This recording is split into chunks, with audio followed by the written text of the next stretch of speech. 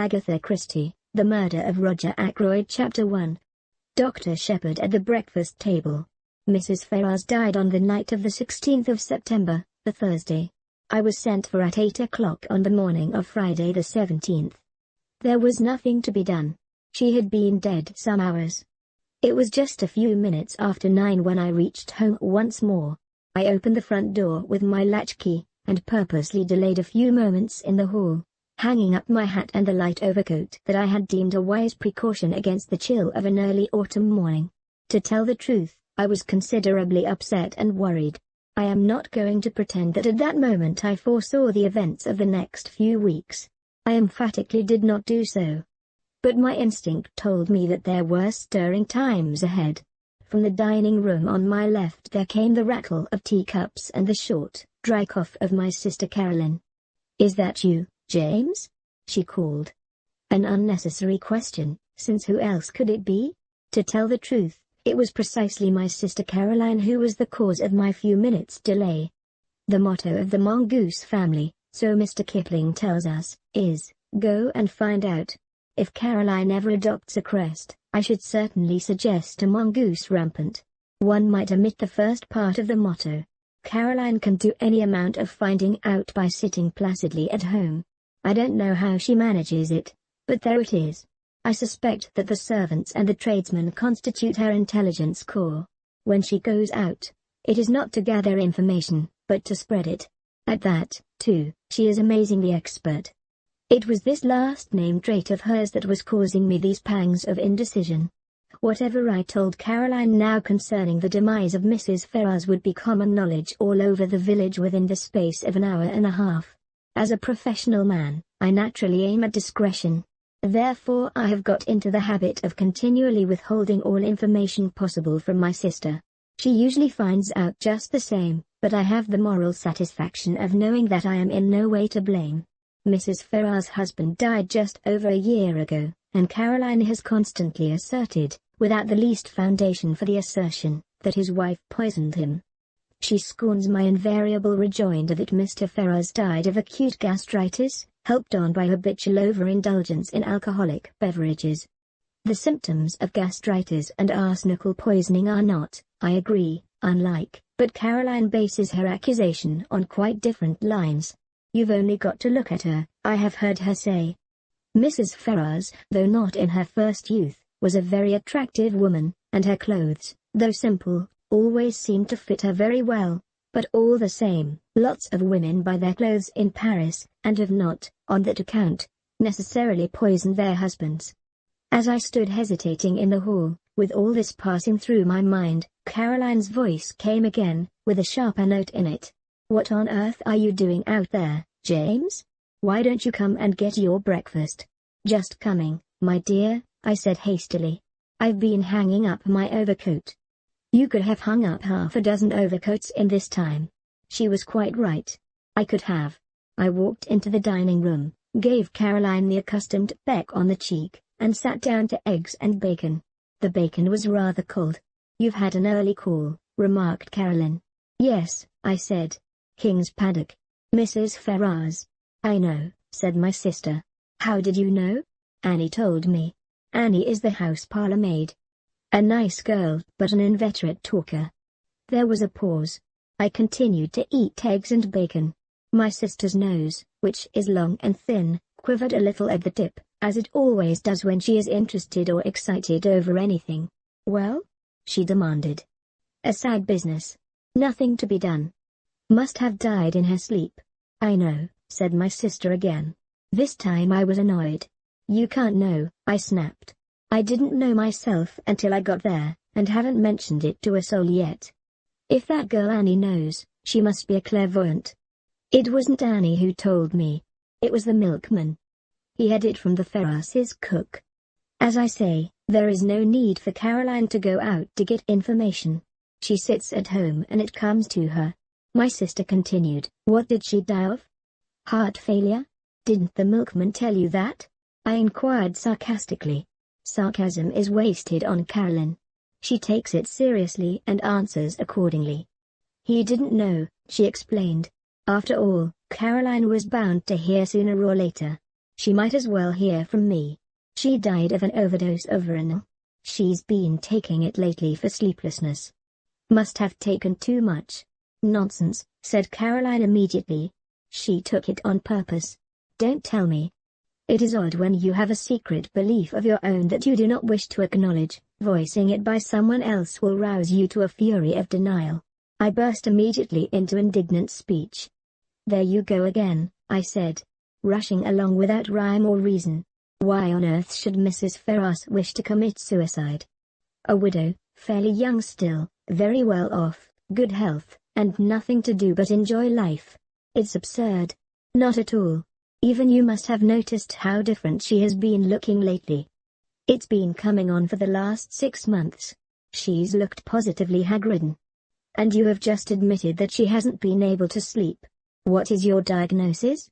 I demanded coldly. An unfortunate love affair, I suppose? My sister shook her head. Remorse, one, she said, with great gusto. Remorse? Yes. You never would believe me when I told you she poisoned her husband. I'm more than ever convinced of it now. I don't think you're very logical, I objected. Surely if a woman committed a crime like murder, she'd be sufficiently cold-blooded to enjoy the fruits of it without any weak-minded sentimentality such as repentance. Caroline shook her head. There probably are women like that, but Mrs. Ferrars wasn't one of them. She was a mass of nerves. An overmastering impulse drove her on to get rid of her husband because she was the sort of person who simply can't endure suffering of any kind, and there's no doubt that the wife of a man like Ashley Ferrars must have had to suffer a good deal. I nodded. And ever since she's been haunted by what she did. I can't help feeling sorry for her. I don't think Caroline ever felt sorry for Mrs. Ferrars whilst she was alive. Now that she has gone where, presumably, Paris frocks can no longer be worn, Caroline is prepared to indulge in the softer emotions of pity and comprehension. I told her firmly that her whole idea was nonsense. I was all the more firm because I secretly agreed with some part, at least, of what she had said. But it is all wrong that Caroline should arrive at the truth simply by a kind of inspired guesswork. I wasn't going to encourage that sort of thing. She will go round the village airing her views, and everyone will think that she is doing so on medical data supplied by me. Life is very trying. Nonsense, said Caroline, in reply to my strictures. You'll see. 10 to 1 she's left a letter confessing everything. She didn't leave a letter of any kind, I said sharply, not seeing where the admission was going to land me. Oh, said Caroline. So you did inquire about that, did you? I believe, James, that in your heart of hearts, you think very much as I do. You're a precious old humbug. One always has to take the possibility of suicide into consideration, I said impressively. Will there be an inquest? There may be. It all depends. If I am able to declare myself absolutely satisfied that the overdose was taken accidentally, an inquest might be dispensed with. And are you absolutely satisfied? Asked my sister shrewdly. I did not answer but got up from the table. Chapter 2. Who's Who in King's Abbot? Before I proceed further with what I said to Caroline and what Caroline said to me, it might be as well to give some the idea of what I should describe as our local geography. Our village, King's Abbot, is, I imagine, very much like any other village. Our big town is Cronchester, 9 miles away. We have a large railway station, a small post office, and 2 rival general stores. Able-bodied men are apt to leave the place early in life, but we are rich in unmarried ladies and retired military officers. Our hobbies and recreations can be summed up in the one word, gossip. There are only 2 houses of any importance in King's Abbot. One is King's Paddock, left to Mrs. Ferrars by her late husband. The other, Fernley Park, is owned by Roger Ackroyd. Ackroyd has always interested me by being a man more impossibly like a country squire than any country squire could be. He reminds one of the red-faced sportsmen who always appeared early in the first act of an old-fashioned musical comedy, the setting being the village green. They usually sang a song about going up to London. Nowadays we have revues, and the country squire has died out of musical fashion. Of course, Ackroyd is not really a country squire. He is an immensely successful manufacturer of, I think, wagon wheels. He is a man of nearly 50 years of age, rubicund of the face and genial of manner. He is hand and glove with the vicar, subscribes liberally to parish funds, though rumour has it that he is extremely mean in personal expenditure, encourages cricket matches, lads' clubs, and disabled soldiers' institutes. He is, in fact, the life and soul of our peaceful village of King's Abbot. Now when Roger Ackroyd was a lad of 21, he fell in love with, and married, a beautiful woman some 5 or 6 years his senior. Her name was Patton, and she was a widow with 1 child. The history of the marriage was short and painful. To put it bluntly, Mrs. Ackroyd was a dipsomaniac. She succeeded in drinking herself into her grave 4 years after her marriage. In the years that followed, Ackroyd showed no disposition to make a second matrimonial adventure. His wife's child by her first marriage was only 7 years old when his mother died. He is now 25. Ackroyd has always regarded him as his son and has brought him up accordingly, but he has been a wild lad and a continual source of worry and trouble to his stepfather. Nevertheless, we are all very fond of Ralph Patton and King's Abbot. He is such a good-looking youngster for one thing. As I said before, we are ready enough to gossip in our village. Everybody noticed from the first that Ackroyd and Mrs. Ferrars got on very well together. After her husband's death, the intimacy became more marked. They were always seen about together, and it was freely conjectured that at the end of her period of mourning, Mrs. Ferrars would become Mrs. Roger Ackroyd. It was felt, indeed, that there was a certain fitness in the thing. Roger Ackroyd's wife had admittedly died of drink. Ashley Ferrars had been a drunkard for many years before his death. It was only fitting that these 2 victims of alcoholic excess should make up to each other for all that they had previously endured at the hands of their former spouses. The Ferrars only came to live here just over a year ago, but a halo of gossip has surrounded Ackroyd for many years past. All the time that Ralph Patton was growing up to manhood, a series of lady housekeepers presided over Ackroyd's establishment, and each, in turn, was regarded with lively suspicion by Caroline and her cronies. It is not too much to say that for at least 15 years the whole village has confidently expected Ackroyd to marry one of his housekeepers. The last of them, a redoubtable lady called Miss Russell, has reigned undisputed for 5 years. Chapter 3. The Ferrars only came to live here just over a year ago, but a halo of gossip has surrounded Ackroyd for many years past.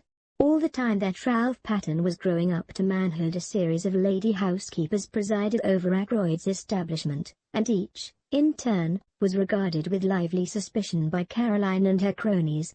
It is not too much to say that for at least 15 years the whole village has confidently expected Ackroyd to marry one of his housekeepers. The last of them, a redoubtable lady called Miss Russell, has reigned undisputed for 5 years, twice as long as any of her predecessors. It is felt that but for the advent of Mrs. Ferrars, Ackroyd could hardly have escaped. That, and one other factor, the unexpected arrival of a widowed sister-in-law with her daughter from Canada.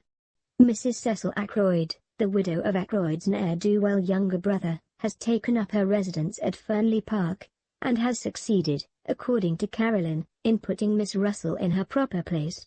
I don't know exactly what a proper place constitutes, it sounds chilly and unpleasant, but I know that Miss Russell goes about with pinched lips, and what I can only describe as an acid smile, and that she professes the utmost sympathy for poor Mrs. Ackroyd, dependent on the charity of her husband's brother. The bread of charity is so bitter, is it not? Should be quite miserable if I did not work for my living. I don't know what Mrs. Cecil Ackroyd thought of the Ferrars affair when it came on the tapis. It was clear to her advantage that Ackroyd should remain unmarried. She was always very charming, not to say gushing, to Mrs. Ferrars when they met. Caroline says that proves less than nothing. Such has been our preoccupations in King's Abbot for the last few years. We have discussed Ackroyd and his affairs from every standpoint. Mrs. Ferrars has fitted into her place in the scheme. Now there has been a rearrangement of the kaleidoscope. From a mild discussion of probable wedding presents, we had been jerked into the midst of tragedy. Revolving these and sundry other matters in my mind, I went mechanically on my round. I had no cases of special interest to attend, which was, perhaps, as well, for my thoughts returned again and again to the mystery of Mrs. Ferrars's death. Had she taken her own life? Surely, if she had done so, she would have left some word behind to say what she contemplated doing. Women, in my experience, if they once reach the determination to commit suicide, usually wish to reveal the state of mind that led to the fatal action. They covet the limelight. When had I last seen her? Not for over a week. Her manner then had been normal enough considering everything. Then I suddenly remembered that I had seen her, though not to speak to, only yesterday. She had been walking with Ralph Patten and I had been surprised because I had had no idea that he was likely to be in King's Abbot. I thought, indeed, that he had quarrelled finally with his stepfather. Nothing had been seen of him down here for nearly 6 months. They had been walking along, side by side, their heads close together, and she had been talking very earnestly. I think I can safely say that it was at this moment that a foreboding of the future first swept over me. Nothing tangible as yet, but a vague premonition of the way things were set. That earnest tete-a-tete between Ralph Patten and Mrs. Ferrars the day before struck me disagreeably. I was still thinking of it when I came face to face with Roger Ackroyd. "Shepherd," he exclaimed. "Just the man I wanted to get hold of. This is a terrible business. Vertical bar carrot, you've heard then?" He nodded. He had felt the blow keenly, I could see. His big red cheeks seemed to have fallen in, and he looked a positive wreck of his usual jolly, healthy self. "It's worse than you know," he said quietly. "Look here, Shepherd, I've got to talk to you. Can you come back with me now?" "Hardly. I've got 3 patients to see still, and I must be back by 12 to see my surgery patients. Then this afternoon, no, better still, dine tonight. At 7.30. Will that suit you?" "Yes, I can manage that all right. What's wrong?" "Is it Ralph?" I hardly knew why I said that, except, perhaps, that it had so often been Ralph. Ackroyd stared blankly at me as though he hardly understood. I began to realize that there must be something I'm sure Miss Russell knows far more about high society than I do. I didn't attempt to argue with her. "Just tell me this, doctor," said Miss Russell. "Suppose you are really a slave of the drug habit. Is there any cure?" One cannot answer a question like that offhand. I gave her a short lecture on the subject, and she listened with close attention. I still suspected her of seeking information about Mrs. Ferrars. "Now, Vernal, for instance," I proceeded. But, strangely enough, she didn't seem interested in Vernal.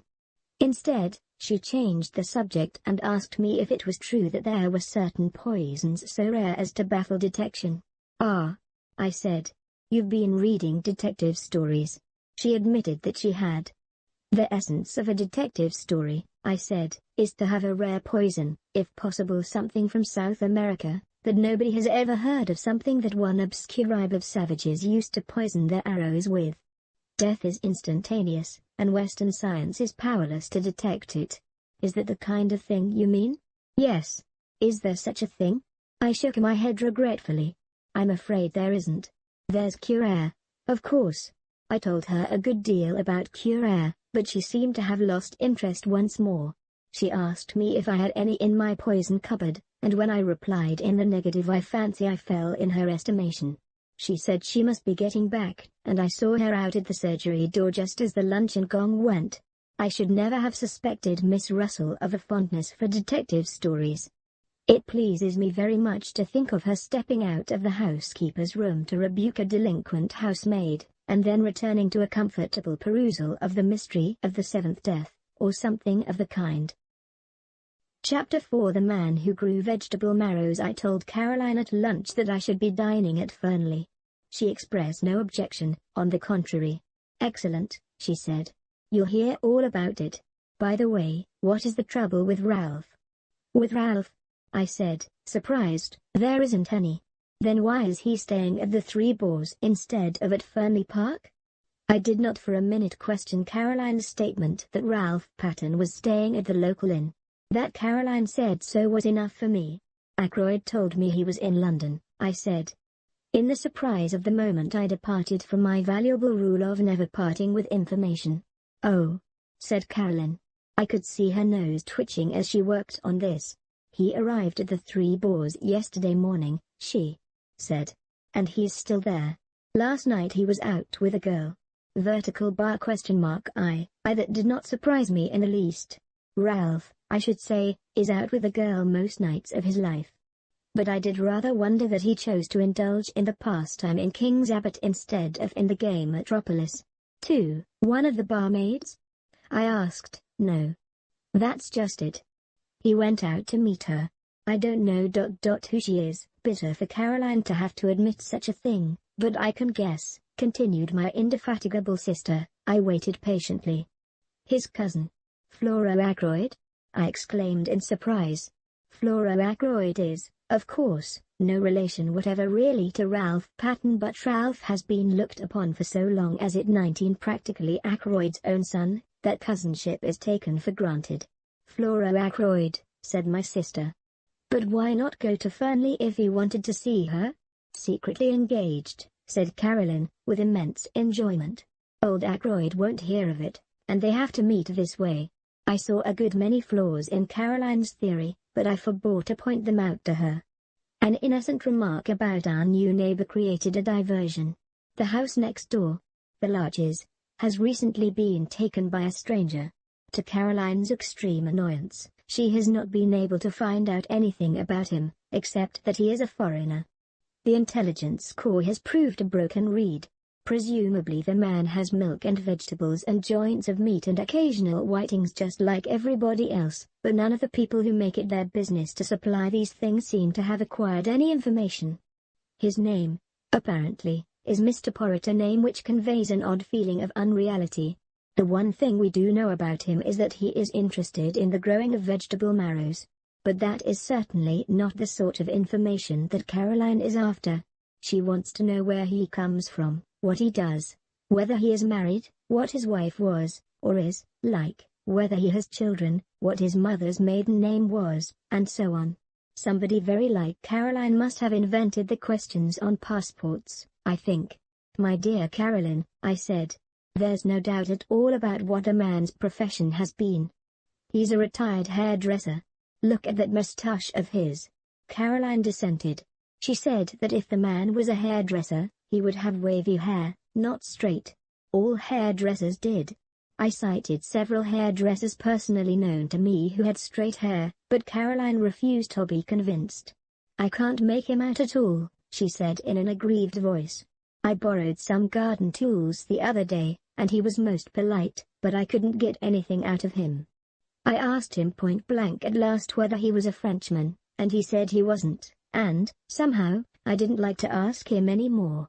I began to be more interested in our mysterious neighbor.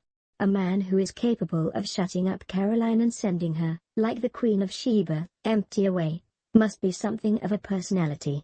I believe, said Caroline, that he's got one of those new vacuum cleaners. I saw a meditated loan and the opportunity of further questioning gleaming from her eye.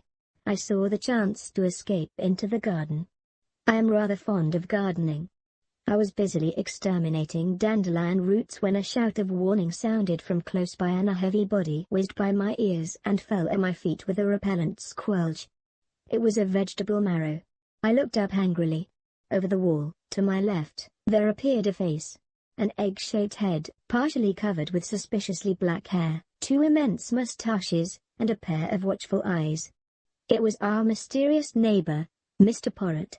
Hi, he broke at once into fluent apologies. I demand of you 1,000 pardons, monsieur. I am without defense. For some months now I cultivate the marrows. This morning suddenly I enrage myself with these marrows. I send them to promenade themselves. Alas! Not only mentally but physically. I seized the biggest. I hurl him over the wall. Monsieur, I am ashamed. I prostrate myself. Before such profuse apologies, my anger was forced to melt. After all, the wretched vegetable hadn't hit me. But I sincerely hoped that throwing large vegetables over walls was not our new friend's hobby. Such a habit could hardly endear him to us as a neighbor. The strange little man seemed to read my thoughts. Ah! No, he exclaimed. Do not disquiet yourself. It is not with me a habit.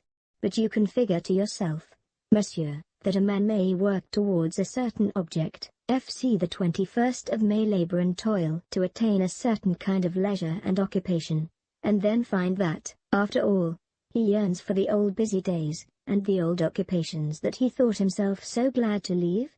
Yes, I said slowly. I fancy that is a common enough occurrence. I myself am perhaps an instance. A year ago I came into a legacy, enough to enable me to realize a dream. I have always wanted to travel, to see the world. Well, that was a year ago, as I said, and I am still here. My little neighbor nodded. The chains of habit. We work to attain an object, and the object gained, we find that what we miss is the daily toil. And mark you, monsieur, my work was interesting work. The most interesting work there is in the world. Yes? I said encouragingly. For the moment the spirit of Caroline was strong within me. The study of human nature, monsieur. Just so, I said kindly. A retired hairdresser. Who knows the secrets of human nature better than a hairdresser? Also, I had a friend who for many years never left my side. Occasionally of an imbecility to make one afraid, nevertheless he was very dear to me. Figure to yourself that I miss even his stupidity. His naivete, his honest outlook, the pleasure of delighting and surprising him by my superior gifts, all these I miss more than I can tell you. He died? I asked sympathetically. Not so. He lives and flourishes, but on the other side of the world. He is now in the Argentine. In the Argentine, I said enviously. I have always wanted to go to South America. I sighed, and then looked up to find Mr. Porritt eyeing me sympathetically. He seemed an understanding little man. Will you go there, yes? He asked. I shook my head with a sigh. I could have gone, I said, a year ago. But I was foolish and worse than foolish, greedy. I risked the substance for the shadow. I comprehend, said Mr. Porritt. You speculated? I nodded mournfully, but despite myself, I felt secretly entertained. This ridiculous little man was so portentously solemn. Not the porcupine oil fields? He asked suddenly. I stared. I thought of them, as a matter of fact, but in the end I plumped for a gold mine in Western Australia. My neighbor was regarding me with a strange expression that I could not fathom. It is fate, he said at last. What is fate? I asked irritably. That I should live next to a man who seriously considers porcupine oil fields, and also West Australian gold mines. Tell me, have you also a penchant for auburn hair? I stared at him open-mouthed, and he burst out laughing. No, no, it is not the insanity that I suffer from. Make your mind easy. It was a foolish question that I put to you there, for, you see, my friend of whom I spoke was a young man, a man who thought all women good, and most of them beautiful. But you are a man of middle age, a doctor, a man who knows the folly and the vanity of most things in this life of ours. Well, we are neighbors. I beg of you to accept and present to your excellent sister my best marrow. He stooped, and with a flourish produced an immense specimen of the tribe, which I duly accepted in the spirit in which it was offered. Indeed, said the little man cheerfully, this has not been a wasted morning. I have made the acquaintance of a man who in some ways resembles my far-off friend. By the way, I should like to ask you a question. You doubtless know everyone in this tiny village. Who is the young man with the very dark hair and eyes, and the handsome face? He walks with his head flung back, and an easy smile on his lips. The description left me in no doubt. That must be Captain Ralph Patten, I said slowly. I have not seen him about here before? No, he has not been here for some time. But he is the son, adopted son, rather, of Mr. Ackroyd of Fernley Park. My neighbor made a slight gesture of impatience. Of course, I should have guessed. Mr. Ackroyd spoke of him many times. You know Mr. Ackroyd? I said, slightly surprised. Mr. Ackroyd knew me in London, when I was at work there. I have asked him to say nothing of my profession down here. I see, I said, rather amused by this patent snobbery, as I thought it.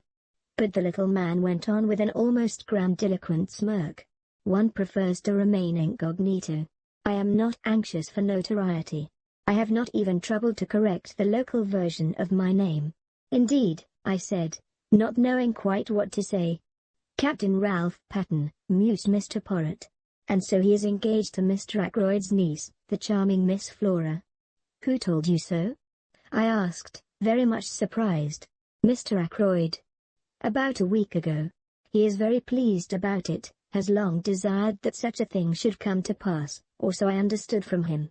I even believe that he brought some pressure to bear upon the young man. That is never wise. A young man should marry to please himself, not to please a stepfather from whom he has expectations. My ideas were completely upset.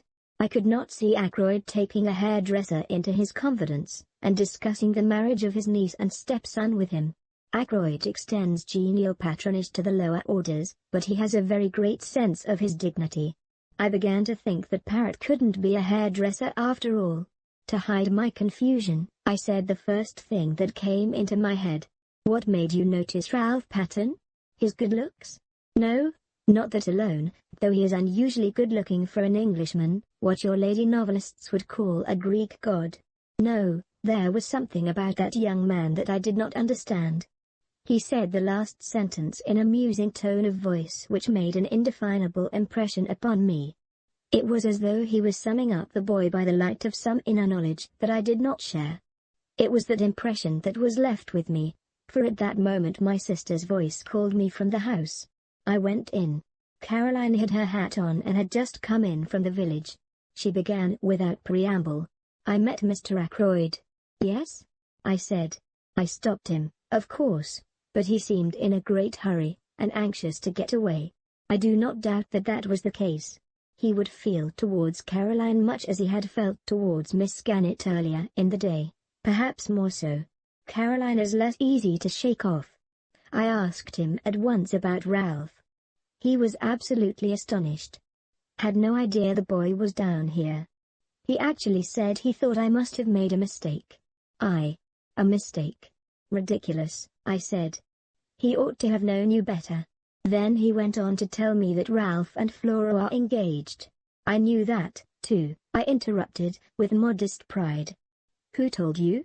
Our new neighbor. Caroline visibly wavered for a second or two, much as if a roulette ball might coyly hover between two numbers. Then she declined the tempting red herring. I told Mr. Ackroyd that Ralph was staying at the Three Boars. Caroline, I said, do you never reflect that you might do a lot of harm with this habit of yours of repeating everything indiscriminately? Nonsense, said my sister. People ought to know things. I consider it my duty to tell them. Mr. Ackroyd was very grateful to me. Well, I said, for there was more to come. I think he went straight off to the Three Boars, but if so he didn't find Ralph there. No? No. Because as I was coming back through the wood, I interrupted. Caroline had the grace to blush. It was such a lovely day, she exclaimed. I thought I would make a little round. The woods with their autumnal tints are so perfect at this time of year. Caroline does not care a hang for woods at any time of year. Normally she regards them as places where you get your feet damp, and where all kinds of unpleasant things may drop on your head. No, it was good sound mongoose instinct that took her to our local wood. It is the only place adjacent to the village of King's Abbot where you can talk with a young woman unseen by the whole of the village. It adjoins the park of Fernley. Well, I said, go on. As I say, I was just coming back through the wood when I heard voices. Caroline paused. Yes? One was Ralph Patten's, I knew it at once. The other was a girl's. Of course I didn't mean to listen, of course not, I interjected, with patent sarcasm which was, however, wasted on Caroline. But I simply couldn't help overhearing. The girl said something, I didn't quite catch what it was, and Ralph answered. He sounded very angry. My dear girl, he said. Don't you realize that it is quite on the cards the old man will cut me off with a shilling? He's been pretty fed up with me for the last few years. A little more would do it. And we need the dibs, my dear. I shall be a very rich man when the old fellow pops off. He's mean as they make 'em, but he's rolling in money really. I don't want him to go altering his will. You leave it to me, and don't worry. Those were his exact words. I remember them perfectly. Unfortunately, just then I stepped on a dry twig or something, and they lowered their voices and moved away. I couldn't, of course, go rushing after them, so wasn't able to see who the girl was. That must have been most vexing, I said. I suppose, though. You hurried on to the Three Boars, felt faint, and went into the bar for a glass of brandy, and so were able to see if both the barmaids were on duty. It wasn't a barmaid, said Caroline unhesitatingly. In fact, I'm almost sure that it was Flora Ackroyd, only it doesn't seem to make sense, I agreed. But if it wasn't Flora, who could it have been? Rapidly my sister ran over a list of maidens living in the neighborhood, with profuse reasons for and against. When she paused for breath, I murmured something about a patient, and slipped out. I proposed to make my way to the Three Boars. It seemed likely that Ralph Patten would have returned there by now. I knew Ralph very well, better, perhaps, than anyone else in King's Abbot, for I had known his mother before him, and therefore I understood much in him that puzzled others. He was, to a certain extent, the victim of heredity. He had not inherited his mother's fatal propensity for drink, but nevertheless he had in him a strain of weakness. As my new friend of this morning had declared, he was extraordinarily handsome.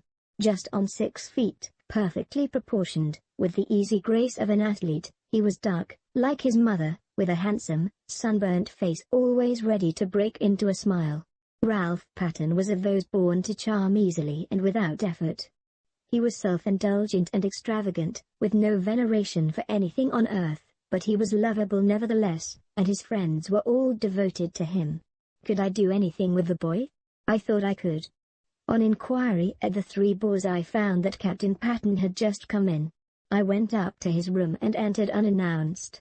For a moment, remembering what I had heard and seen, I was doubtful of my reception, but I need have had no misgivings. "Why, it's Shepherd.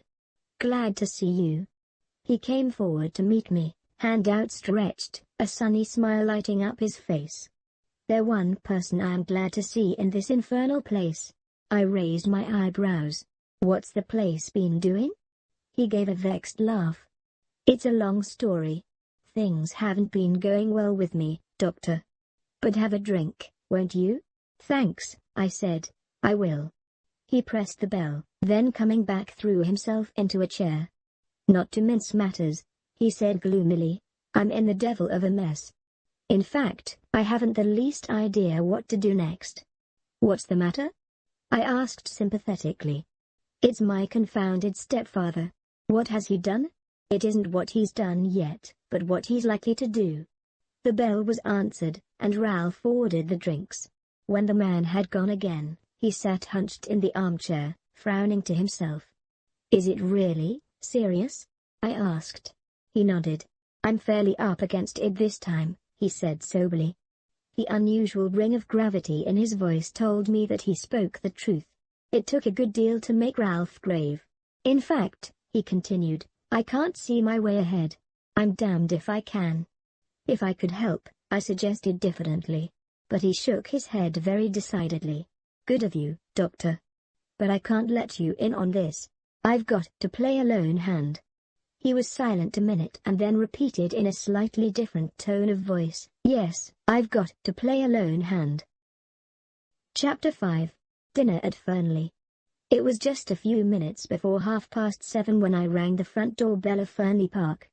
The door was opened with admirable promptitude by Parker, the butler. The night was such a fine one that I had preferred to come on foot. I stepped into the big square hall and Parker relieved me of my overcoat. Just then Ackroyd's secretary, a pleasant young fellow by the name of Raymond, passed through the hall on his way to Ackroyd's study, his hands full of papers. "Good evening, Doctor. Coming to dine? Or is this a professional call?" The last was in allusion to my black bag which I had laid down on the oak chest. I explained that I expected a summons to a confinement case at any moment, and so had come out prepared for an emergency call. Raymond nodded, and went on his way, calling over his shoulder, "Go into the drawing room. You know the way. The ladies will be down in a minute. I must just take these papers to Mr. Ackroyd, and I'll tell him you're here."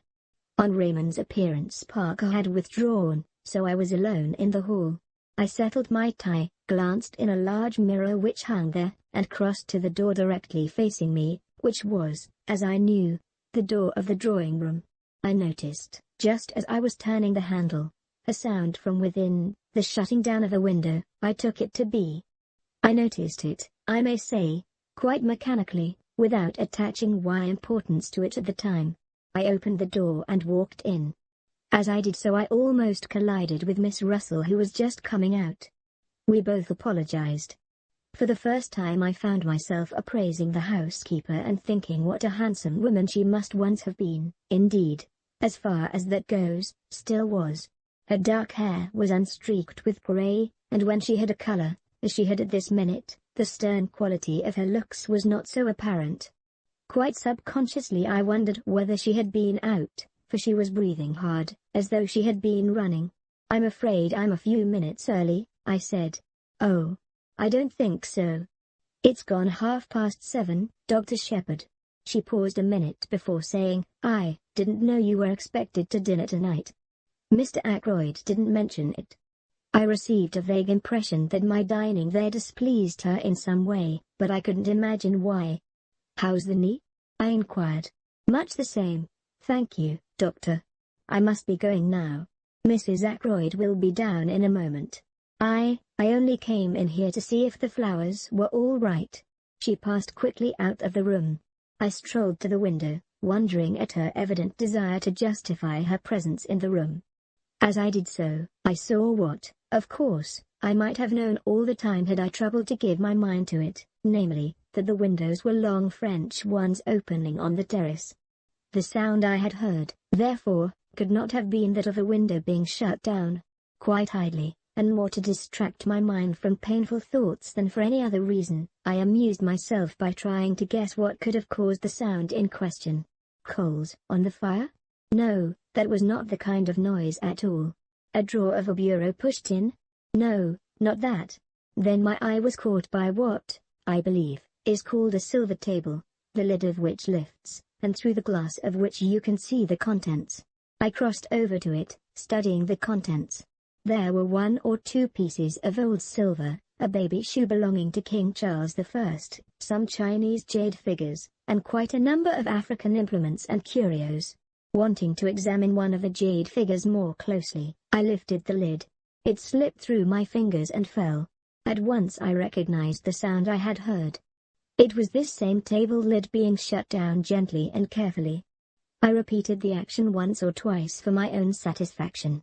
Then I lifted the lid to scrutinize the contents more closely.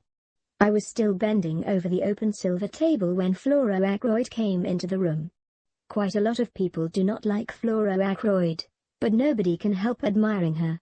And to her friends she can be very charming. The first thing that strikes you about her is her extraordinary fairness. She has the real Scandinavian pale gold hair. Her eyes are blue as the waters of a Norwegian fjord, and her skin is cream and roses. She has square, boyish shoulders and slight hips. And to a jaded medical man it is very refreshing to come across such perfect health. A simple, straightforward English girl. I may be old-fashioned, but I think the genuine article takes a lot of beating. Flora joined me by the silver table, and expressed heretical doubts as to King Charles I ever having worn the baby shoe. "And anyway," continued Miss Flora, "all this making a fuss about things because someone wore or used them seems to me all nonsense. They're not wearing or using them now. That pen that George Eliot wrote the mill on the floss with, that sort of thing, well, it's only just a pen after all. If you're really keen on George Eliot, why not get the mill on the floss in a cheap edition and read it? I suppose you never read such old out-of-date stuff, Miss Flora?" "You're wrong, Dr. Shepherd. I love the mill on the floss." I was rather pleased to hear it. The things young women read nowadays and profess to enjoy positively frighten me. "You haven't congratulated me yet, Dr. Shepherd," said Flora. "Haven't you heard?" She held out her left hand. On the third finger of it was an exquisitely set single pearl. "I'm going to marry Ralph, you know," she went on. "Uncle is very pleased. It keeps me in the family, you see."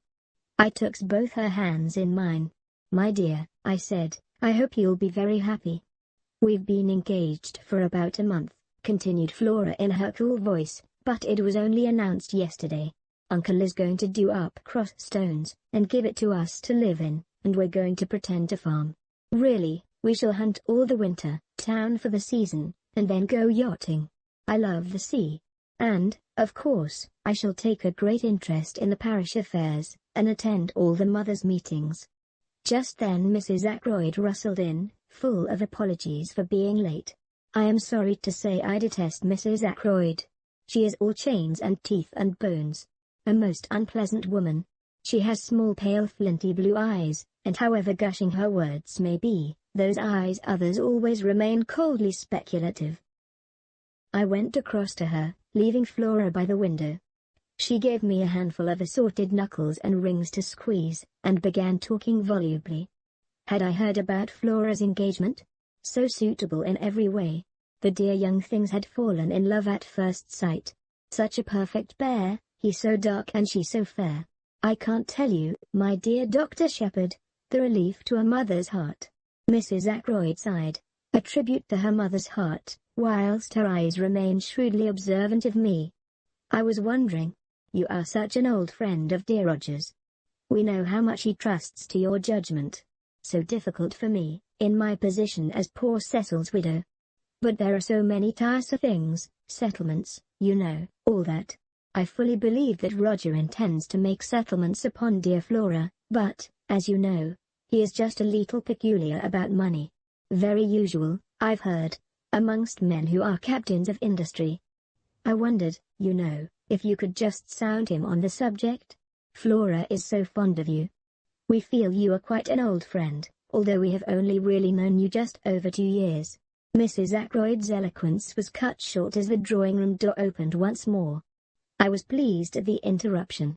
I hate interfering in other people's affairs, and I had not the least intention of tackling Ackroyd on the subject of Flora's settlements. In another moment I should have been forced to tell Mrs. Ackroyd as much. "You know Major Blunt, don't you, Doctor?" "Yes, indeed," I said. "A lot of people know Hector Blunt, at least by repute. He has shot more wild animals in unlikely places than any man living, I suppose. When you mention him, people say, 'Blunt, you don't mean the big game man, do you?' His friendship with Ackroyd has always puzzled me a little. The two men are so totally dissimilar. Hector Blunt is perhaps 5 years Ackroyd's junior. They made friends early in life, and though their ways have diverged, the friendship still holds. About once in 2 years Blunt spends a fortnight at Fernley, and an immense animal's head, with an amazing number of horns which fixes you with a glazed stare as soon as you come inside the front door, is a permanent reminder of the friendship. Blunt had entered the room now with his own peculiar, deliberate, yet soft-footed tread. He is a man of medium height, sturdily and rather stockily built. His face is almost mahogany-colored, and is peculiarly expressionless. He has grey eyes that give the impression of always watching something that is happening very far away. He talks little, and what he does say is said jerkily, as though the words were forced out of him unwillingly. He said now, "How are you, Shepherd?" in his usual abrupt fashion, and then stood squarely in front of the fireplace looking over our heads as though he saw something very interesting happening in Timbuktu. "Major Blunt," said Flora, "I wish you'd tell me about these African things. I'm sure you know what they all are. I have heard Hector Blunt described as a woman-hater, but I noticed that he joined Flora at the silver table with what might be described as alacrity. They bent over it together. I was afraid Mrs. Ackroyd would begin talking about settlements again, so I made a few hurried remarks about the new sweet pea. I knew there was a new sweet pea because the Daily Mail had told me so that morning. Mrs. Ackroyd knows nothing about horticulture, but she is the kind of woman who likes to appear well informed about the topics of the day, and she, too, reads the Daily Mail. We were able to converse quite intelligently until Ackroyd and his secretary joined us, and immediately afterwards Parker announced dinner. My place at table was between Mrs. Ackroyd and Flora. Blunt was on Mrs. Ackroyd's other side, and Geoffrey Raymond next to him. Dinner was not a cheerful affair. Ackroyd was visibly preoccupied. He looked wretched, and ate next to nothing. Mrs. Ackroyd, Raymond, and I kept the conversation going. Flora seemed affected by her uncle's depression, and Blunt relapsed into his usual taciturnity. Immediately after dinner, Ackroyd slipped his arm through mine and led me off to his study. "Once we've had coffee, we shan't be disturbed again," he explained. "I told Raymond to see to it that we shouldn't be interrupted." I studied him quietly without appearing to do so. He was clearly under the influence of some strong excitement. For a minute or two he paced up and down the room, then, as Parker entered with the coffee tray, he sank into an armchair in front of the fire. The study was a comfortable apartment. Bookshelves lined one wall of it. The chairs were big and covered in dark blue leather. A large desk stood by the window and was covered with papers neatly docketed and filed. On a round table were various magazines and sporting papers. "I've had a return of that pain after food lately," remarked Ackroyd calmly, as he helped himself to coffee. "You must give me some more of those tablets of yours." It struck me that he was anxious to convey the impression that our conference was a medical one. I played up accordingly. "I thought as much. I brought some up with me." "Good man. Hand them over now." "They're in my bag in the hall." "I'll get them." Ackroyd arrested me. "Don't you trouble. Parker will get them. Bring in the doctor's bag, will you, Parker?" "Very good, sir." Parker withdrew. As I was about to speak, Ackroyd threw up his hand. "Not yet. Wait. Don't you see I'm in such a state of nerves that I can hardly contain myself?" I saw that plainly enough. And I was very uneasy. All sorts of forebodings assailed me. Ackroyd spoke again almost immediately. "Make certain that window's closed, will you?" he asked. Somewhat surprised, I got up and went to it. It was not a French window, but one of the ordinary sash type. The heavy blue velvet curtains were drawn in front of it, but the window itself was open at the top. Parker re-entered the room with my bag while I was still at the window. "That's all right," I said, emerging again into the room. "You've put the latch across?" Yes. "What's the matter with you, Ackroyd?" The door had just closed behind Parker, or I would not have put the question. Ackroyd waited just a minute before replying. "I'm in hell," he said slowly, after a minute. "No, don't bother with those damn tablets. I only said that for Parker. Servants are so curious. Come here and sit down. The door's closed too, isn't it?" "Yes. Nobody can overhear. Don't be uneasy. Shepard, nobody knows what I've gone through in the last 24 hours. If a house ever fell 11 in ruin about him, mine has about this business of Ralph's is the last straw. But we won't talk about that now. It's the other I don't kw what to do about it. And I've got to make up my mind. Sock 11. What's the trouble?" Ackroyd remained silent a minute or two. He seemed curiously averse to begin. Though he DLDA, the question he asked came as a complete surprise. It was the last thing I expected. "Shepard, you attended Ferraz in his last illness, didn't you?" "Yes, I did." He seemed to find even greater difficulty in framing his next question. "Did you ever suspect, DSN ever enter Y0111 head that he might have been? I'll tell you the truth, sold at the Tlm. Had no suspicion whatever, but Sino, well, it was mere idle talk on my sister's part that first PR1 milled ear into my head. Since then I haven't been able to right out Targa 1 BMDY. I've no foundation whatever for that suspicion." "He was poisoned," said Ackroyd. He spoke in a dull heavy voice. "Who by?" I asked sharply his wife. "How do you know that?" "She told me so herself." "When?" "Yesterday." "My God. Yesterday.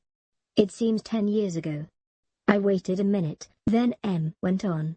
"You understand, Shepard Dr. Tell MGV011 this confidence. It's to go no further like carrot 1. Want your advice. I can't carry the whole weight by half like carrot, as L said. Carrot W. I don't know what to do." "Can you tell me the whole story?" I said. "I'm still in the dark. How did Mrs. Ferraz come to make this confession to you?" "It's like this. 3 months ago I asked Mrs. Ferraz to marry me. She refused. I asked her again and she consented, but she refused to allow me to make the engagement public until her year of mourning was up. Yesterday I called upon her, pointed out that a year and 3 weeks had now elapsed since her husband's death, and that there could be no further objection to making the engagement public property. I had noticed that she had been very strange in her manner for some days. Now, suddenly, without the least warning, she broke down completely. She told me everything. Her hatred of her brute of a husband, her growing love for me, and the dreadful means she had taken. Poison. My God. It was murder in cold blood. I saw the repulsion, the horror, in Ackroyd's face. So Mrs. Ferrars must have seen it. Ackroyd is not the type of the great lover who can forgive all for love's sake. He is fundamentally a good citizen. All that was sound and wholesome and law-abiding in him must have turned from her utterly in that moment of revelation. Yes, he went on, in a low, monotonous voice, she confessed everything. It seems that there is one person who has known all along, who has been blackmailing her for huge sums. It was the strain of that drove her nearly mad. Who was the man?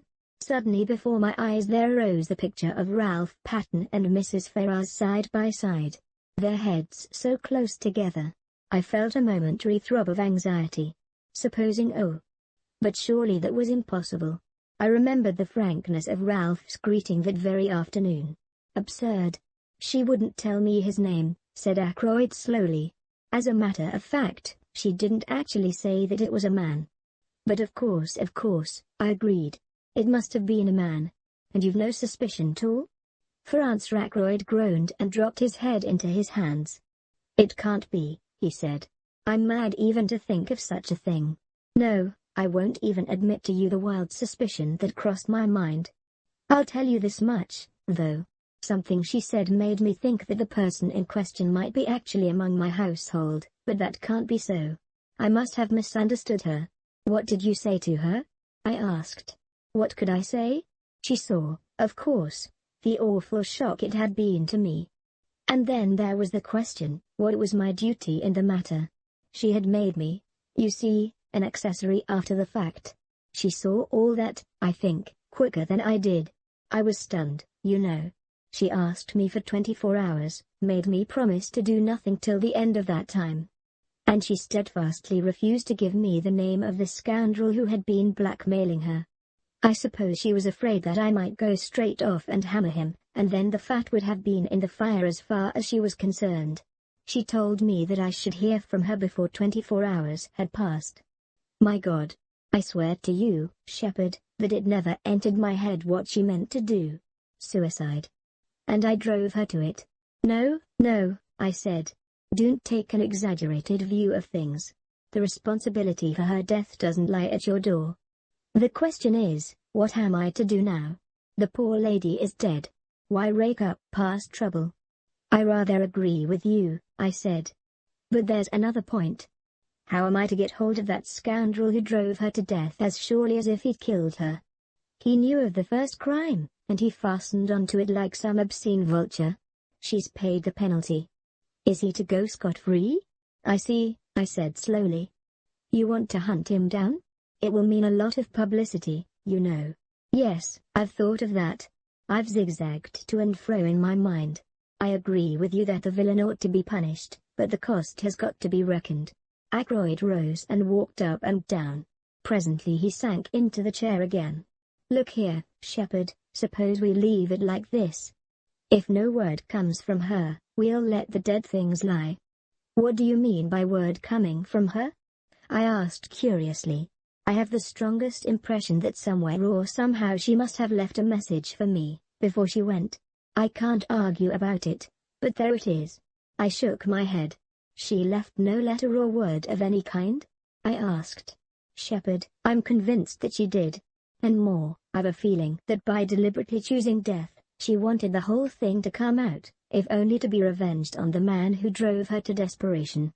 I believe that if I could have seen her then, she would have told me his name and bid me go for him for all I was worth. He looked at me. You don't believe in impressions? Oh, yes, I do, in a sense. If, as you put it, words should come from her. I broke off. The door opened noiselessly and Parker entered with a salver on which were some letters. The Evening Post, sir, he said, handing the salver to Ackroyd. Then he collected the coffee cups and withdrew. My attention, diverted for a moment, came back to Ackroyd. He was staring like a man turned to stone at a long blue envelope. The other letters he had let drop to the ground. "Her writing," he said in a whisper. "She must have gone out and posted it last night, just before he ripped open the envelope and drew out a thick enclosure." Then he looked up sharply. "You are sure you shut the window?" he said. "Quite sure," I said, surprised. "Why?" "All this evening I've had a queer feeling of being watched, spied upon." "What's that?" He turned sharply. So did I. We both had the impression of hearing the latch of the door give ever so slightly. I went across to it and opened it. There was no one there. "Nerves," murmured Ackroyd to himself. He unfolded the thick sheets of paper, and read aloud in a low voice. "My dear, my very dear Roger, a life calls for a life. I see that minus one saw it in your face this afternoon. So I am taking the only road open to me. I leave to you the punishment of the person who has made my life a hell upon earth for the last year. I would not tell you the name this afternoon, but I propose to write it to you now. I have no children or near relations to be spared, so do not fear publicity. If you can, Roger, my very dear Roger, forgive me the wrong I meant to do you, since when the time came, I could not do it after all." Ackroyd, his finger on the sheet to turn it over, paused. "Shepard, forgive me, but I must read this alone," he said unsteadily. "It was meant for my eyes, and my eyes only." He put the letter in the envelope and laid it on the table. "Later, when I am alone." "No," I cried impulsively, "read it now." Ackroyd stared at me in some surprise. "I beg your pardon," I said, reddening. "I do not mean read it loud to me, but read it through whilst I am still here." Ackroyd shook his head. "No, I'd rather wait." But for some reason, obscure to myself, I continued to urge him. "At least, read the name of the man," I said. Now Ackroyd is essentially pig-headed. The more you urge him to do a thing, the more determined he is not to do it. All my arguments were in vain. The letter had been brought in at 20 minutes to 9. It was just on 10 minutes to 9 when I left him, the letter still unread. I hesitated with my hand on the door handle, looking back and wondering if there was anything I had left undone. I could think of nothing. With a shake of the head I passed out and closed the door behind me. I was startled by seeing the figure of Parker close at hand. He looked embarrassed, and it occurred to me that he might have been listening at the door. What a fat, smug, oily face the man had, and surely there was something decidedly shifty in his eye. "Mr. Ackroyd particularly does not want to be disturbed," I said coldly. "He told me to tell you so." "Quite so, sir. I fancied I heard the bell ring." This was such a palpable untruth that I did not trouble to reply. Preceding me to the hall, Parker helped me on with my overcoat, and I stepped out into the night. The moon was overcast, and everything seemed very dark and still. The village church clock chimed 9 o'clock as I passed through the lodge gates. I turned to the left towards the village, and almost cannoned into a man coming in the opposite direction. "This the way to Fernley Park, mister?" asked the stranger in a hoarse voice. I looked at him. He was wearing a hat pulled down over his eyes, and his coat collar turned up. I could see little or nothing of his face, but he seemed a young fellow. The voice was rough and uneducated. "These are the lodge gates here," I said. "Thank you, mister." He paused, and then added, quite unnecessarily, "I'm a stranger in these parts, you see," he went on, passing through the gates as I turned to look after him. The odd thing was that his voice reminded me of someone's voice that I knew, but whose it was I could not think. 10 minutes later I was at home once more. Caroline was full of curiosity to know why I had returned so early. I had to make up a slightly fictitious account of the evening in order to satisfy her, and I had an uneasy feeling that she saw through the transparent device. At 10 o'clock I rose, yawned, and suggested bed. Caroline acquiesced. It was Friday night, and on Friday night I wind the clocks. I did it as usual, whilst Caroline satisfied herself that the servants had locked up the kitchen properly. It was 10:15 as we went up the stairs. I had just reached the top when the telephone rang in the hall below. "Mrs. Bates," said Caroline immediately. "I'm afraid so," I said ruefully. I ran down the stairs and took up the receiver. "What?" I said. W7W? Certainly, I'll come at once. I ran upstairs, caught up my bag, and stuffed a few extra dressings into it. Tucker telephoning, I shouted to Carolyn, from Fernley. They've just found Roger Ackroyd murdered. I got out the car in next to no time, and drove rapidly to Fernley. Jumping out, I pulled the bell impatiently. There was some delay in answering, and I rang again. Then I heard the rattle of the chain, and Parker, his impassivity of countenance quite unmoved, stood in the open doorway. I pushed past him into the hall. "Where is he?" I demanded sharply. "I beg your pardon, sir?" "Your master, Mr. Ackroyd." "Don't stand there staring at me, man. Have you notified the police?" "The police, sir? Did you say the police?" Parker stared at me as though I were a ghost. "What's the matter with you, Parker? If, as you say, your master has been murdered," a gasp broke from Parker. "Their master? Murdered? Impossible, sir." It was my turn to stare. "Didn't you telephone to me, not 5 minutes ago, and tell me that Mr. Ackroyd had been found murdered? There, sir?" "Oh, no indeed, sir. I wouldn't dream of doing such a thing." "Do you mean to say it's all a hoax? That there's nothing the matter with Mr. Ackroyd?" "Excuse me, sir, did the person telephoning use my name? I'll give you the exact words I heard." "Is that Dr. Shepard?" "Parker, the butler at Fernley, speaking. Will you please come at once, sir? Mr. Ackroyd has been murdered." Parker and I stared at each other blankly. "A very wicked joke to play, sir," he said at last, in a shocked tone. "Fancy saying a thing like that." "Where is Mr. Ackroyd?" I asked suddenly. "Still in the study, I fancy, sir. The ladies have gone to bed, and Major Blunt and the Mr. Raymond are in the billiard room." "I think I'll just look in and see him for a minute," I said. I know he didn't want to be disturbed again, but this odd practical joke has made me uneasy. I'd just like to satisfy myself that he's all right. "Quite so, sir. It makes me feel quite uneasy myself. If you don't object to my accompanying you as far as the door, sir?" "Not at all," I said. "Come along." I passed through the door on the right, Parker on my heels, traversed the little lobby where a small flight of stairs led upstairs to Ackroyd's bedroom, and tapped on the study door. There was no answer. I turned the handle, but the door was locked. "Allow me, sir," said Parker. Very nimbly, for a man of his build, he dropped on one knee and applied his eye to the keyhole.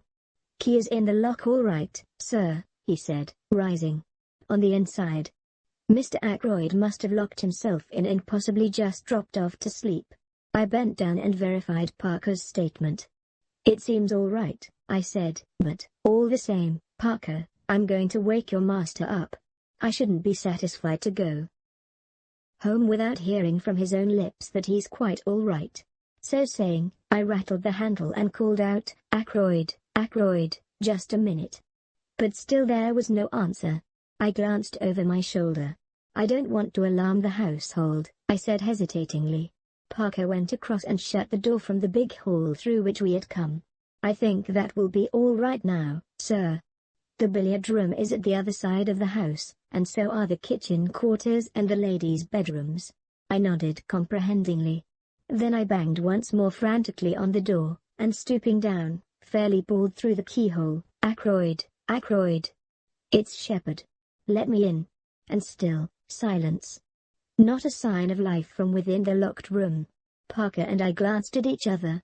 "Look here, Parker," I said, "I'm going to break this door in, or rather, we are. I'll take the responsibility." "If you say so, sir," said Parker, rather doubtfully. "I do say so. I'm seriously alarmed about Mr. Ackroyd." I looked round the small lobby and picked up a heavy oak chair. Parker and I held it between us and advanced to the assault. Once, twice, and 3 times we hurled it against the lock. At the third blow it gave, and we staggered into the room. Ackroyd was sitting as I had left him in the armchair before the fire. His head had fallen sideways, and clearly visible, just below the collar of his coat, was a shining piece of twisted metal work.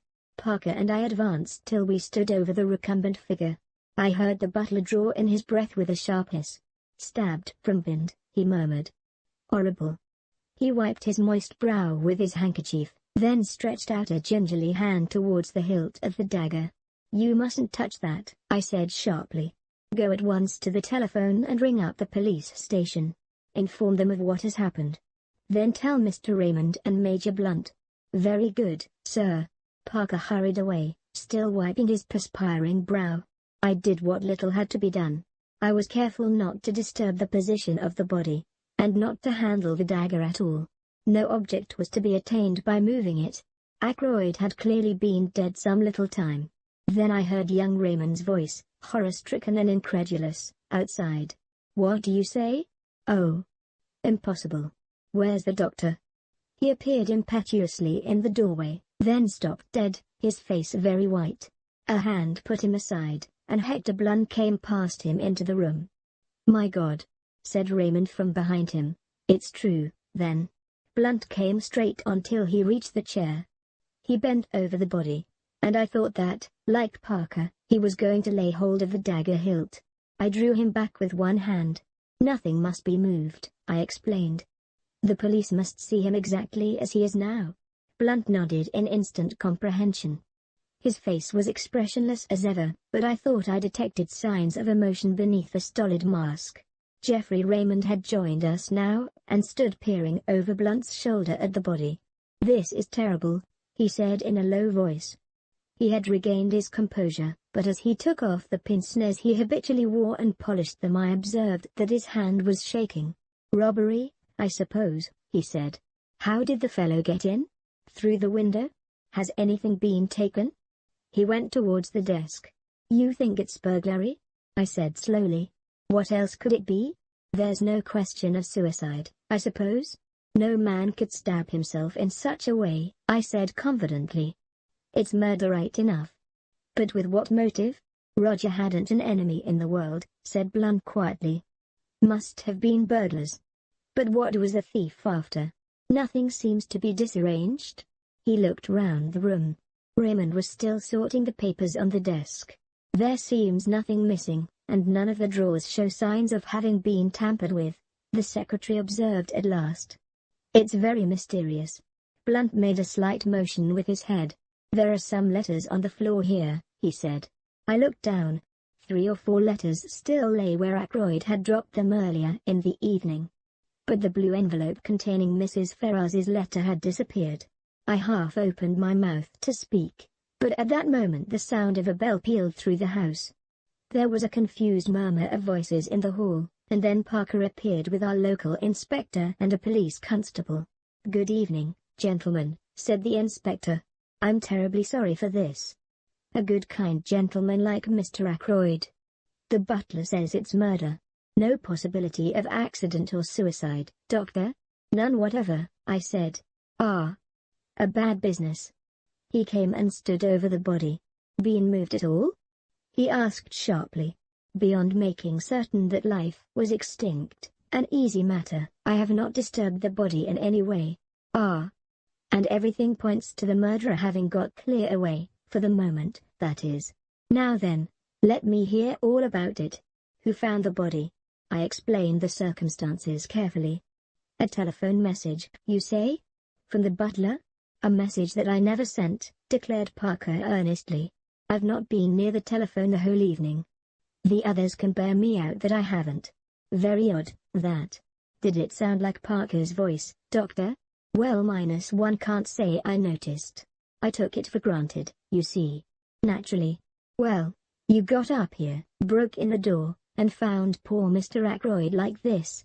How long should you say he had been dead, doctor?" "Half an hour at least, perhaps longer," I said.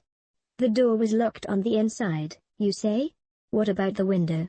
"I myself closed and bolted it earlier in the evening at Mr. Ackroyd's request." The inspector strode across to it and threw back the curtains. "Well, it's open now. Anyway," he remarked. True enough, the window was open, the lower sash being raised to its fullest extent. The inspector produced a pocket torch and flashed it along the sill outside. "This is the way he went all right," he remarked, "and got in. See here." In the light of the powerful torch, several clearly defined footmarks could be seen. They seemed to be those of shoes with rubber studs in the soles. One particularly clear one pointed inwards, another, slightly overlapping it, pointed outwards. "Plain as a pikestaff," said the inspector. "Any valuables missing?" Geoffrey Raymond shook his head. "Not so far that we can discover. Mr. Ackroyd never kept anything of particular value in this room." said the inspector. "Man found an open window, climbed in, saw Mr. Ackroyd sitting there, maybe he'd fallen asleep. Man stabbed him from behind, then lost his nerve and made off. But he's left his tracks pretty clearly. We ought to get hold of him without much difficulty. No suspicious strangers been hanging about anywhere?" "Oh," I said suddenly. "What is it, Doctor?" "I met a man this evening, just as I was turning out of the gate. He asked me the way to Fernley Park." "What time would that be?" "Just 9 o'clock. I heard it chime the hour as I was turning out of the gate." "Can you describe him?" I did so to the best of my ability. The inspector turned to the butler. "Anyone answering the description come to the front door?" "No, sir. No one has been to the house at all this evening." "What about the back?" "I don't think so, sir, but I'll make inquiries." He moved towards the door, but the inspector held up a large hand. "No, thanks. I'll do my own inquiring. But first of all I want to fix the times a little more clearly.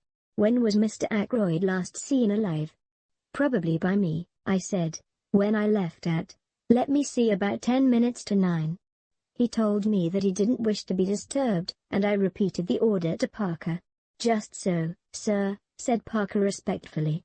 "Mr. Ackroyd was certainly alive at 9:30, put in Raymond, for I heard his voice in here talking." "Who was he talking to?" "That I don't know. Of course, at the time I took it for granted that it was Dr. Shepherd who was with him. I wanted to ask him a question about some papers I was engaged upon, but when I heard the voices I remembered that he had said he wanted to talk to Dr. Shepherd without being disturbed, and I went away again. But now it seems that the doctor had already left?" I nodded. "I was at home by 9:15, I said. "I didn't go out again until I received the telephone call." "Who could have been with him at 9:30?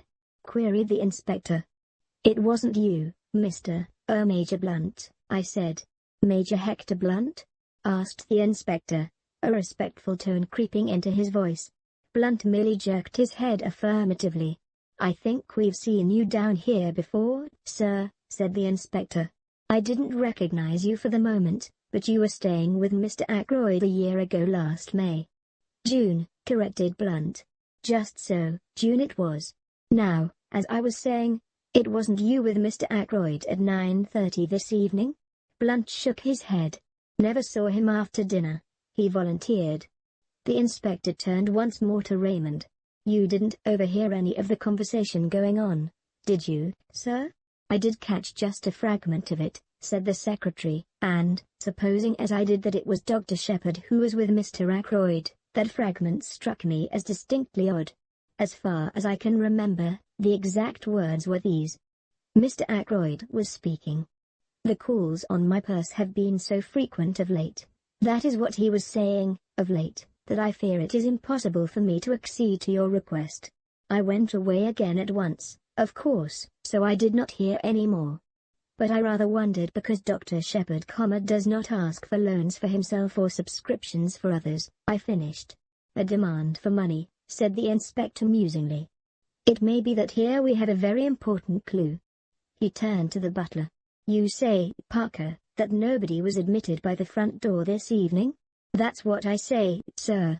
"Then it seems almost certain that Mr. Ackroyd himself must have admitted this stranger." "But I don't quite see." The inspector went into a kind of daydream for some minutes.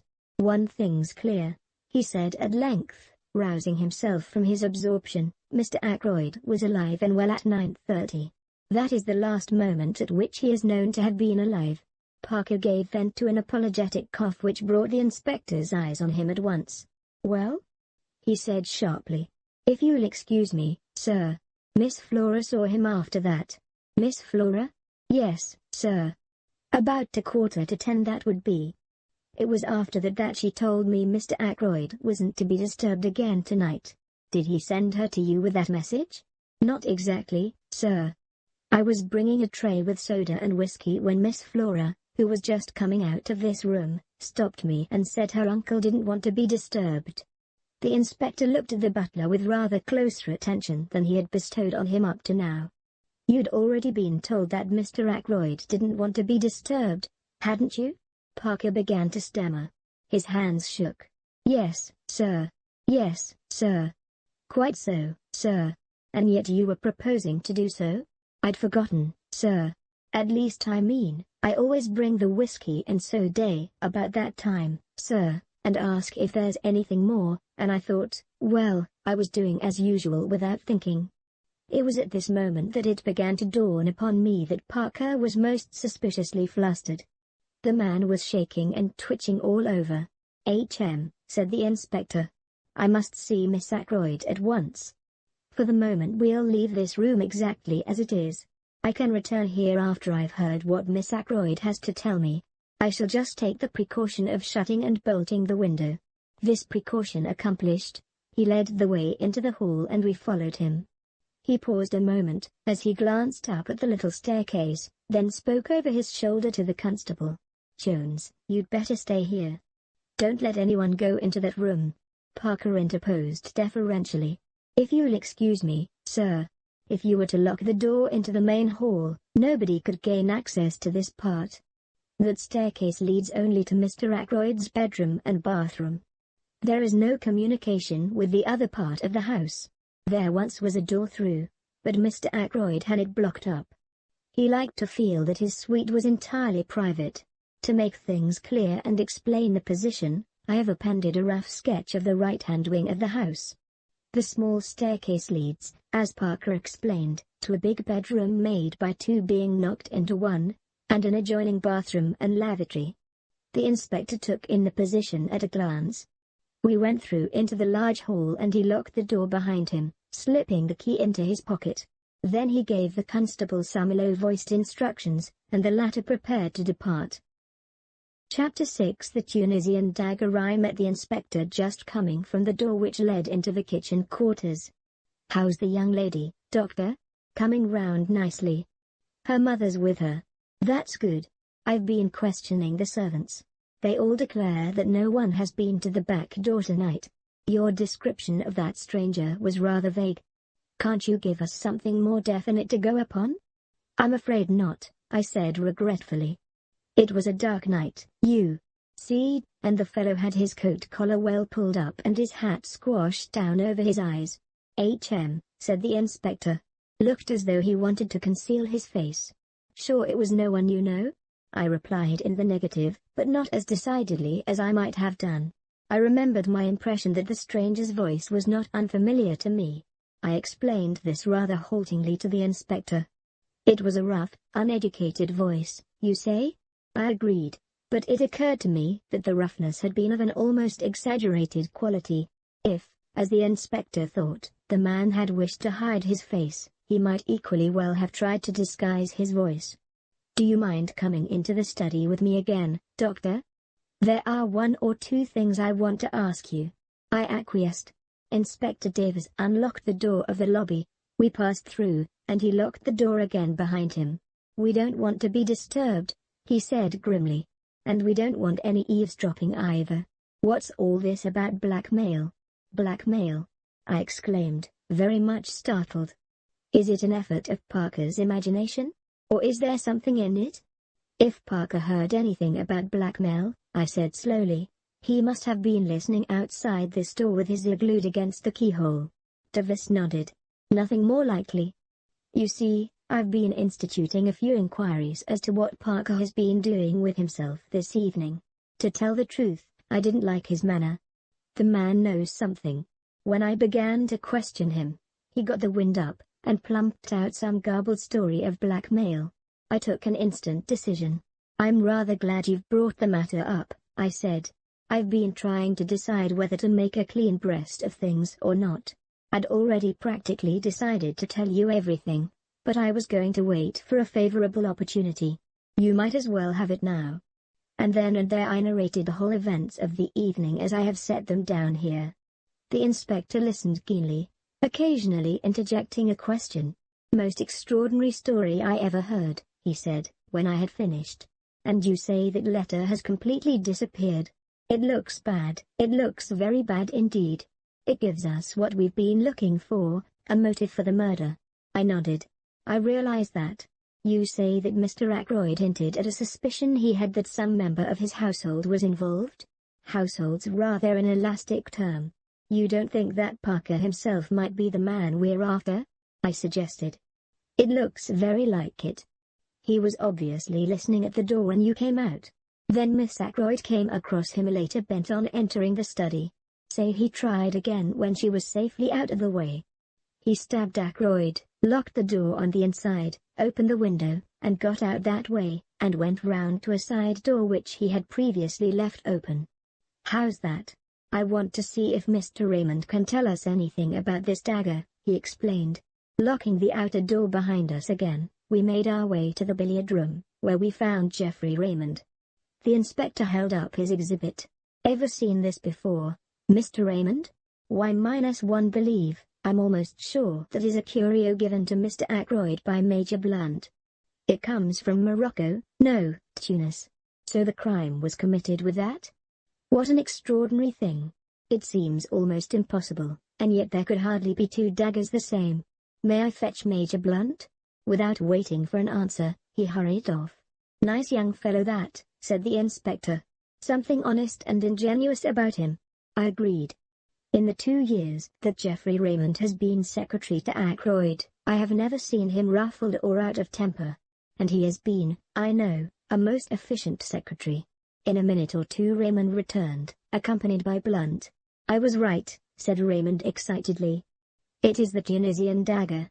"Major Blunt hasn't looked at it yet," objected the inspector. "Saw it the moment I came into the study," said the quiet man. "You recognized it, then?" Blunt nodded. "You said nothing about it," said the inspector suspiciously. "Wrong moment," said Blunt. "Lot of harm done by blurting out things at the wrong time." He returned the inspector's stare placidly enough. The latter grunted at last and turned away. He brought the dagger over to Blunt. "You're quite sure about it, sir? You identify it positively?" "Absolutely. No doubt whatever. Where was this, curio usually kept? Can you tell me that, sir?" It was the secretary who answered. "In the silver table in the drawing room." "What?" I exclaimed. The others looked at me. "Yes, doctor," said the inspector encouragingly. "It's nothing," said the inspector again, still encouragingly. "It's so trivial," I explained apologetically. "Only that when I arrived last night for dinner I heard the lid of the silver table being shut down in the drawing room. I saw profound skepticism and a trace of suspicion on the inspector's countenance. 'How did you know it was the silver table lid?' I was forced to explain in detail. A long, tedious explanation which I would infinitely rather not have had to make. The inspector heard me to the end. 'Was the dagger in its place when you were looking over the contents?' he asked. 'I don't know,' I said. 'I can't say I remember noticing it, but, of course, it may have been there all the time.' 'We'd better get hold of the housekeeper,' remarked the inspector, and pulled the bell. A few minutes later Miss Russell, summoned by Parker, entered the room. 'I don't think I went near the silver table,' she said, when the inspector had posed his question. 'I was looking to see that all the flowers were fresh.' 'Oh, yes, I remember now. The silver table was open, which it had no business to be, and I shut the lid down as I passed.' She looked at him aggressively. 'I see,' said the inspector. 'Can you tell me if this dagger was in its place then?' Miss Russell looked at the weapon composedly. 'I can't say I'm sure,' she replied. 'I didn't stop to look. I knew the family would be down any minute, and I wanted to get away.' 'Thank you,' said the inspector. There was just a trace of hesitation in his manner, as though he would have liked to question her further, but Miss Russell clearly accepted the words as a dismissal, and glided from the room. "Rather a darter, I should fancy, eh?" said the inspector, looking after her. "Let me see. This silver table is in front of one of the windows, I think you said, Doctor? Raymond answered for me. Yes, the left-hand window. And the window was open? They were both ajar. Well, I don't think we need go into the question much further. Somebody, I'll just say somebody, could get the dagger any time he liked, and exactly when he got it doesn't matter in the least. I'll be coming up in the morning with the chief constable, Mr. Raymond. Until then, I'll keep the key of that door. I want Colonel Melrose to see everything exactly as it is. I happen to know that he's dining out the other side of the county, and, I believe, staying the night. We watched the inspector take up the jar. I shall have to pack this carefully, he observed. It's going to be an important piece of evidence in more ways than one. A few minutes later, as I came out of the billiard room with Raymond, the latter gave a low chuckle of amusement. I felt the pressure of his hand on my arm, and followed the direction of his eyes. Inspector Davis seemed to be inviting Parker's opinion of a small pocket diary. A little obvious, murmured my companion. So Parker is the suspect, is he? Shall we oblige Inspector Davis with a set of our fingerprints also? He took 2 cards from the card tray, wiped them with his silk handkerchief, then handed one to me and took the other himself. Then, with a grin, he handed them to the police inspector. Souvenirs, he said. Number 1. Dr. Shepard. Number 2, my humble self. One from Major Blunt will be forthcoming in the morning. Youth is very buoyant. Even the brutal murder of his friend and employer could not dim Geoffrey Raymond's spirits for long. Perhaps that is as it should be. I do not know. I have lost the quality of resilience long since myself. It was very late when I got back, and I hoped that Caroline would have gone to bed. I might have known better. She had hot cocoa waiting for me, and whilst I drank it, she extracted the whole history of the evening from me. I said nothing of the blackmailing business, but contented myself with giving her the facts of the murder. The police suspect Parker, I said, as I rose to my feet and prepared to ascend to bed. There seems a fairly clear case against him. Parker, said my sister. Fiddlesticks.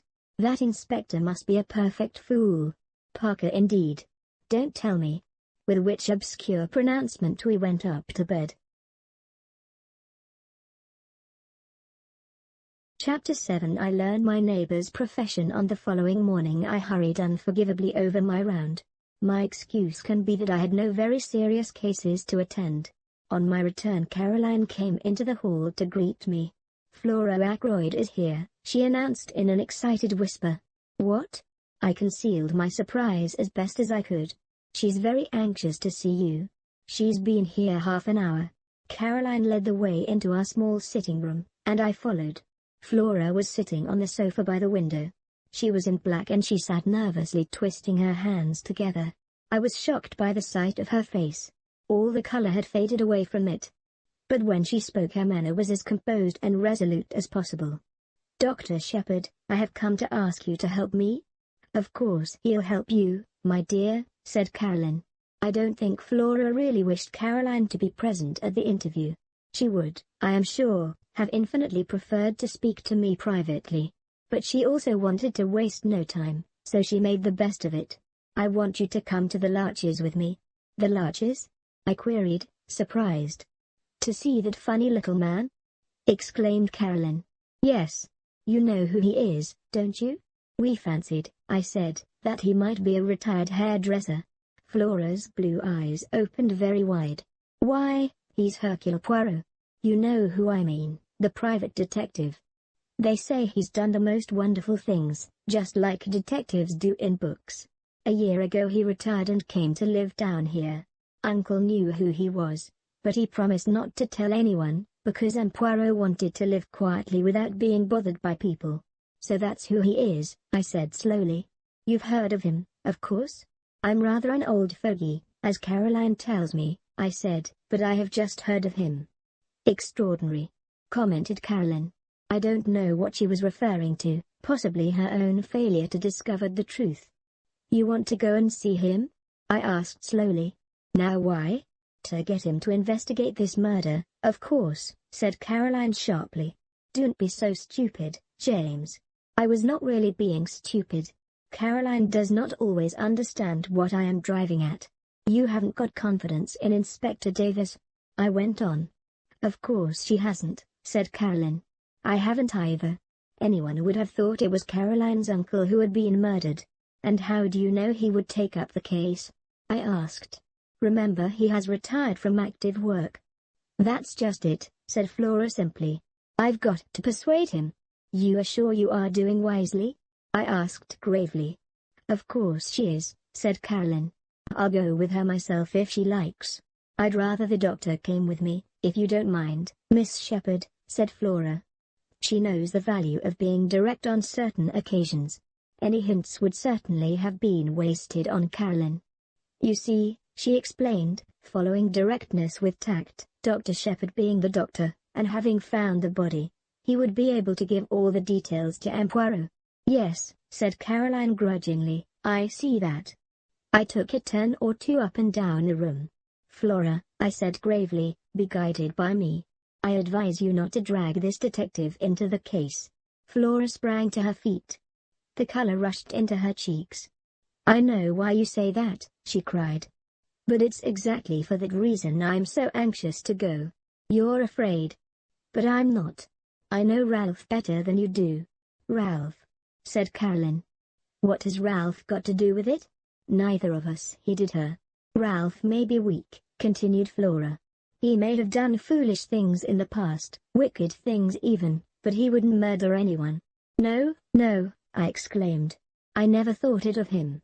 "Then why did you go to the Three Boars last night?" demanded Flora. "On your way home, after Uncle's body was found?"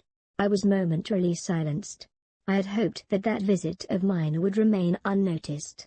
"How did you know about that?" I countered. "I went there this morning," said Flora. "I heard from the servants that Ralph was staying there." I interrupted her. "You had no idea that he was in King's Abbot?" "No." I was astounded. I couldn't understand it. "I went there and asked for him. They told me, what I suppose they told you last night, that he went out at about 9 o'clock yesterday evening, and never came back." Her eyes met mine defiantly, and as though answering something in my look, she burst out, "Well, why shouldn't he? He might have gone anywhere. He may even have gone back to London." "Leaving his luggage behind?" I asked gently. Flora stamped her foot. "I don't care. There must be a simple explanation. And that's why you want to go to Hercule Poirot? Isn't it better to leave things as they are? The police don't suspect Ralph in the least, remember. They're working on quite another tack." "But that's just it," cried the girl. "They do suspect him. A man from Cranchester turned up this morning, Inspector Raglan, a horrid, weaselly little man. I found he had been to the Three Boars this morning before me. They told me all about his having been there, and the questions he had asked. He must think Ralph did it. That's a change of mind from last night, if so," I said slowly. "He doesn't believe in Davis's theory that it was Parker then?" "Parker indeed," said my sister, and snorted. Flora came forward and laid her hand on my arm. "Oh, Dr. Shepherd, let us go at once to this Poirot. He will find out the truth." "My dear Flora," I said gently, laying my hand on hers. "Are you quite sure it is the truth we want?" She looked at me, nodding her head gravely. "You are not sure," she said. "I am. I know Ralph better than you do." "Of course he didn't do it," said Caroline, who had been keeping silent with great difficulty. "Ralph may be extravagant, but he's a dear boy, and has the nicest manners." I wanted to tell Caroline that large numbers of murderers have had nice manners, but the presence of Flora restrained me. Since the girl was determined, I was forced to give in to her, and we started at once, getting away before my sister was able to fire off any more pronouncements, beginning with her favorite words, "Of course." An old woman with an immense Breton cap opened the door of the Larches to us. Poirot was at home, it seemed. We were ushered into a little sitting room arranged with formal precision, and there, after a lapse of a minute or so, my friend of yesterday came to us. "Monsieur et Docteur," he said, smiling. "Mademoiselle." He bowed to Flora. "Perhaps," I began, "you have heard of the tragedy which occurred last night?" His face grew grave. "But certainly I have heard." It is horrible. I offer Mademoiselle all my sympathy. In what way can I serve you? Miss Ackroyd, I said, wants you to find the murderer, said Flora in a clear voice. I see, said the little man. But the police will do that, will they not? They might make a mistake, said Flora. They are on their way to make a mistake now, I think. Please, Poirot, won't you help us? If it is a question of money. Poirot held up his hand. Not that, I beg of you, mademoiselle. Not that I do not care for money. His eyes showed a momentary twinkle. Money, it means much to me and always has done. No, if I go into this, you must understand one thing clearly.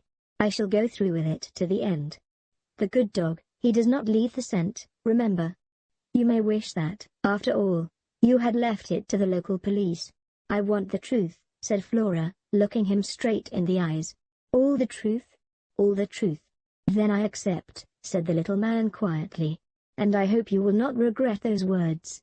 Now, tell me all the circumstances. Dr. Shepherd had better tell you, said Flora. He knows more than I do. Thus enjoined, I plunged into a careful narrative, embodying all the facts I have previously set down. Poirot listened carefully, inserting a question here and there, but for the most part sitting in silence, his eyes on the ceiling. I brought my story to a close with the departure of the inspector and myself from Fernley Park the previous night. And now, said Flora, as I finished, tell him all about Ralph. I hesitated, but her imperious glance drove me on. You went to this inn, this Three Paws, last night on your way home? Asked Poirot, as I brought my tale to a close. Now exactly why was that? I paused a moment to choose my words carefully. I thought someone ought to inform the young man of his uncle's death. It occurred to me after I had left Fernley that possibly no one but myself and Mr. Ackroyd were aware that he was staying in the village. Poirot nodded. Quite so. That was your only motive in going there, eh? That was my only motive, I said stiffly. It was not to, shall we say, reassure yourself about June Homate. Reassure myself? I think, doctor, that you know very well what I mean, though you pretend not to do so. I suggest that it would have been a relief to you if you had found that Captain Patten had been at home all the evening. Not at all, I said sharply. The little detective shook his head at me gravely. You have not the trust in me of Miss Flora, he said. But no matter. What we have to look at is this. Captain Patten is missing, under circumstances which call for an explanation. I will not hide from you that the matter looks grave. Still, it may admit of a perfectly simple explanation. That's just what I keep saying, cried Flora eagerly. Poirot touched no more upon that theme. Instead he suggested an immediate visit to the local police. He thought it better for Flora to return home, and for me to be the one to accompany him there and introduce him to the officer in charge of the case. We carried out this plan forthwith. We found Inspector Davis outside the police station looking very glum indeed. With him was Colonel Melrose, the chief constable, and another man whom, from Flora's description of Weasley, I had no difficulty in recognizing as Inspector Raglan from Cranchester. I know Melrose fairly well, and I introduced Poirot to him and explained the situation. The chief constable was clearly vexed, and Inspector Raglan looked as black as thunder. Davis, however, seemed slightly exhilarated by the sight of his superior officer's annoyance. The case is going to be plain as a pikestaff, said Raglan. Not the least need for amateurs to come butting in. You'd think any fool would have seen the way things were last night, and then we shouldn't have lost 12 hours. He directed a vengeful glance at poor Davis, who received it with perfect stolidity. Mr. Ackroyd's family must, of course, do what they see fit, said Colonel Melrose. But we cannot have the official investigation hampered in any way. I know Poirot's great reputation, of course, he added courteously. The police can't advertise themselves, worse luck, said Raglan. It was Poirot who saved the situation. It is true that I have retired from the world, he said. I never intended to take up a case again. Above all things, I have a horror of publicity. I must beg that in the case of my being able to contribute something to the solution of the mystery, my name may not be mentioned. Inspector Raglan's face lightened a little. "I've heard of some very remarkable successes of yours," observed the Colonel, thawing. "I have had much experience," said Poirot quietly. "But most of my successes have been obtained by the aid of the police. I admire enormously your English police. If Inspector Raglan permits me to assist him, I shall be both honored and flattered." The inspector's countenance became still more gracious. Colonel Melrose drew me aside. "From all I hear, this little fellow's done some really remarkable things," he murmured. "We are naturally anxious not to have to call in Scotland Yard. Raglan seems very sure of himself, but I'm not quite certain that I agree with him. You see, I know the parties concerned better than he does. This fellow doesn't seem out after kudos, does he? Would work in with us unobtrusively, eh? To the greater glory of Inspector Raglan," I said solemnly. Well, said Colonel Melrose breezily in a louder voice, "we must put you wise to the latest developments, Poirot." "I thank you," said Poirot. "My friend, Dr. Shepherd, said something of the butler being suspected." "That's all bunkum," said Raglan instantly. "These high-class servants get in such a funk that they act suspiciously for nothing at all." "Their fingerprints," I hinted. "Nothing like Parker's." He gave a faint smile, and added, "And yours and Mr. Raymond's don't fit either, Doctor." "What about those of Captain Ralph Patten?" asked Poirot quietly. I felt a secret admiration of the way he took the bull by the horns. I saw a look of respect creep into the inspector's eye. "I see you don't let the grass grow under your feet, Mr. Poirot.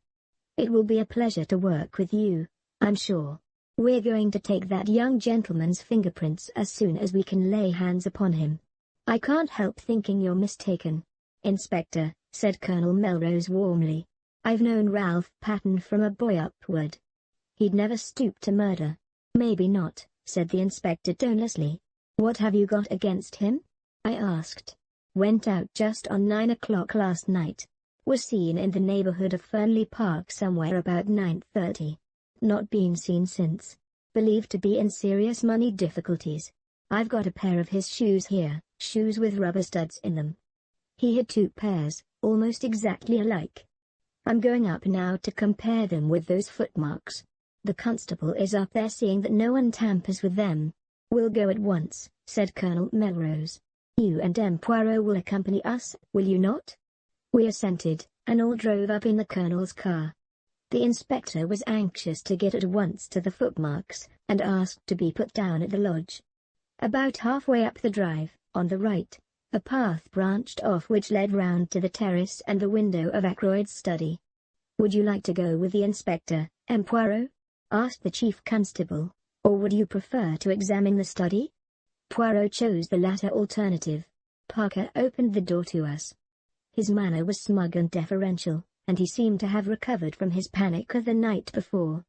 Colonel Melrose took a key from his pocket, and unlocking the door which led into the lobby, he ushered us through into the study. "Except for the removal of the body, Poirot, this room is exactly as it was last night. And the body was found, where?" As precisely as possible, I described Ackroyd's position. The armchair still stood in front of the fire. Poirot went and sat down in it. "The blue letter you speak of, where was it when you left the room?" Mr. Ackroyd had laid it down on this little table at his right hand. Poirot nodded. "Except for that, everything was in its place?" "Yes, I think so." "Colonel Melrose, would you be so extremely obliging as to sit down in this chair a minute?" "I thank you. Now Doctor, will you kindly indicate to me the exact position of the dagger?" I did so, whilst the little man stood in the doorway. The hilt of the dagger was plainly visible from the door then. "Both you and Parker could see it at once?" "Yes." Poirot went next to the window. "The electric light was on, of course, when you discovered the body?" he asked over his shoulder. I assented, and joined him where he was studying the marks on the windowsill. "Their rubber studs are the same pattern as those in Captain Patten's shoes," he said quietly. Then he came back once more to the middle of the room. His eye traveled round, searching everything in the room with a quick, trained glance. "Are you a man of good observation, Dr. Shepherd?" he asked at last. Think so, I said, surprised. There was a fire in the grate, I see. When you broke the door down and found Mr. Ackroyd dead, how was the fire? Was it low? I gave a vexed laugh. T-1 really can't say. I didn't notice. Perhaps Mr. Raymond or Major Blunt. The little man opposite me shook his head with a faint smile. One must always proceed with method. I made an error of judgment in asking you that question. To each man his own knowledge. You could tell me the details of the patient's appearance, nothing there would escape you. If I wanted information about the papers on that desk, Mr. Raymond would have noticed anything there was to see. To find out about the fire, I must ask the man whose business it is to observe such things. You permit? He moved swiftly to the fireplace and rang the bell. After a lapse of a minute or two Parker appeared. The bell rang, sir, he said hesitatingly. Come in, Parker, said Colonel Melrose. This gentleman wants to ask you something. Parker transferred a respectful attention to Poirot. Parker, said the little man, when you broke down the door with Dr. Shepherd last night, and found your master dead, what was the state of the fire?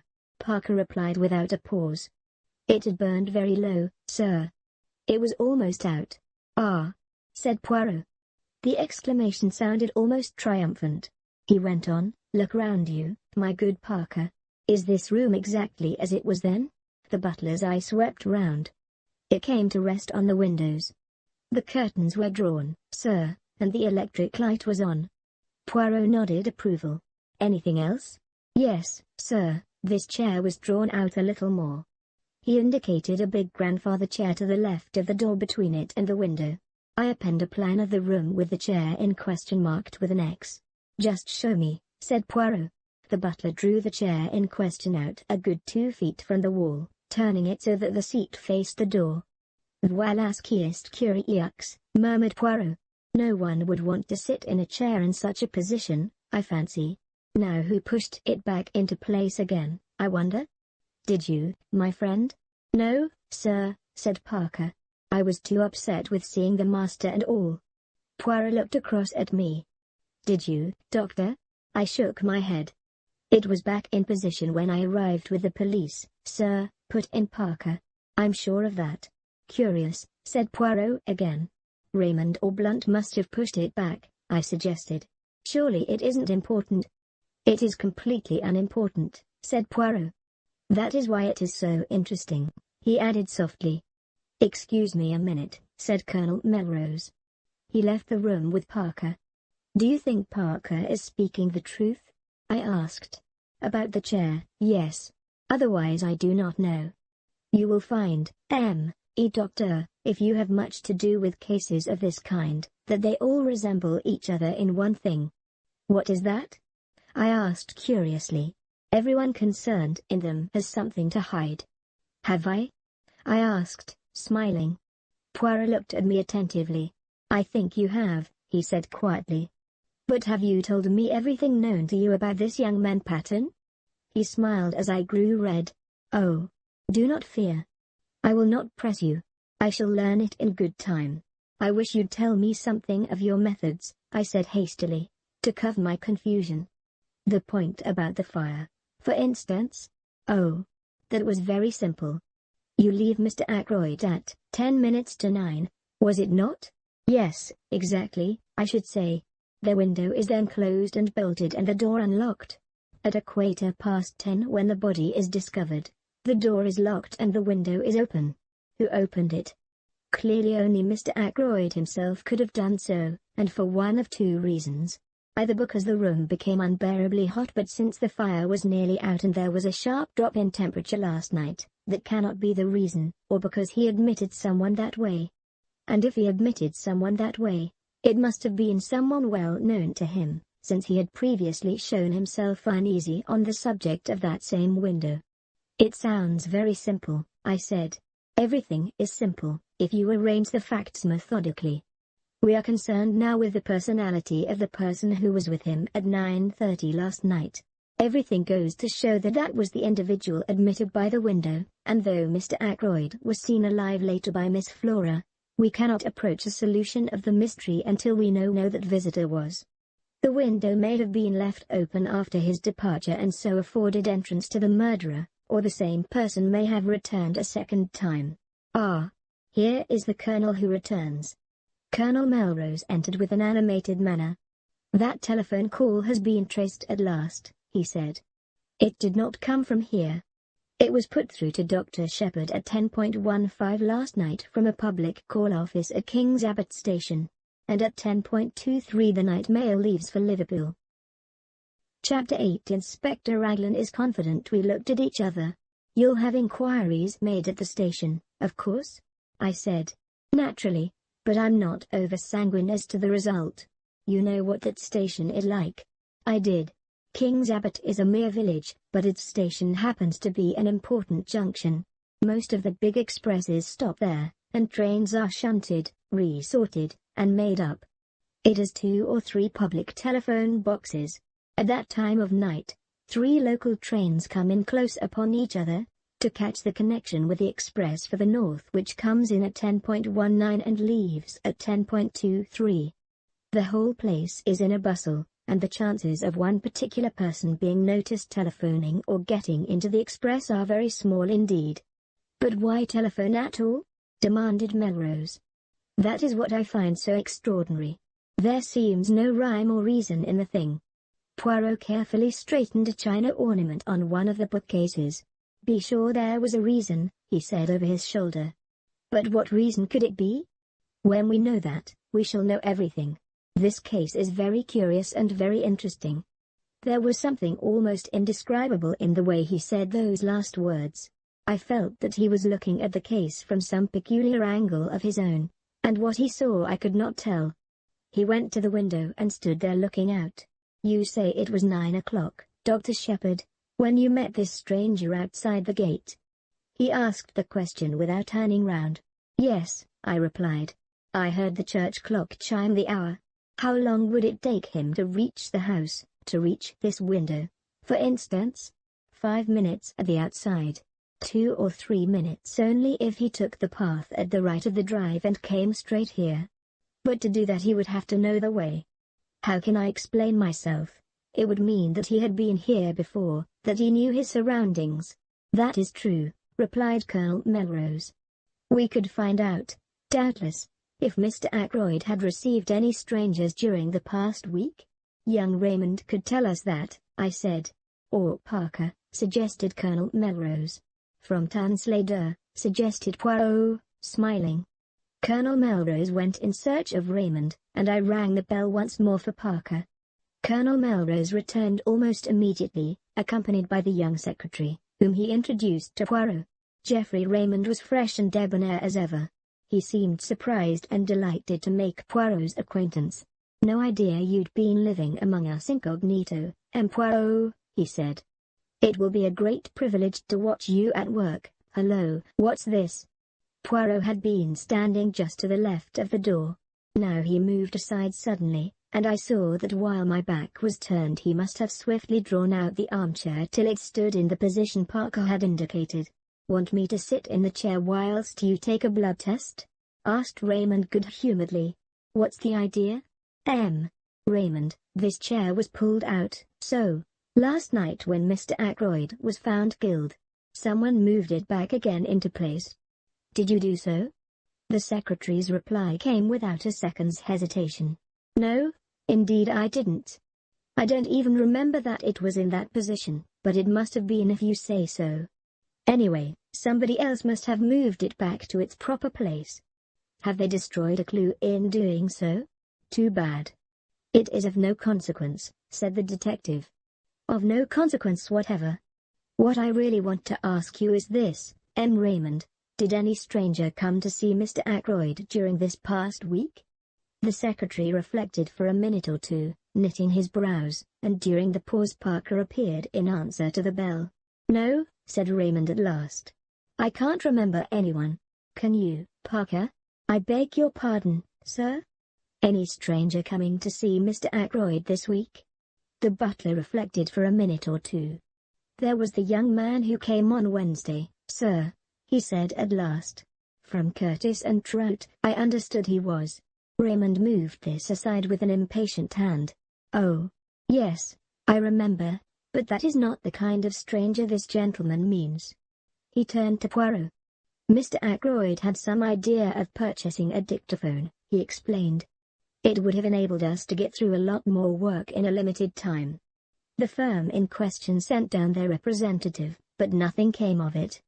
Mr. Ackroyd did not make up his mind to purchase. Poirot turned to the butler. Can you describe this young man to me, my good Parker? He was fair-haired, sir, and short. Very neatly dressed in a blue serge suit. A very presentable young man, sir, for his station in life. Poirot turned to me. The man you met outside the gate, Doctor, was tall, was he not? Yes, I said. Somewhere about 6 feet, I should say. There is nothing in that, then, declared the Belgian. I thank you, Parker. The butler spoke to Raymond. Mr. Hammond has just arrived, sir, he said. He is anxious to know if he can be of any service, and he would be glad to have a word with you. I'll come at once, said the young man. He hurried out. Poirot looked inquiringly at the chief constable. Their family solicitor, M. Poirot, said the latter. It is a busy time for this young M. Raymond, murmured M. Poirot. He has the air efficient, that one. I believe Mr. Ackroyd considered him a most able secretary. He has been here, how long? Just on 2 years, I fancy. His duties he fulfills punctiliously. Of that I am sure. In what manner does he amuse himself? Does he go in for sport? Private secretaries haven't much time for that sort of thing, said Colonel Melrose, smiling. Raymond plays golf, I believe. And tennis in the summertime. He does not attend the courses minus one should say the running of the horses? Race meetings? No, I don't think he's interested in racing. Poirot nodded and seemed to lose interest. He glanced slowly round the study. I have seen, I think, all that there is to be seen here. I, too, looked round. If those walls could speak, I murmured. Poirot shook his head. A tongue is not enough, he said. They would have to have also eyes and ears. But do not be too sure that these dead things, he touched the top of the bookcase as he spoke, are always dumb. To me they speak sometimes, chairs, tables. They have their message. He turned away towards the door. What message? I cried. What have they said to you today? He looked over his shoulder and raised one eyebrow quizzically. An opened window, he said. A locked door. A chair that apparently moved itself. To all three I say why? And I find no answer. He shook his head, puffed out his chest, and stood blinking at us. He looked ridiculously full of his own importance. It crossed my mind to wonder whether he was really any good as a detective. Had his big reputation been built up on a series of lucky chances? I think the same thought must have occurred to Colonel Melrose, for he frowned. Anything more you want to see, M. Poirot? He inquired brusquely. You would perhaps be so kind as to show me the silver table from which the weapon was taken? After that, I will trespass on your kindness no longer. We went to the drawing-room, but on the way the constable waylaid the colonel, and after a muttered conversation the latter excused himself and left us together. I showed Poirot the silver table, and after raising the lid once or twice and letting it fall, he pushed open the window and stepped out on the terrace. I followed him. Inspector Raglan had just turned the corner of the house, and was coming towards us. His face looked grim and satisfied. So there you are, M. Poirot, he said. Well, this isn't going to be much of a case. I'm sorry, too. A nice enough young fellow gone wrong. Poirot's face fell, and he spoke very mildly. I'm afraid I shall not be able to be of much aid to you, then? Next time, perhaps, said the inspector soothingly. Though we don't have murders every day in this quiet little corner of the world. Poirot's gaze took on an admiring quality. You have been of a marvelous promptness, he observed. How exactly did you go to work, if I may ask? Certainly, said the inspector. To begin with, method. That's what I always say, method. Ah, cried the other. That, too, is my watchword. Method, order, and the little grey cells. The cells? Said the inspector, staring. The little grey cells of the brain, explained the Belgian. Oh, of course, well, we all use them, I suppose. In a greater or lesser degree, murmured Poirot. And there are, too, differences in quality. Then there is the psychology of a crime. One must study that. Ah, said the inspector, you've been bitten with all this psychoanalysis stuff? Now, I'm a plain man. Mrs. Raglan would not agree, I am sure. To that, said Poirot, making him a little bow. Inspector Raglan, a little taken aback, bowed. You don't understand, he said, grinning broadly. Lord, what a lot of difference language makes. I'm telling you how I set to work. First of all, method. Mr. Ackroyd was last seen alive at 9:45 by his niece, Miss Flora Ackroyd. That's fact number 1, isn't it? If you say so. Well, it is. At 10:30, the doctor here says that Mr. Ackroyd had been dead at least half an hour. You stick to that, doctor? Certainly, I said. Half an hour or longer. Very good. That gives us exactly a quarter of an hour in which the crime must have been committed. I make a list of everyone in the house, and work through it, setting down opposite their names where they were and what they were doing between the hour of 9:45 and 10 p.m. He handed a sheet of paper to Poirot. I read it over his shoulder. It ran as follows, written in a neat script: Major Blunt. In billiard room with Mr. Raymond. Latter confirms, Mr. Raymond. Billiard room. See above, Mrs. Ackroyd. 9:45 watching billiard match. Went up to bed 9:55. Raymond and Blunt watched her up staircase. Miss Ackroyd went straight from her uncle's room upstairs. Confirmed by Parker, also housemaid. Elsie Dale, servants. Parker went straight to butler's pantry. Confirmed by housekeeper. Miss Russell, who came down to speak to him about something at 9:47, and remained at least 10 minutes. Miss Russell, as above, spoke to housemaid, Elsie Dale, upstairs at 9:45. Ursula Bourne, parlourmaid, in her own room until 9:55. Then in servants' hall. Mrs. Cooper, cook, in servants' hall. Gladys Jones, second housemaid, in servants' hall. Elsie Dale, upstairs in bedroom. Seen there by Miss Russell and Miss Flora Ackroyd. Mary Thripp, kitchenmaid, servants' hall. Their cook has been here 7 years, the parlourmaid 18 months, and Parker just over a year. The others are new. Except for something fishy about Parker, they all seem quite all right. A very complete list, said Poirot, handing it back to him. I am quite sure that Parker did not do the murder, he added gravely. So is my sister, I struck in. And she's usually right. Nobody paid any attention to my interpolation. That disposes pretty effectually of the household, continued the inspector. Now we come to a very grave point. The woman at the lodge, Mary Black, was pulling the curtains last night when she saw Ralph Patten turn in at the gate and go up towards the house. She is sure of that? I asked sharply. Quite sure. She knows him well by sight. He went past very quickly and turned off by the path to the right, which is a short cut to the terrace. And what time was that? Asked Poirot, who had sat with an immovable face. Exactly 25 minutes past 9, said the inspector gravely. There was a silence. Then the inspector spoke again. It's all clear enough. It fits in without a flaw. At 25 minutes past 9, Captain Patten is seen passing the lodge. At 9:30 or thereabouts, Mr. Geoffrey Raymond hears someone in here asking for money and Mr. Ackroyd refusing. What happens next? Captain Patten leaves the same way, through the window. He walks along the terrace, angry and baffled. He comes to the open drawing-room window. Say it's now 9:45. Miss Flora Ackroyd is saying good-night to her uncle. Major Blunt, Mr. Raymond, and Mrs. Ackroyd are in the billiard room. The drawing-room is empty. He steals in, takes the dagger from the silver table, and returns to the study window. He slips off his shoes, climbs in, and, well, I don't need to go into details. Then he slips out again and goes off. Hadn't the nerve to go back to the inn. He makes for the station, rings up from there. Why? Said Poirot softly. I jumped at the interruption. The little man was leaning forward. His eyes shone with a queer green light.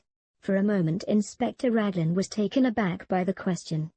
"It's difficult to say exactly why he did that," he said at last. "But murderers do funny things. You'd know that if you were in the police force. The cleverest of them make stupid mistakes sometimes. But come along and I'll show you those footprints." We followed him round the corner of the terrace to the study window. At a word from Raglan, a police constable produced the shoes which had been obtained from the local inn. The inspector laid them over the marks. "They're the same," he said confidently. "That is to say, they're not the same pair that actually made these prints. He went away in those. This is a pair just like them, but to see how the studs are worn down." "Surely a great many people wear shoes with rubber studs in them?" asked Poirot. "That's so, of course," said the inspector. "I shouldn't put so much stress on the footmarks if it wasn't for everything else. A very foolish young man." "Captain Ralph Patten," said Poirot thoughtfully. "To leave so much evidence of his presence." "Ah. Well," said the inspector, "it was a dry, fine night, you know. He left no prints on the terrace or on the gravel path. But, unluckily for him, a spring must have whirled up just lately at the end of the path from the drive. See here." A small gravel path joined the terrace a few feet away. In one spot, a few yards from its termination, the ground was wet and boggy. Crossing this wet place there were again the marks of footsteps, and amongst them the shoes with rubber studs. Poirot followed the path on a little way, the inspector by his side.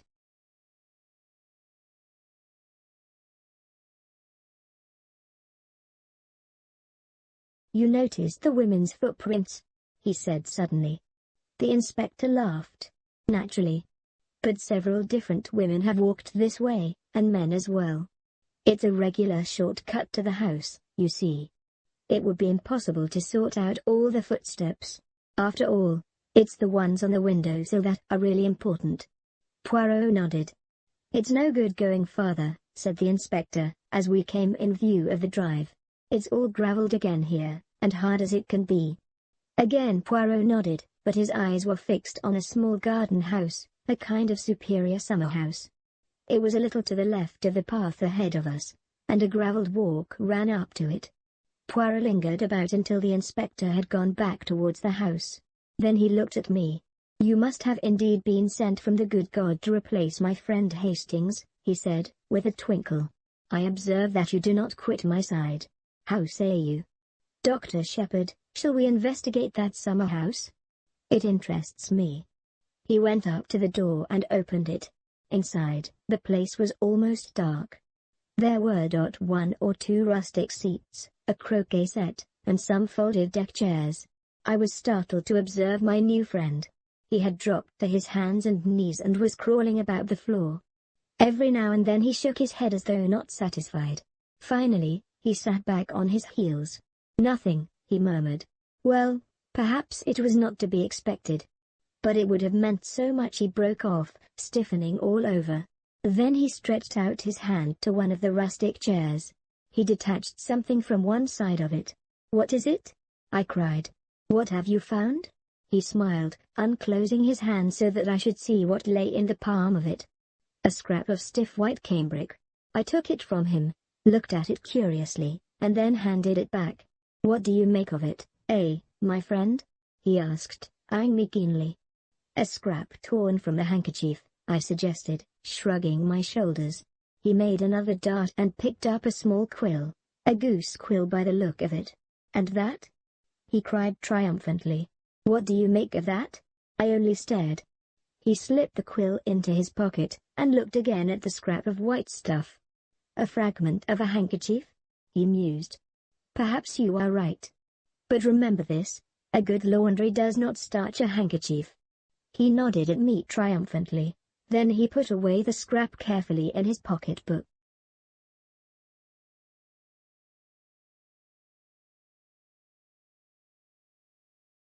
Chapter 20. Miss Russell. Inspector Raglan had received a bad jolt. He was not deceived by Blunt's valiant lie any more than we had been. Our way back to the village was punctuated by his complaints. "This alters everything, this does. I don't know whether you've realized it." "Monsieur Poirot?" "I think so, yes, I think so," said Poirot. "You see, I have been familiar with the idea for some time. Inspector Adlin, who had only had the idea presented to him a short half-hour ago, looked at Poirot unhappily, and went on with his discoveries. Those alibis now. Worthless. Absolutely worthless. Got to start again. Find out what everyone was done from 9:30 onwards. 9:30, that's the time we've got to hang on to. You were quite right about Feeman. Can't we don't release him yet a while? Let me see now, 9:45 at the Dog and Whistle. He might have got there in a quarter of an hour if he ran. It's just possible that it was his voice Mr. Raymond heard talking to Mr. Ackroyd asking for money which Mr. Ackroyd refused. But one thing's clear, it wasn't he who sent the telephone message. The station is half a mile in the other direction, over a mile and a half from the Dog and Whistle, and he was at the Dog and Whistle until about 10 minutes past 10. Dang that telephone call. We always come up against it. We do indeed, agreed Poirot. It is curious. It's just possible that if Captain Patton climbed into his uncle's room and found him there murdered, he may have sent it, got the wind up, thought he'd be accused, and cleared out. That's possible, isn't it? Why should he have telephoned? I-185 may have had doubts if the old man was really dead. Thought he'd get the doctor out there as soon as possible, but didn't want to give himself away. Yes, I say no. How's that for a theory? Something in that, I should say. The inspector swelled his chest out importantly. He was so plainly delighted with himself that any words of ours would have been quite superfluous. We arrived back at my house at this minute, and I hurried into my surgery patients, who had all been waiting a considerable time, leaving Poirot to walk to the police station with the inspector. Having dismissed the last patient, I strolled into the little room at the back of the house which I call my workshop. 1 a.m. Rather proud of the homemade wireless set I turned out. Carolina hates my workroom. I have kept my tools there, and Annie is not allowed to wreak havoc with a dustpan and brush. I was just adjusting the interior of an alarm clock which had been denounced as wholly unreliable by the household, when the door opened and Caroline put her head in. "Oh, there you are, James," she said, with deep disapproval. Poirot wants to see you." "Well," I said, rather irritably, for her sudden entrance had startled me and I had let go of a piece of delicate mechanism. "If he wants to see me, he can come in here." "In here?" said Caroline. "That's what I said, in here." Caroline gave a sniff of disapproval and retired. She returned in a moment or two, ushering in Poirot, and then retired again, shutting the door with a bang. "Aha! My friend," said Poirot, coming forward and rubbing his hands. "You have not got rid of me so easily, you see." "Finished with the inspector?" I asked. "For the moment, yes." "And you have seen all the patients?" "Yes." Poirot sat down and looked at me, tilting his egg-shaped head on one side, with the air of one who savors a very delicious joke. "You are in error," he said at last. "You have still one patient to see." "Not you?" I exclaimed in surprise. Not me, bien entendu. Me, I have the health magnificent. No, to tell you the truth, it is a little complot of mine. There is someone I wish to see, you understand, and at the same time it is not necessary that the whole village should intrigue itself about the matter, which is what would happen if the lady were seen to come to my house, for it is a lady. "But she has already come as a patient before." "Miss Russell!" I exclaimed. "Precisement. I wish much to speak with her, so I send her the little note and make the appointment in your surgery." "You are not annoyed with me?" "On the contrary," I said. "That is, presuming I am allowed to be present at the interview?" "But naturally. In your own surgery. You know," I said, throwing down the pincers I was holding, "it's extraordinarily intriguing, the whole thing. Every new development that rises is like the shake you give to a kaleidoscope. The thing changes entirely in aspect. Now, why are you so anxious to see Miss Russell?" Poirot raised his eyebrows. "Surely it is obvious?" he murmured. "There you go again," I grumbled. "According to you everything is obvious. But you leave me walking about in a fog." Poirot shook his head genially to me. "You mock yourself at me. Take the matter of Mademoiselle Flora." The inspector was surprised. "But you were not." "I never dreamed of her being the thief," I expostulated. That, perhaps no. But I was watching your face and you were not, like Inspector Raglan, startled and incredulous. I thought for a minute or two. And all for nothing, too, I said sympathetically. I wonder what it was in the pond? Would you like to see? Asked Poirot. I stared at him. He nodded. My good friend, he said gently and reproachful. Hercule Poirot does not run the risk of disarranging one costume without being sure of attaining his object. To do so would be ridiculous and absurd. I am never ridiculous. But you brought your hand out empty, I objected. There are times when it is necessary to have discretion. Do you tell your patients everything, but everything, doctor? I think not. Nor do you tell your excellent sister everything either, is it not so? Before showing my empty hand, I dropped what it contained into my other hand. You shall see what that was. He held out his left hand, palm open. On it lay a little circlet of gold. A woman's wedding ring. I took it from him. Look inside, commanded Poirot. I did so. Inside was an inscription in fine writing, from March 13th. I looked at Poirot, but he was busy inspecting his appearance in a tiny pocket glass. He paid particular attention to his moustaches, and none at all to me. I saw that he did not intend to be communicative. Chapter 9 The Goldfish Pond. We walked back to the house together. There was no sign of the inspector. Poirot paused on the terrace and stood with his back to the house, slowly turning his head from side to side. Unbelt proprietor, he said at last appreciatively. Who inherits it? His words gave me almost a shock. It is an odd thing, but until that moment the question of inheritance had never come into my head. Poirot watched me keenly. It is a new idea to you, that, he said at last. You had not thought of it before, eh? No, I said truthfully. I wish I had. He looked at me again curiously. I wonder just what you mean by that, he said thoughtfully. Oh, no, as I was about to speak. Inutile / you would not tell me your real thought. Everyone has something to hide, I quoted, smiling. Exactly. You still believe that? More than ever, my friend. But it is not easy to hide things from Hercule Poirot. He has a knack of finding out. He descended the steps of the Dutch garden as he spoke. Let us walk a little, he said over his shoulder. The air is pleasant today. I followed him. He led me down a path to the left enclosed in yew hedges. A walk led down the middle, bordered each side with formal flower beds, and at the end was a round paved recess with a seat and a pond of goldfish.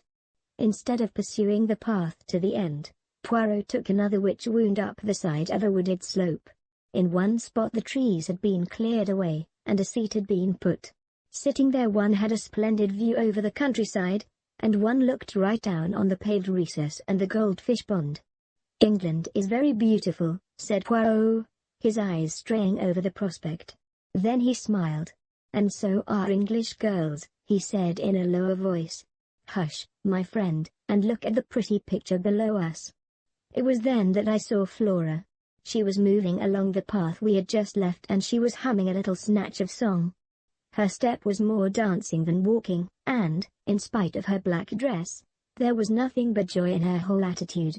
She gave a sudden pirouette on her toes, and her black draperies swung out. At the same time she flung her head back and laughed outright. As she did so a man stepped out from the trees. It was Hector Blunt. The girl started. Her expression changed a little. How you startled me, I didn't see you. Blunt said nothing, but stood looking at her for a minute or two in silence. What I like about you, said Flora, with a touch of malice, is your cheery conversation. I fancy that at that Blunt reddened under his tan. His voice, when he spoke, sounded different. It had a curious sort of humility in it. Never was much of a fellow for talking. Not even when I was young. That was a very long time ago, I suppose, said Flora gravely. I caught the undercurrent of laughter in her voice, but I don't think Blunt did. Yes, he said simply, it was. How does it feel to be Methuselah? Asked Flora. This time the laughter was more apparent, but Blunt was following out an idea of his own. Remember the Johnny who sold his soul to the devil? In return for being made young again? There's an opera about it. Faust. You mean? That's the beggar. Rum story. Some of us would do it if we could. Anyone would think you were creaking at the joints to hear you talk, cried Flora, half vexed, half amused. Blunt said nothing for a minute or two. Then he looked away from Flora into the middle distance and observed to an adjacent tree trunk that it was about time he got back to Africa. Are you going on another expedition, shooting things? Expect so. Usually do, you know, shoot things, I mean. You shot that head in the hall, didn't you? Blunt nodded. Then he jerked out, going rather red as he did so. Care for some decent skins any time? If so, I could get him for you. Oh, please do, cried Flora. Will you really? You won't forget? I shan't forget, said Hector Blunt. He added, in a sudden burst of communicativeness, time I went. I'm no good in this sort of life. Haven't got the manners for it. I'm a rough fellow, no use in society. Never remember the things one's expected to say. Yes, time I went.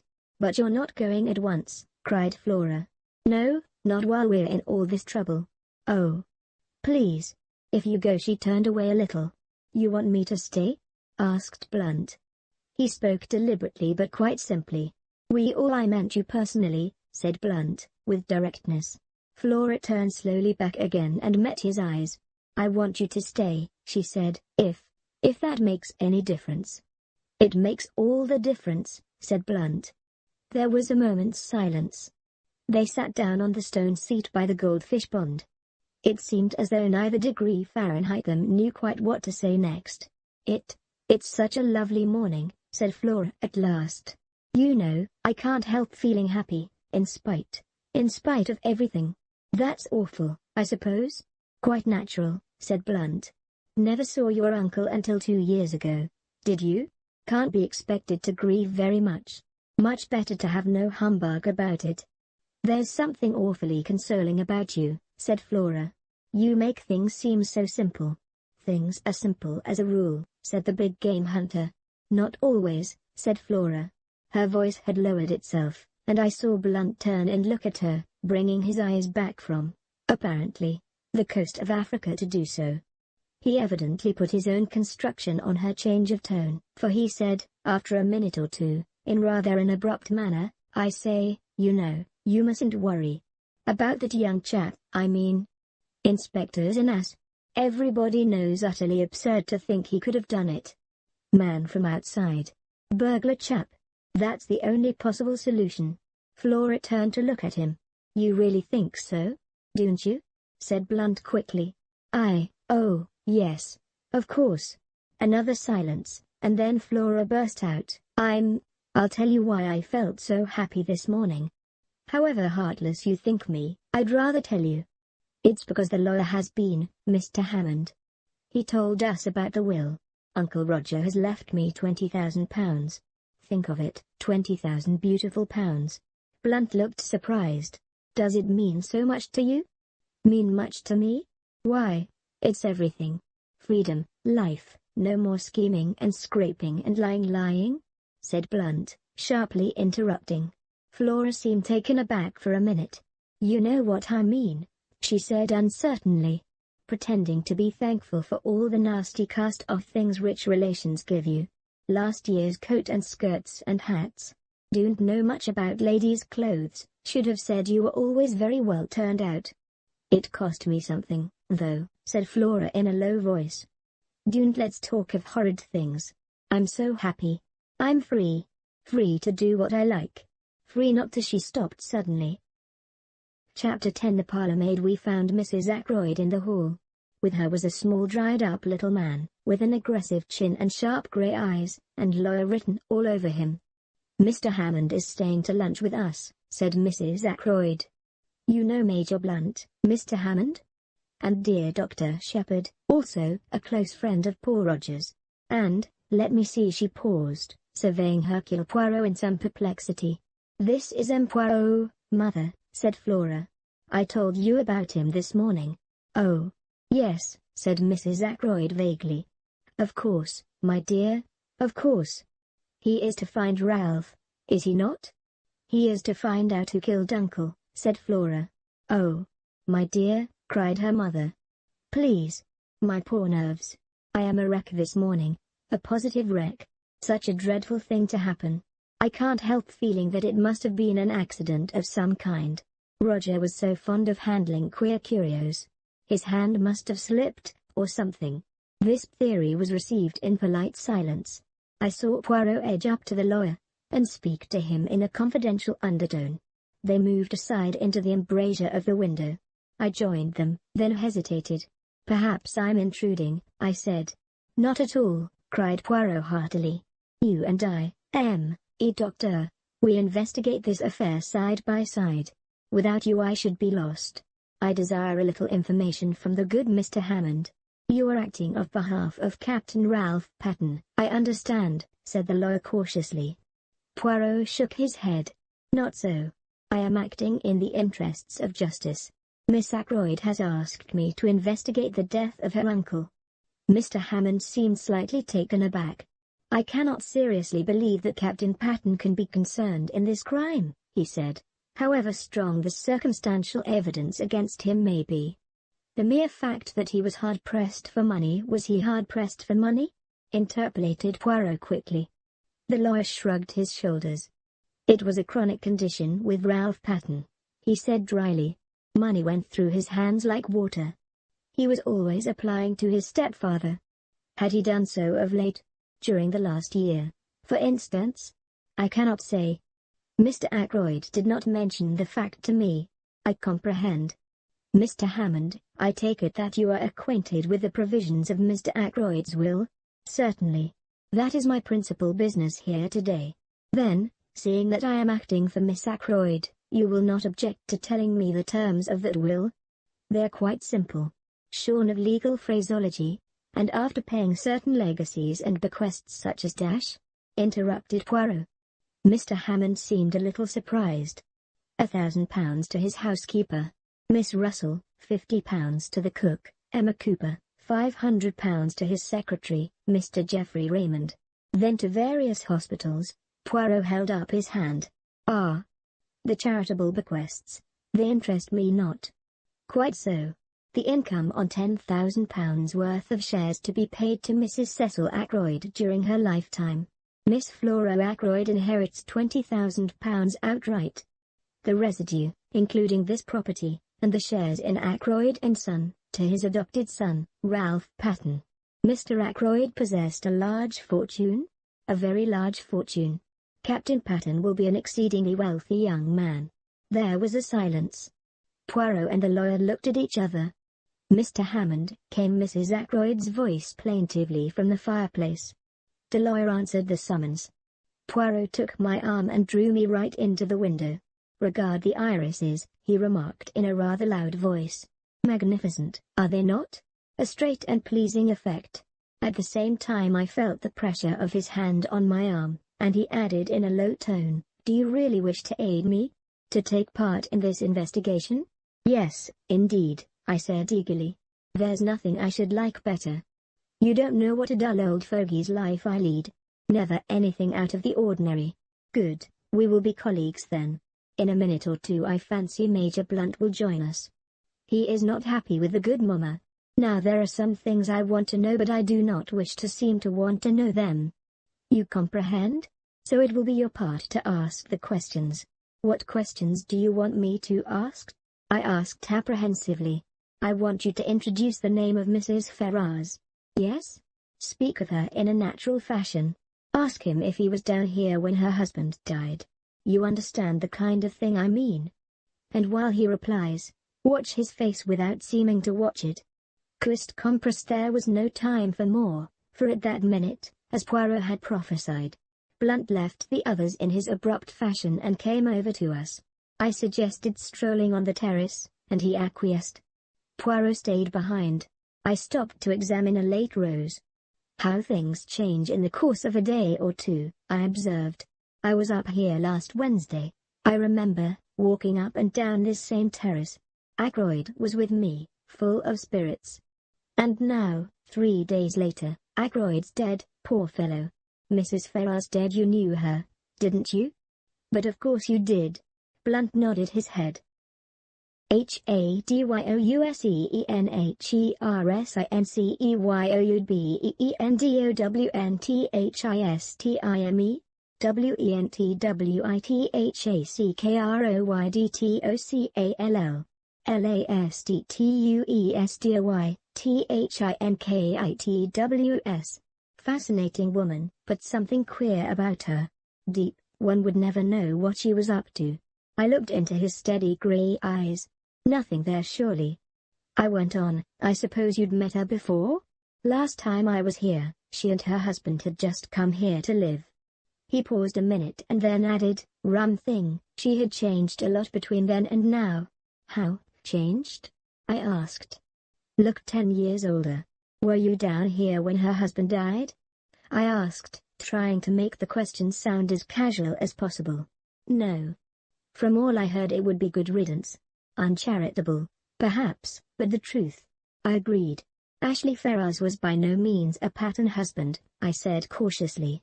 Blackguard, I thought, said Blunt. No, I said, only a man with more money than was good for him. Oh, money. All the troubles in the world can be put down to money, or the lack of it. Which has been your particular trouble? I asked. Enough for what I want. I'm one of the lucky ones. Indeed.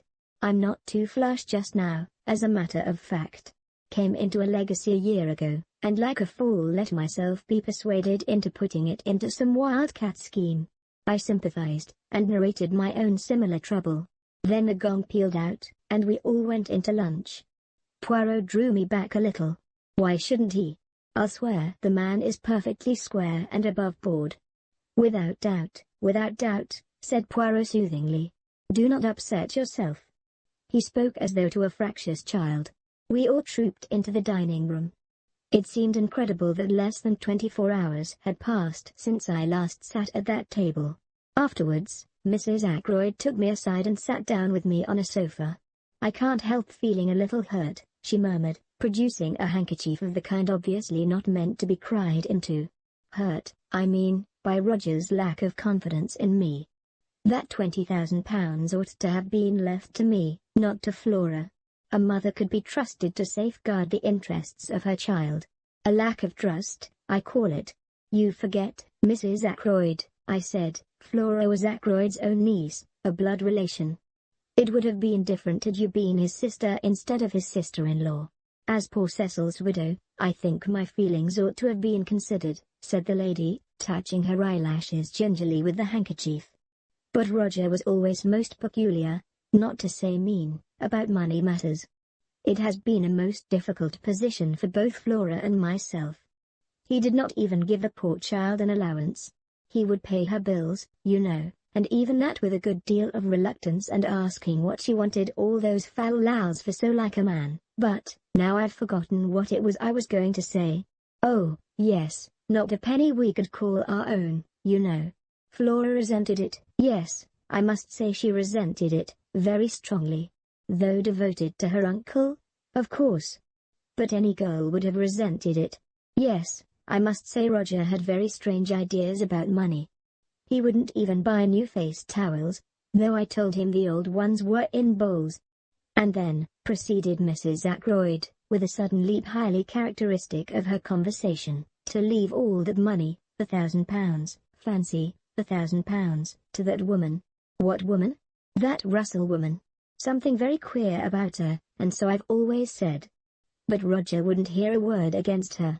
Said she was a woman of great force of character, and that he admired and respected her.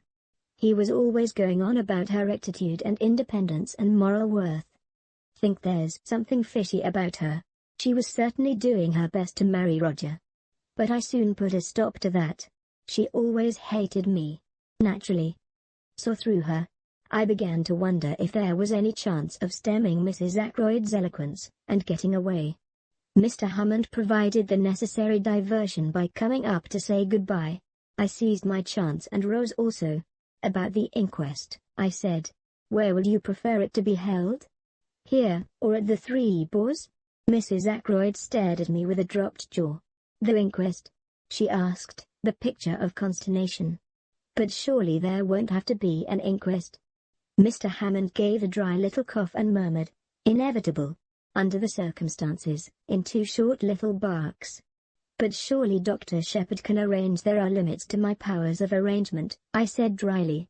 If his death was an accident, he was murdered, Mrs. Ackroyd, I said brutally. She gave a little cry. No theory of accident will hold water for a minute. Mrs. Ackroyd looked at me in distress. I had no patience with what I thought was her silly fear of unpleasantness. If there's an inquest, I shan't have to answer questions and all that, shall I? She asked. I don't know what will be necessary, I answered. I imagine Mr. Raymond will take the brunt of it off you. He knows all the circumstances, and can give formal evidence of identification. The lawyer assented with a little bow. I really don't think there is anything to dread, Mrs. Ackroyd, he said. You will be spared all the unpleasantness. Now, as to the question of money, have you all you need for the present? I mean, he added, as she looked at him inquiringly, ready money. Cash, you know. If not, I can arrange to let you have whatever you require. That ought to be all right, said Raymond, who was standing by. Mr. Ackroyd cashed a cheque for £100 yesterday. £100? Yes. For wages and other expenses due today. At the moment it is still intact. Where is this money? In his desk? No, he always kept his cash in his bedroom. In an old collar box, to be accurate. Funny idea, wasn't it? I think, said the lawyer, we ought to make sure the money is there before I leave. Certainly, agreed the secretary. I'll take you up now. Oh, I forgot. The door's locked. Inquiry from Parker elicited the information that Inspector Raglan was in the housekeeper's room asking a few supplementary questions. A few minutes later the inspector joined the party in the hall, bringing the key with him. He unlocked the door and we passed into the lobby and up the small staircase. At the top of the stairs the door into Ackroyd's bedroom stood open. Inside the room it was dark, the curtains were drawn, and the bed was turned down just as it had been last night. The inspector drew the curtains, letting in the sunlight, and Geoffrey Raymond went to the top drawer of a rosewood bureau. He kept his money like that, in an unlocked drawer. Just fancy, commented the inspector. The secretary flushed a little. Mr. Ackroyd had perfect faith in the honesty of all the servants, he said hotly. Oh. Quite so, said the inspector hastily. Raymond opened the drawer, took out a round leather collar box from the back of it, and opening it, drew out a thick wallet. Here is the money, he said, taking out a fat roll of notes. You will find the 100 intact, I know, for Mr. Ackroyd put it in the collar box in my presence last night when he was dressing for dinner, and of course it has not been touched since. Mr. Hammond took the roll from him and counted it. He looked up sharply. £100, you said. But there is only 60 here. Raymond stared at him. Impossible, he cried, springing forward. Taking the notes from the other's hand, he counted them aloud. Mr. Hammond had been right. The total amounted to £60. But, I can't understand it, cried the secretary, bewildered. Poirot asked a question. You saw Mr. Ackroyd put this money away last night when he was dressing for dinner? You are sure he had not paid away any of it already? I'm sure he hadn't. He even said, I don't want to take £100 down to dinner with me. Too bulgy. Then the affair is very simple, remarked Poirot. Either he paid out that £40 sometime last evening, or else it has been stolen. That's the matter in a nutshell, agreed the inspector. He turned to Mrs. Ackroyd. Which of the servants would come in here yesterday evening? I suppose the housemaid would turn down the bed. Who is she? What do you know about her? She's not been here very long, said Mrs. Ackroyd. But he's a nice ordinary country girl. I think we ought to clear this matter up, said the inspector. If Mr. Ackroyd paid that money away himself, it may have a bearing on the mystery of the crime. The other servants all right, as far as you know? Oh, I think so. Not missed anything before? No. None of them are leaving, or anything like that? The parlour-maid is leaving. When? She gave notice yesterday, I believe. To you? Oh, no. I have nothing to do with the servants. Miss Russell attends to the household matters. The inspector remained lost in thought for a minute or two. Then he nodded his head and remarked, I think I'd better have a word with Miss Russell, and I'll see the girl Dale as well." Poirot and I accompanied him to the housekeeper's room. Miss Russell received us with her usual sang-froid. Elsie Dale had been at Fernley 5 months. A nice girl, quick at her duties, and most respectable. Good references. The last girl in the world to take anything not belonging to her. What about the parlour maid? She, too, was a most superior girl. Very quiet and ladylike. An excellent worker. "Then why is she leaving?" asked the inspector. Miss Russell pursed up her lips. "It was none of my doing. I understand Mr. Ackroyd found fault with her yesterday afternoon. It was her duty to do the study, and she disarranged some of the papers on his desk, I believe. He was very annoyed about it, and she gave notice. At least, that is what I understood from her, but perhaps you'd like to see her yourselves?" The inspector assented. I had already noticed the girl when she was waiting on us at lunch. A tall girl, with a lot of brown hair rolled tightly away at the back of her neck, and very steady grey eyes. She came in answer to the housekeeper's summons, and stood very straight with those same grey eyes fixed on us. "You are Ursula Bourne?" asked the inspector. "Yes, sir." "I understand you are leaving?" "Yes, sir." "Why is that?" "I disarranged some papers on Mr. Ackroyd's desk. He was very angry about it, and I said I had better leave. He told me to go as soon as possible. Were you in Mr. Ackroyd's bedroom at all last night? Tidying up or anything?" "No, sir. That is Elsie's work. I never went near that part of the house. I must tell you, my girl, that a large sum of money is missing from Mr. Ackroyd's room. At last I saw her roused. A wave of color swept over her face. I know nothing about any money. If you think I took it, and that is why Mr. Ackroyd dismissed me, you are wrong. I'm not accusing you of taking it, my girl," said the inspector. "Don't flare up so." The girl looked at him coldly. "You can search my things if you like," she said disdainfully. "But you won't find anything." Poirot suddenly interposed. "It was yesterday afternoon that Mr. Ackroyd dismissed you, or you dismissed yourself, was it not?" he asked. The girl nodded. "How long did the interview last?" "The interview?" "Yes, the interview between you and Mr. Ackroyd in the study?" I don't know. 20 minutes? Half an hour? Something like that. Not longer?" "Not longer than half an hour, certainly." "Thank you, mademoiselle." I looked curiously at him. He was rearranging a few objects on the table, setting them straight with precise fingers. His eyes were shining. "That'll do," said the inspector. Ursula Bourne disappeared. The inspector turned to Miss Russell. "How long has she been here? Have you got a copy of the reference you had with her?" Without answering the first question, Miss Russell moved to an adjacent bureau, opened one of the drawers, and took out a handful of letters clipped together with a patent fastener. She selected one and handed it to the inspector. "H.M.," said he. "Reads all right. Mrs. Richard Folliot, Marby Grange, Marby. Who's this woman?" "Quite good country people," said Miss Russell. "Well," said the inspector, handing it back, "let's have a look at the other one. Elsie Dale." Elsie Dale was a big fair girl, with a pleasant but slightly stupid face. She answered our questions readily enough, and showed much distress and concern at the loss of the money. "I don't think there's anything wrong with her," observed the inspector, after he had dismissed her. "What about Parker?" Miss Russell pursed her lips together and made no reply. "I've a feeling there's something wrong about that man," the inspector continued thoughtfully. "The trouble is that I don't quite see when he got his opportunity. He'd be busy with his duties immediately after dinner, and he'd got a pretty good alibi all through the evening. I know, for I've been devoting particular attention to it." "Well, thank you very much, Miss Russell. We'll leave things as they are for the present. It's highly probable Mr. Ackroyd paid that money away himself." The housekeeper bade us a dry good afternoon, and we took our leave. I left the house with Poirot. "I wonder," I said, breaking the silence, "what the papers the girl disarranged could have been for Ackroyd to have got into such a state about them. I wonder if there is any clue there to the mystery." "The secretary said there were no papers of particular importance on the desk," said Poirot quietly. "Yes, but, I paused.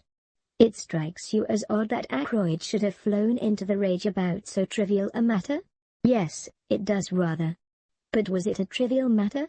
Of course, I admitted, we don't know what those papers may have been. But Raymond certainly said leave Raymond out of it for a minute. What did you think of that girl? Which girl? The parlour maid? Yes, the parlour maid. Ursula Bourne.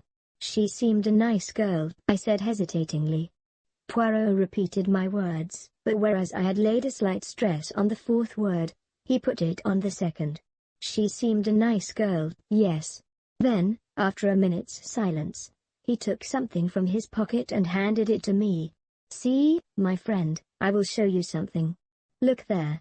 The paper he had handed me was that compiled by the inspector and given by him to Poirot that morning.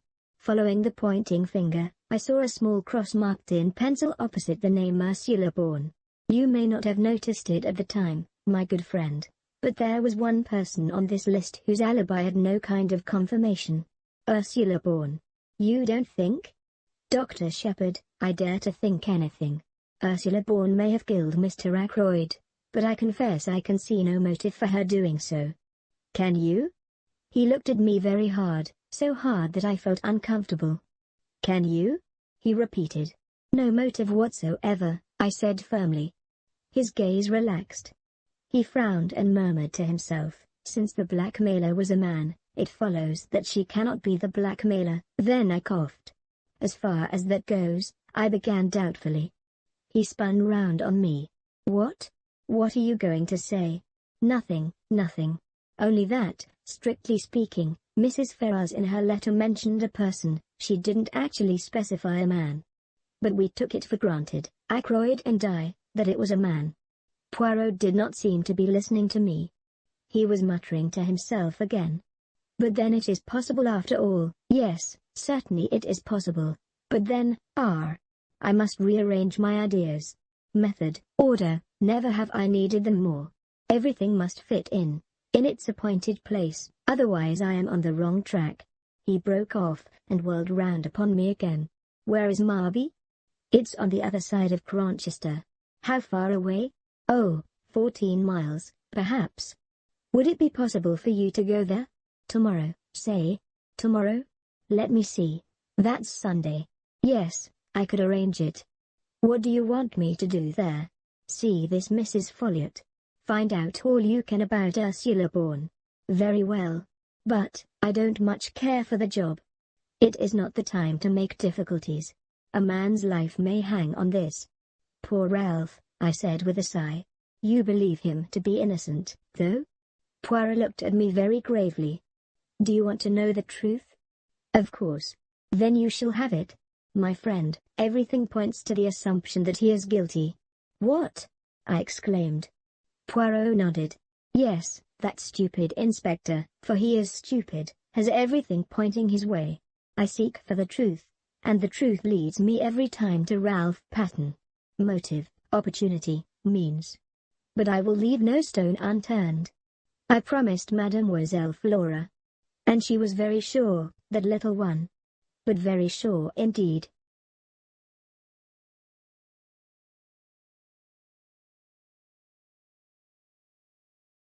Chapter 11. Poirot pays a call. I was slightly nervous when I rang the bell at Marby Grange the following afternoon.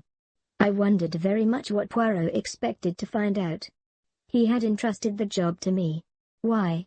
Was it because, as in the case of questioning Major Blunt, he wished to remain in the background? The wish, intelligible in the first case, seemed to me quite meaningless here. My meditations were interrupted by the advent of a smart parlour-maid. Yes, Mrs. Folliot was at home.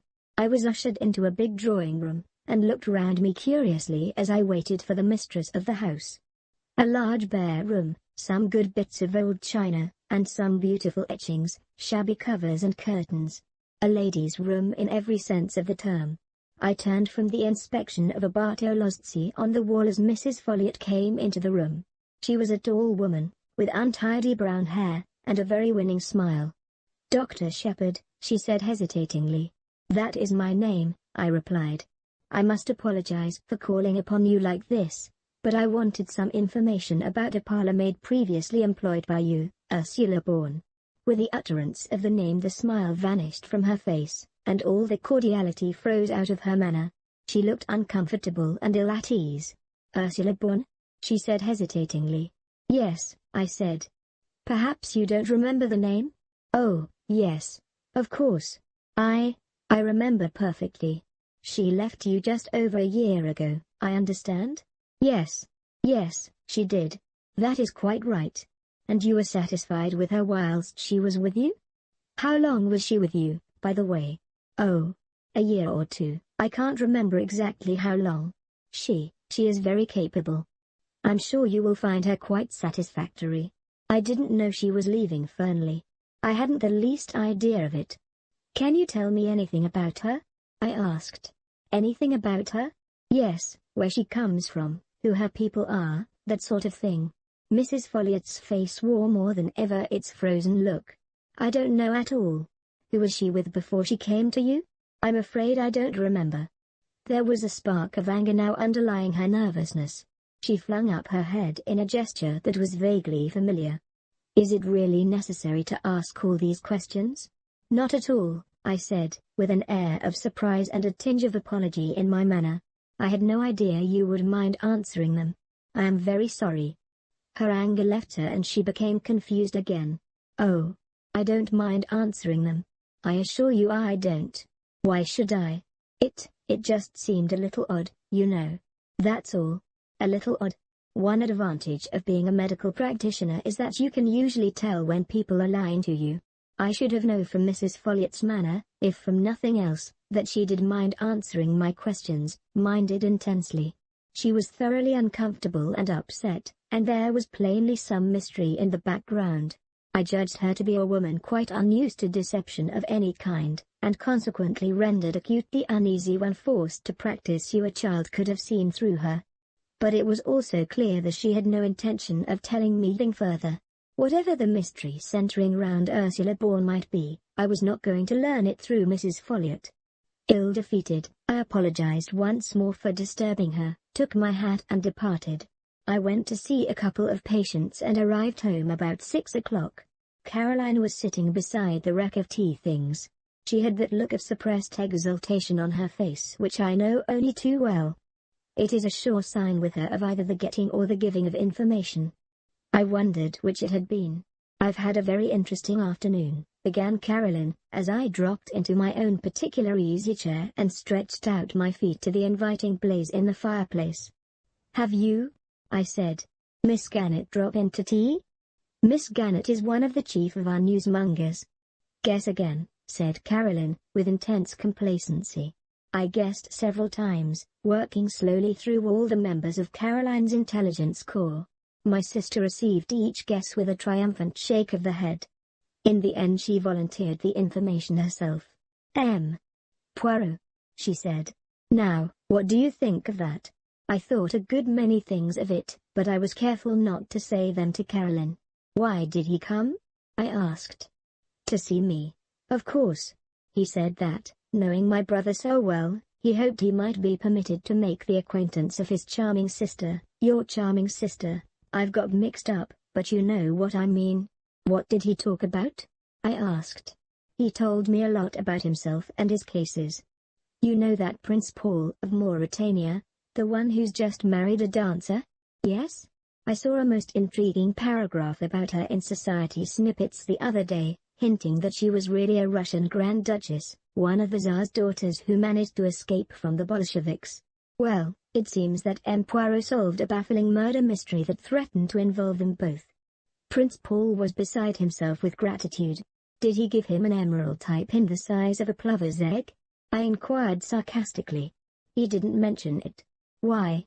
"Nothing," I said. "I thought it was always done. It is in detective fiction anyway. The super detective always has his rooms littered with rubies and pearls and emeralds from grateful royal clients. It's very interesting to hear about these things from the inside," said my sister complacently. "It would be." To Caroline. I could not but admire the ingenuity of M. Hercule Poirot, who had selected unerringly the case of all others that would most appeal to an elderly lady living in a small village. Did he tell you if the dancer was really a Grand Duchess? I inquired. He was not at liberty to speak, said Caroline importantly. I wondered how far Poirot had strained the truth in talking to Caroline. Probably not at all. He had conveyed his innuendos by means of his eyebrows and his shoulders. And after all this, I remarked, I suppose you are ready to eat out of his hand. Don't be coarse, James. I don't know where you get these vulgar expressions from. Probably from my only link with the outside world, my patients. Unfortunately, my practice does not lie amongst royal princes and interesting Russian émigrés. Caroline pushed her spectacles up and looked at me. You seem very grumpy, James. It must be your liver. A blue pill, I think, tonight. To see me in my own home, you would never imagine that I was a doctor of medicine. Caroline does the home prescribing both for herself and me. Damn my liver, I said irritably. Did you talk about the murder at all? Well, naturally, James. What else is there to talk about locally? I was able to set M. Poirot straight upon several points. He was very grateful to me. He said I had the makings of a born detective in me, and a wonderful psychological insight into human nature. Caroline was exactly like a cat that is full to overflowing with rich cream. She was positively purring. He talked a lot about the little grey cells of the brain, and of their functions. His own, he says, are of the first quality. He would say so, I remarked bitterly. Modesty is certainly not his middle name. I wish you wouldn't be so horribly American, James. He thought it very important that Ralph should be found as soon as possible, and induced to come forward and give an account of himself. He says that his disappearance will produce a very unfortunate impression at the inquest. And what did you say to that? I agreed with him, said Caroline importantly. And I was able to tell him the way people were talking already about it. Caroline, I said sharply, did you tell M. Poirot what you overheard in the wood that day? I did, said Caroline complacently. I got up and began to walk about. You realize what you're doing, I hope, I jerked out. You are putting a halter round Ralph Patton's neck as surely as you're sitting in that chair. Not at all, said Caroline, quite unruffled. I was surprised you hadn't told him. I took very good care not to, I said. I'm fond of that boy. So am I. That's why I say you're talking nonsense. I don't believe Ralph did it, and so the truth can't hurt him, and we ought to give M. Poirot all the help we can. Why, think, very likely Ralph was out with that identical girl on the night of the murder, and if so, he's got a perfect alibi. If he's got a perfect alibi, I retorted, why doesn't he come forward and say so? Might get the girl into trouble, said Caroline sapiently. But if M. Poirot gets hold of her, and puts it to her as her duty, she'll come forward of her own accord and clear Ralph. You seem to have invented a romantic fairy story of your own, I said. You read too many trashy novels, Caroline. I've always told you so. I dropped into my chair again. Did Poirot ask you any more questions? I inquired. Only about the patients you had that morning. The patients? I demanded, unbelievingly. Yes, your surgery patients. How many and who they were? Do you mean to say you were able to tell him that? I demanded. Caroline is really amazing. Why not? Asked my sister triumphantly. I can see the path up to the surgery door perfectly from this window. And I've got an excellent memory, James.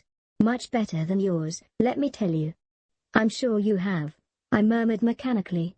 My sister went on, checking the names on her fingers. There was old Mrs. Bennet, and that boy from the farm with the bad finger. Dolly Grice to have a needle out of her finger, that American steward off the liner. Let me see, that's 4. Yes, and old George Evans with his ulcer. And lastly she paused significantly. Well? Caroline brought out her climax triumphantly. She hissed it in the most approved style, aided by the fortunate number of S's at her disposal. Miss Russell. She sat back in her chair and looked at me meaningly, and when Caroline looks at you meaningly, it is impossible to miss it. I don't know what you mean, I said, quite untruthfully. Why shouldn't Miss Russell consult me about H.R. Bad Knee? Bad Knee, said Caroline. Fiddlesticks. No more baddie than you and I. She was after something else. What? I asked. Caroline had to admit that she didn't know. But depend upon it, that was what he was trying to get at, Poirot, I mean. There's something fishy about that woman, and he knows it. Precisely the remark Mrs. Ackroyd made to me yesterday, I said. That there was something fishy about Miss Russell.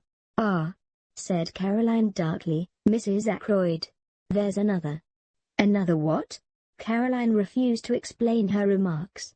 She merely nodded her head several times, rolling up her knitting, and went upstairs to don the high mauve silk blouse and the gold locket which she calls dressing for dinner. I stayed there staring into the fire and thinking over Caroline's words. Had Poirot really come to gain information about Miss Russell? Or was it only Caroline's tortuous mind that interpreted everything according to her own ideas? There had certainly been nothing in Miss Russell's manner that morning to arouse suspicion. At least I remembered her persistent conversation on the subject of drug-taking, and from that she had led the conversation to poisons and poisoning. But there was nothing in that. Ackroyd had not been poisoned. Still, it was odd. I heard Caroline's voice, rather acid in tone, calling from the top of the stairs. James, you will be late for dinner. I put some coal on the fire and went upstairs obediently. It is well at any price to have peace in the home.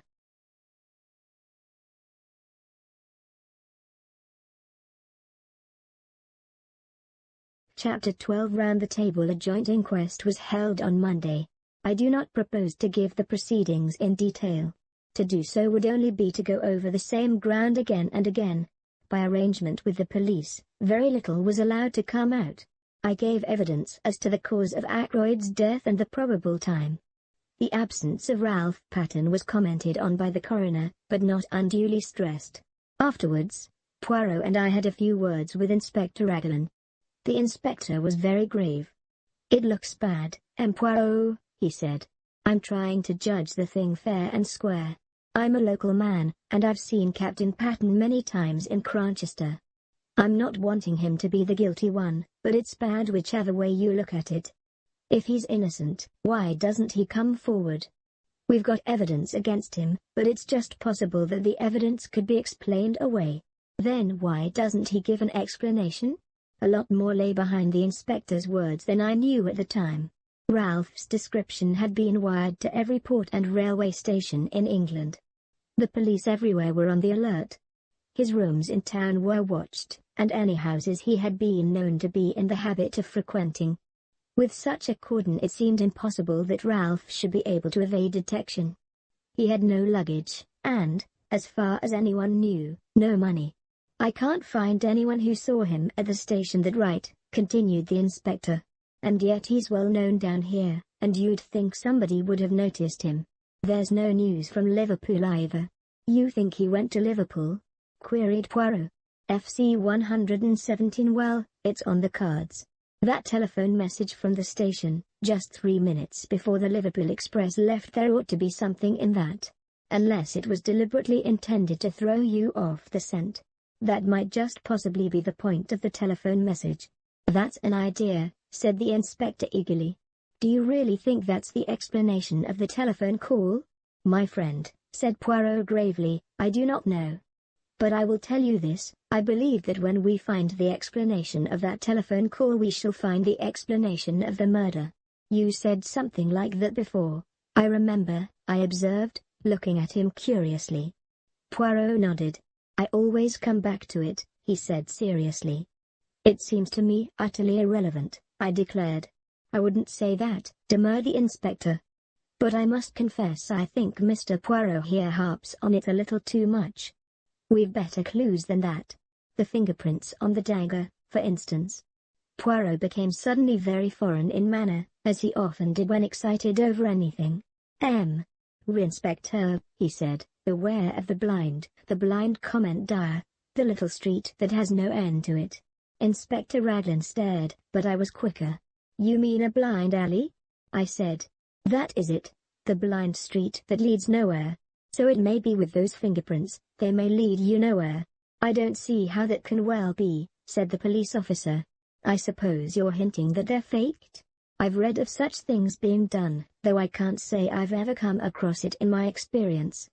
But fake or true, they're bound to lead somewhere. Poirot merely shrugged his shoulders, flinging out his arms wide. The inspector then showed us various enlarged photographs of the fingerprints, and proceeded to become technical on the subject of loops and whirls. "Come now," he said at last, annoyed by Poirot's detached manner, "you've got to admit that those prints were made by someone who was in the house that night?" "Bien entendu," said Poirot, nodding his head. "Well, I've taken the prints of every member of the household, everyone, mind you, from the old lady down to the kitchen maid. I don't think Mrs. Ackroyd would enjoy being referred to as the old lady. She must spend a considerable amount on cosmetics." "Everyone's," repeated the inspector fussily. "Including mine," I said dryly. "Very well. None of them correspond. That leaves us two alternatives. Ralph Patten, or the mysterious stranger the doctor here tells us about. When we get hold of those two, much valuable time may have been lost," broke in Poirot. "I don't quite get you, Mr. Poirot. You have taken the prints of everyone in the house, you say," murmured Poirot. "Is that the exact truth you are telling me there, and the inspector?" "Certainly." "Without overlooking anyone?" "Without overlooking anyone." "The quick or the dead?" For a moment the inspector looked bewildered at what he took to be a religious observation. Then he reacted slowly. "You mean dash?" "The dead, and the inspector." The inspector still took a minute or two to understand.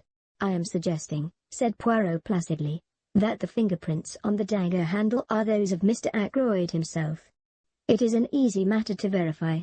His body is still available. But why? What would be the point of it? You're surely not suggesting suicide, Mr. Poirot?"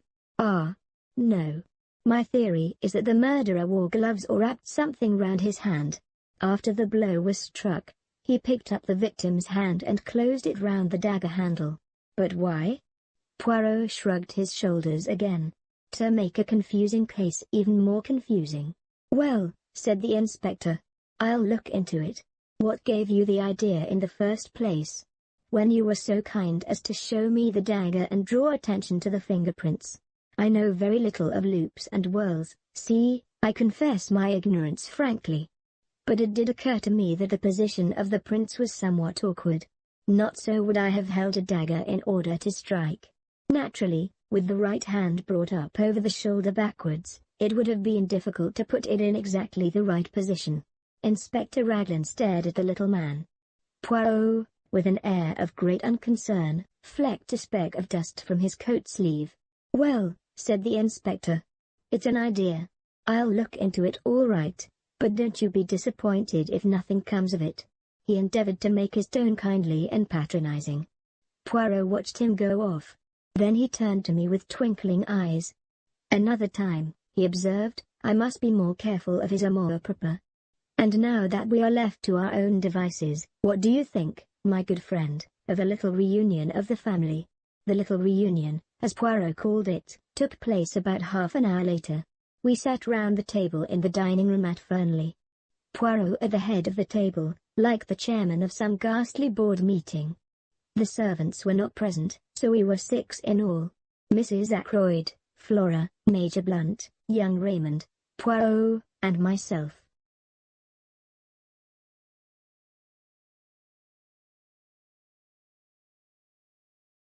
When everyone was assembled, Poirot rose and bowed.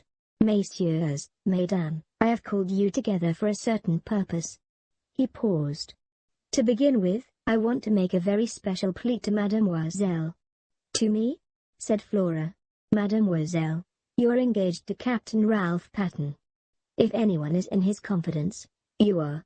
I beg you, most earnestly, if you know of his whereabouts, to persuade him to coin forward. One little minute." As Flora raised her head to speak, "Say nothing real, you have well reflected. Mademoiselle, his position grows daily more dangerous.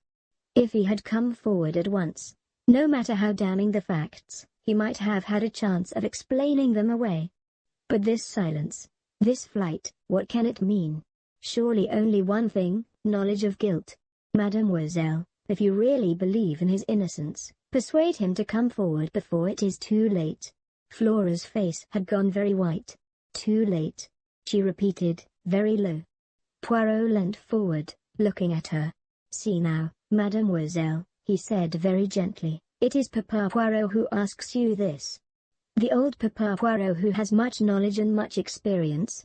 I would not seek to entrap you, mademoiselle. Will you not trust me, and tell me where Ralph Patten is hiding? The girl rose and stood facing him. Poirot, she said in a clear voice, I swear solemnly, that I have no idea where Ralph is, and that I have neither seen him nor heard from him either on the day of the murder, or since. She sat down again. Poirot gazed at her in silence for a minute or two, then he brought his hand down on the table with a sharp rap. Bien / that is that, he said. His face hardened. Now I appeal to these others who sit round this table, Mrs. Ackroyd, Major Blunt, Dr. Shepherd, Mr. Raymond. You are all friends and intimates of the missing man. If you know where Ralph Patten is hiding, speak out. There was a long silence. Poirot looked to each in turn. I beg of you, he said in a low voice, speak out. But still there was silence, broken at last by Mrs. Ackroyd. I must say, she observed in a plaintive voice, that and 121 Ralph's absence is most peculiar indeed. Not to come forward at such a time. It looks, you know, as though there were something behind it. I can't help thinking, Flora dear, that it was a very fortunate thing your engagement was never formally announced. Mother! Cried Flora angrily. Providence, declared Mrs. Ackroyd. I have a devout belief in Providence, a divinity that shapes our ends, as Shakespeare's beautiful line runs. Surely you don't make the Almighty directly responsible for thick ankles, Mrs. Ackroyd, do you? Asked Geoffrey Raymond, his irresponsible laugh ringing out. His idea was, I think, to loosen the tension, but Mrs. Ackroyd threw him a glance of reproach and took out her handkerchief. Flora has been saved a terrible amount of notoriety and unpleasantness. Not for a moment that I think dear Ralph had anything to do with poor Roger's death. I don't think so. But then I have a trusting heart, I always have had, ever since a child. I am loath to believe the worst of anyone. But, of course, one must remember that Ralph was in several air raids as a young boy. The results are apparent long after. Sometimes, they say, people are not responsible for their actions in the least. They lose control, you know, without being able to help it. Mother, cried Flora, you don't think Ralph did it? Come, Mrs. Ackroyd, said Blunt. I don't know what to think, said Mrs. Ackroyd tearfully. It's all very upsetting. What would happen to the estate? I wonder, if Ralph were found guilty. Raymond pushed his chair away from the table violently. Major Blunt remained very quiet, looking thoughtfully at her. Like shell shock, you know, said Mrs. Ackroyd obstinately, and I dare say Roger kept him very short of money, with the best intentions. Of course, I can see you are all against me, but I do think it is very odd that Ralph has not come forward. And I must say I am thankful Flora's engagement was never announced formally. It will be tomorrow, said Flora in a clear voice. Flora! Cried her mother, aghast. Flora had turned to the secretary. Will Y011 send announcement to the Morning Post? And the Times, please, Mr. Raymond. If you are sure that it is wise. Miss Ackroyd, he replied gravely. She turned impulsively to Blunt. You understand, she said. What else can I do? As things are, I must stand by Ralph. Don't you see that I must? She looked very searchingly at him, and after a long pause he nodded abruptly. Mrs. Ackroyd burst out into shrill protests. Flora remained unmoved. Then Raymond spoke. I appreciate your motives, Miss Ackroyd. But don't you think you're being rather precipitate? Wait a day or two. Tomorrow, said Flora in a clear voice. It's no good, Mother, going on like this. Whatever else I am, I'm not disloyal to my friends. Poirot, Mrs. Ackroyd appealed tearfully. Can't you say anything at all? Nothing to be said, interpolated Blunt. She's doing the right thing. I'll stand by her through thick and thin. Flora held out her hand to him. Thank you, Major Blunt, she said. Mademoiselle, said Poirot, will you let an old man congratulate you on your courage and your loyalty? And will you not misunderstand me if I ask you, ask you most solemnly, to postpone the announcement you speak of for at least 2 days more? Flora hesitated. I ask it in Ralph Patton's interests as much as in yours, mademoiselle. You frown. You do not see how that can be. But I assure you that it is so. Pas de blagues. You put the case into my hands. You must not hamper me now. Flora paused a few minutes before replying. I do not like it, she said at last, but I will do what you say. She sat down again at the table. And now, messieurs et mesdames, said Poirot rapidly, I will continue with what I was about to say. Understand this, I mean to arrive at the truth. The truth, however ugly in itself, is always curious and beautiful to the seeker after it. I am much aged, my powers may not be what they were. Here he clearly expected a contradiction. In all probability this is the last case I shall ever investigate. But Hercule Poirot does not end with a failure. Messieurs et mesdames, I tell you, I mean to know. And I shall know, in spite of you all. He brought out the last words provocatively, hurling them in our face, as it were. I think we all flinched back a little, excepting Geoffrey Raymond, who remained good-humoured and imperturbable as usual. How do you mean, in spite of us all? He asked, with slightly raised eyebrows. But, just that, monsieur. Every one of you in this room is concealing something from me. He raised his hand as a faint murmur of protest arose. Yes, I know what I am saying. It may be something unimportant, trivial, which is supposed to have no bearing on the case, but there it is. Each one of you has something to hide. Come now, am I right? His glance, challenging and accusing, swept round the table, and every pair of eyes dropped before his. Yes, mine as well. I am answered, said Poirot, with a curious laugh. He got up from his seat. I appeal to you all. Tell me the truth, the whole truth. There was a silence. Will no one speak? He gave the same short laugh again. Qu'est-ce dommage, he said, and went out.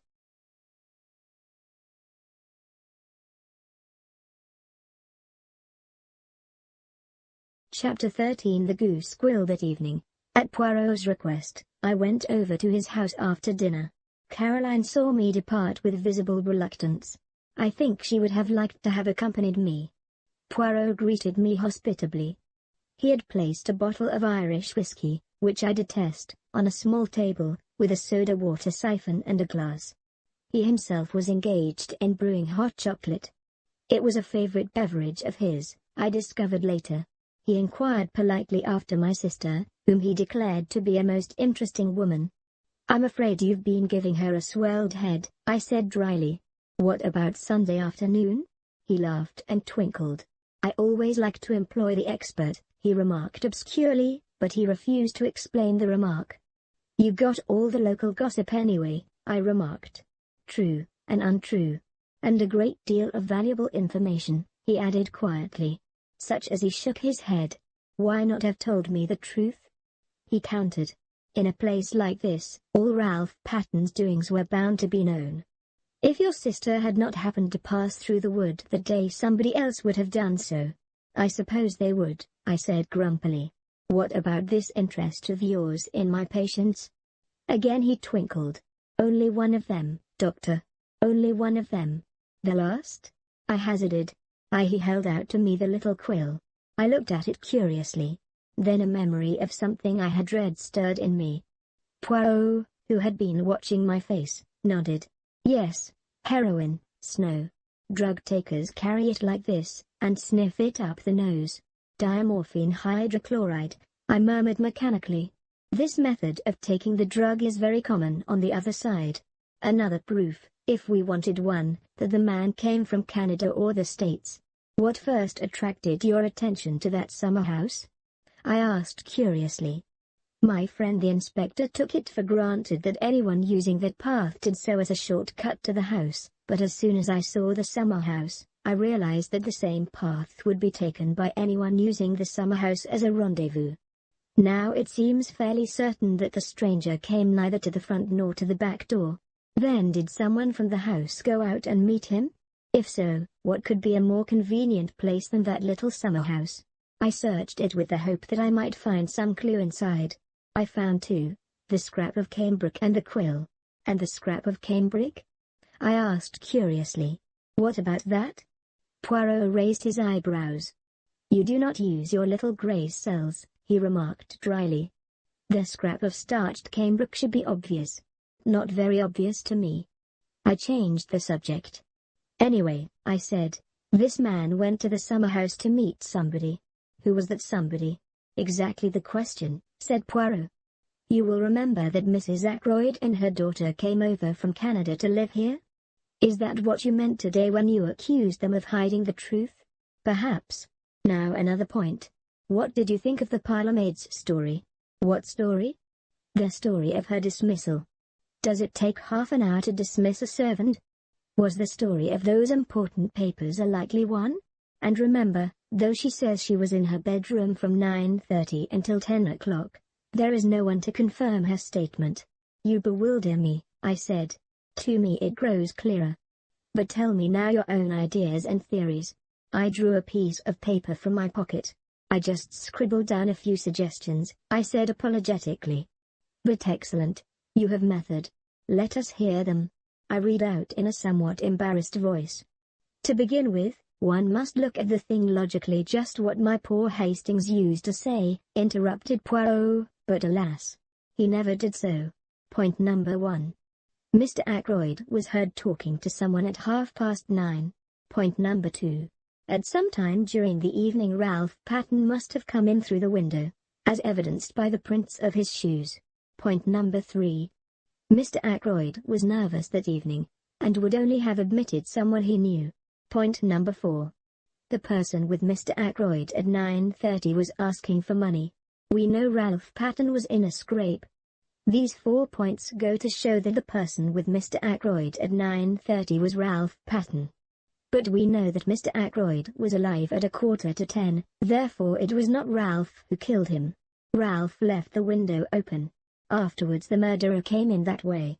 And who was the murderer? Inquired Poirot. The American stranger. He may have been in league with Parker, and possibly in Parker we have the man who blackmailed Mrs. Ferrars.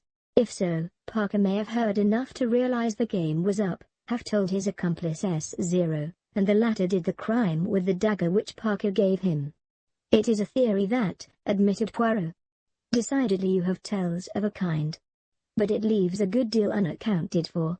Such as their telephone call, the pushed-out chair. Do you really think that latter important? I interrupted.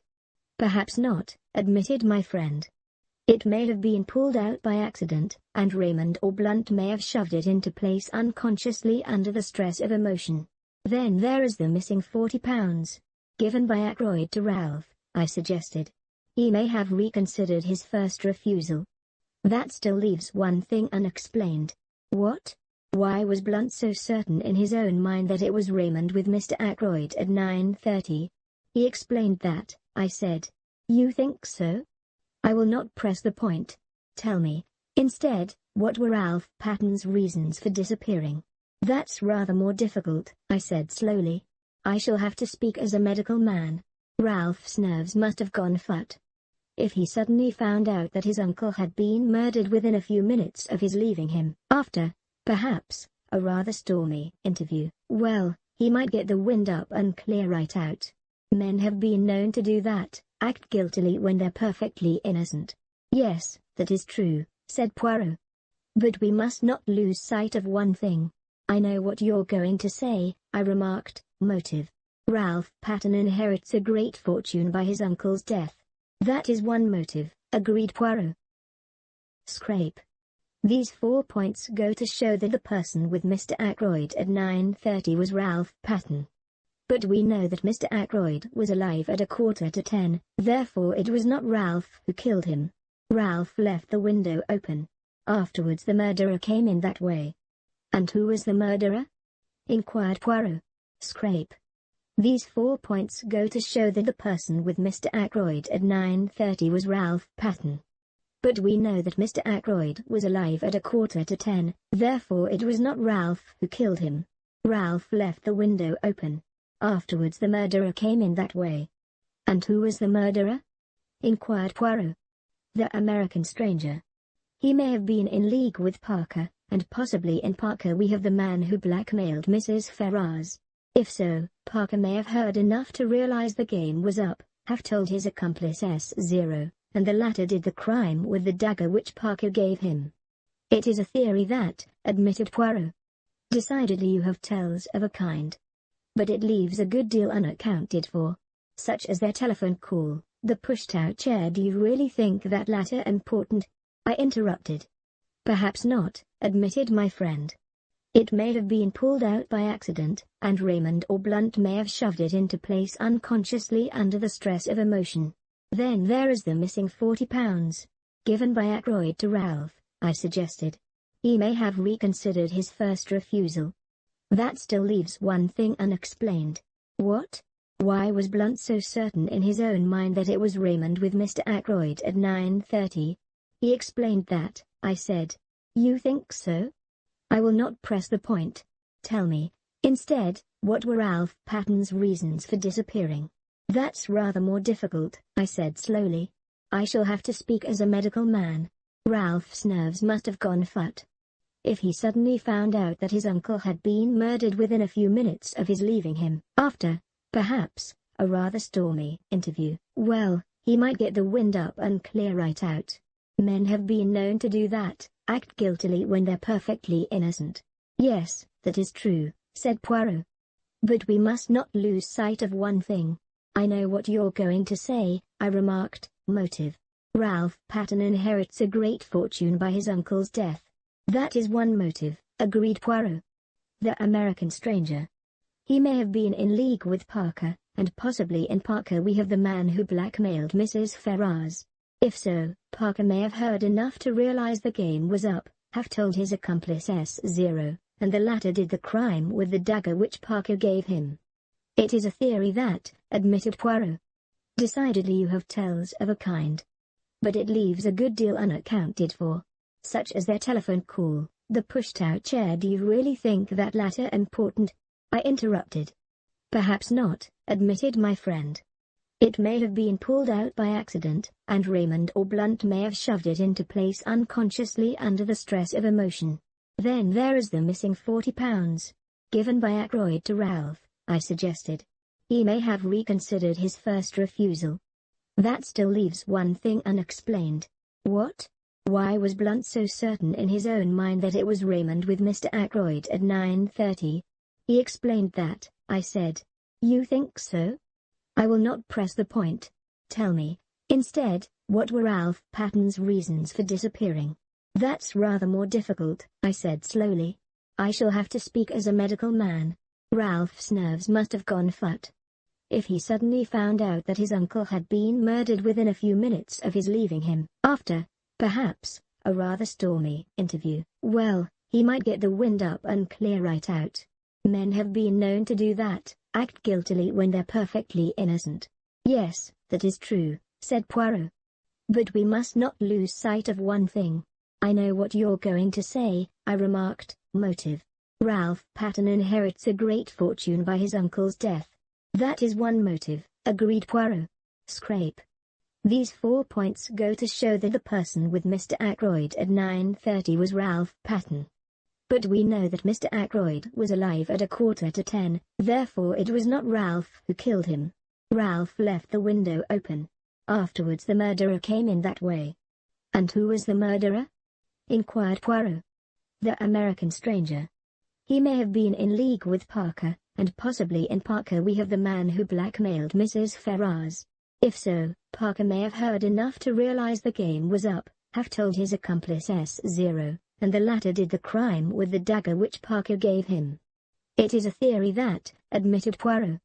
Decidedly you have tells of a kind. But it leaves a good deal unaccounted for. Such as their telephone call, the pushed-out chair. Do you really think that latter important? I interrupted. Perhaps not, admitted my friend.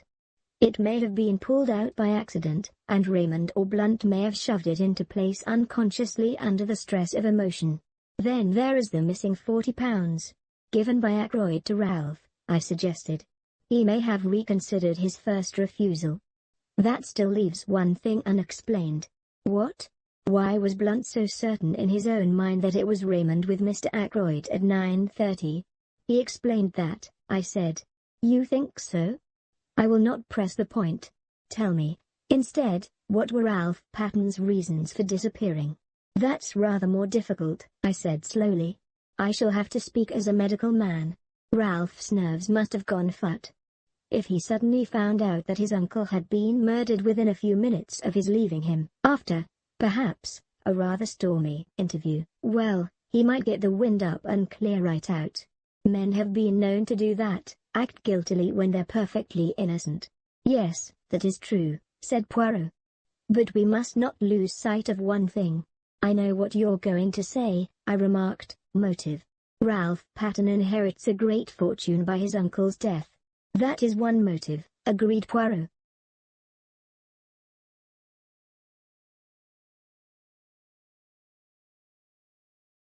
Had been strictly honorable I neither knew nor cared. What did interest me was the fact that Miss Russell must have entered the drawing-room by the window, and that I had not been wrong when I judged her to be out of breath with running. Where had she been? I thought of the summer house and the scrap of cambric. I wonder if Miss Russell has had her handkerchiefs starched, I exclaimed on the spur of the moment. Mrs. Ackroyd's start recalled me to myself, and I rose. You think you can explain to M. Poirot? She asked anxiously. Oh, certainly. Absolutely. I got away at last, after being forced to listen to more justifications of her conduct. The parlour-maid was in the hall, and it was she who helped me on with my overcoat. I observed her more closely than I had done heretofore. It was clear that she had been crying. How is it, I asked, that you told us that Mr. Ackroyd sent for you on Friday to his study? I hear now that it was you who asked to speak to him. For a minute the girl's eyes dropped before mine. Then she spoke. I meant to leave in any case, she said uncertainly. I said no more. She opened the front door for me. Just as I was passing out, she said suddenly in a low voice, Excuse me, sir, is there any news of Captain Patton? I shook my head, looking at her inquiringly. He ought to come back, she said. Indeed he'd agrees you to come back. She was looking at me with appealing eyes. Does no one know where he is? She asked. Do you? I said sharply. She shook her head. No, indeed. I know nothing. But anyone who was a friend to him would tell him this. He ought to come back. I lingered, thinking that perhaps the girl would say more. Her next question surprised me. When do they think the murder was done? Just before 10 o'clock. That is the idea, I said. Between 9:45 and the hour. Not earlier? Not before 9:45? I looked at her attentively. She was so clearly eager for a reply in the affirmative. That's out of the question, I said. Miss Ackroyd saw her uncle alive at 9:45. She turned away, and her whole figure seemed to droop. A handsome girl, I said to myself as I drove off. An exceedingly handsome girl. Caroline was at home. She had had a visit from Poirot and was very pleased and important about it. I am helping him with the case, she explained. I felt rather uneasy. Caroline is bad enough as it is. What will she be like with her detective instincts encouraged? Are you going round the neighborhood looking for Ralph Patton's mysterious girl? I inquired. I might do that on my own account, said Caroline. No, this is a special thing and Poirot wants me to find out for him. What is it? I asked. He wants to know whether Ralph Patton's boots were black or brown, said Caroline with tremendous solemnity. I stared at her. I see now that I was unbelievably stupid about these boots. I failed altogether to grasp the point. They were brown shoes, I said. I saw them. Not shoes, James, boots. M. Poirot wants to know whether a pair of boots Ralph had with him at the hotel were brown or black. A lot hangs on it. Call me dense if you like. I didn't see. And how are you going to find out? I asked. Caroline said there would be no difficulty about that. Our Annie's dearest friend was Miss Gannett's maid, Clara. And Clara was walking out with the boots at the Three Boars. The whole thing was simplicity itself, and by the aid of Miss Gannett, who cooperated loyally, at once giving Clara leave of absence, the matter was rushed through at express speed. It was when we were sitting down to lunch that Caroline remarked, with would-be unconcern, about those boots of Ralph Patton's. "Well," I said, "what about them?" Poirot thought they were probably brown. He was wrong. "They're black." And Caroline nodded her head several times. She evidently felt that she had scored a point over Poirot. I did not answer. I was puzzling over what the color of a pair of Ralph Patton's boots had to do with the case.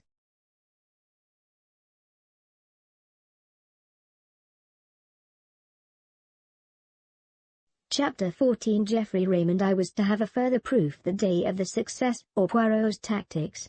That challenge of his had been a subtle touch born of his knowledge of human nature. A mixture of fear and guilt had wrung the truth from Mrs. Ackroyd.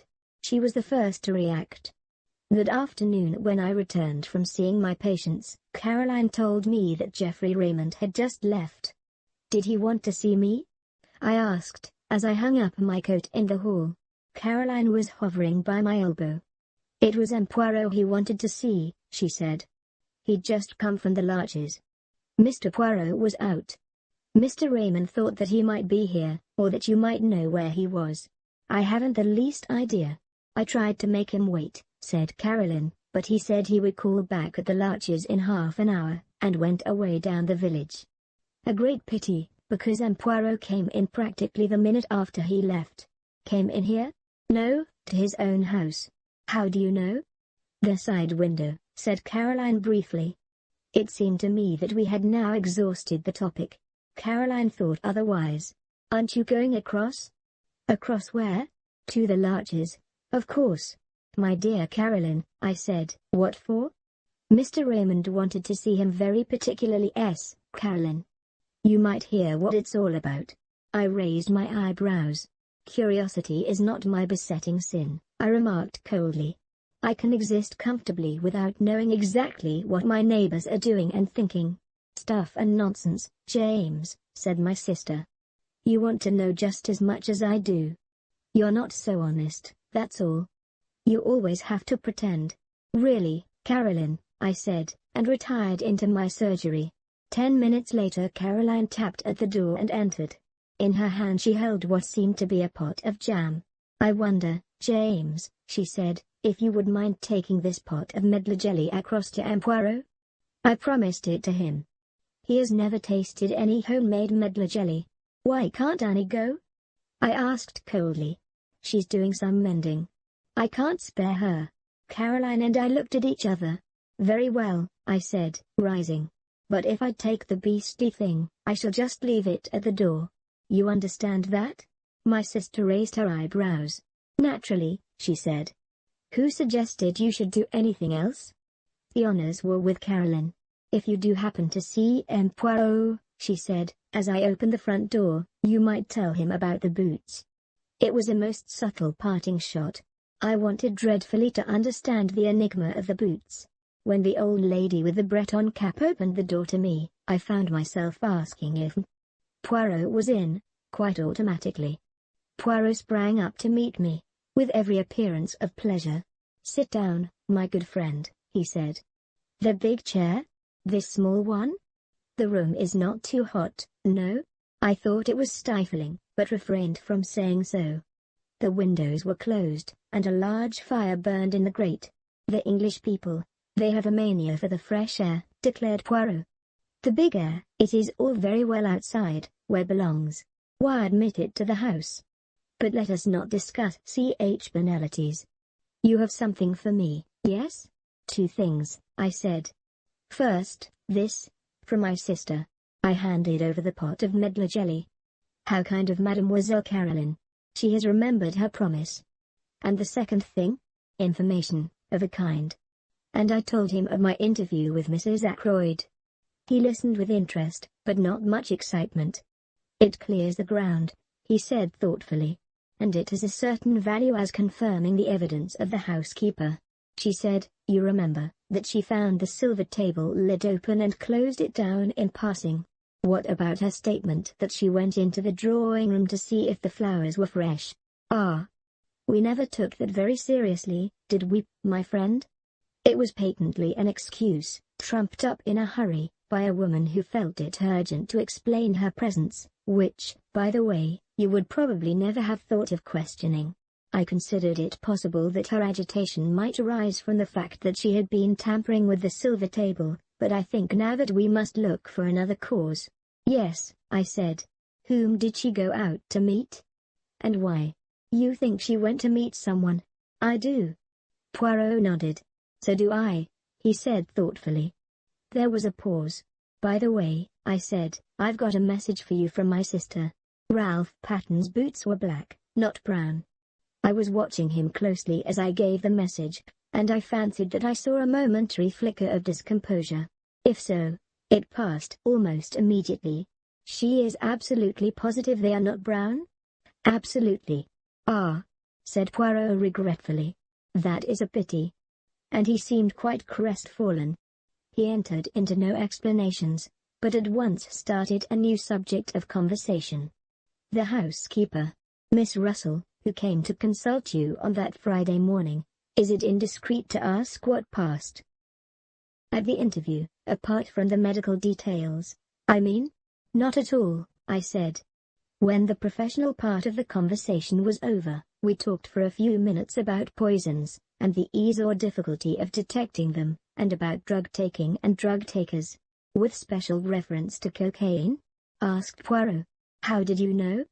I asked, somewhat surprised. For answer, the little man rose and crossed the room to where newspapers were filed.